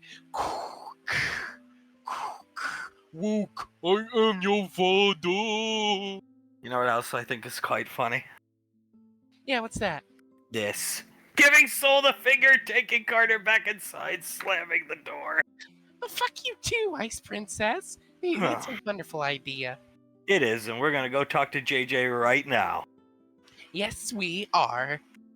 Cutting the game, ending the game of B Squad.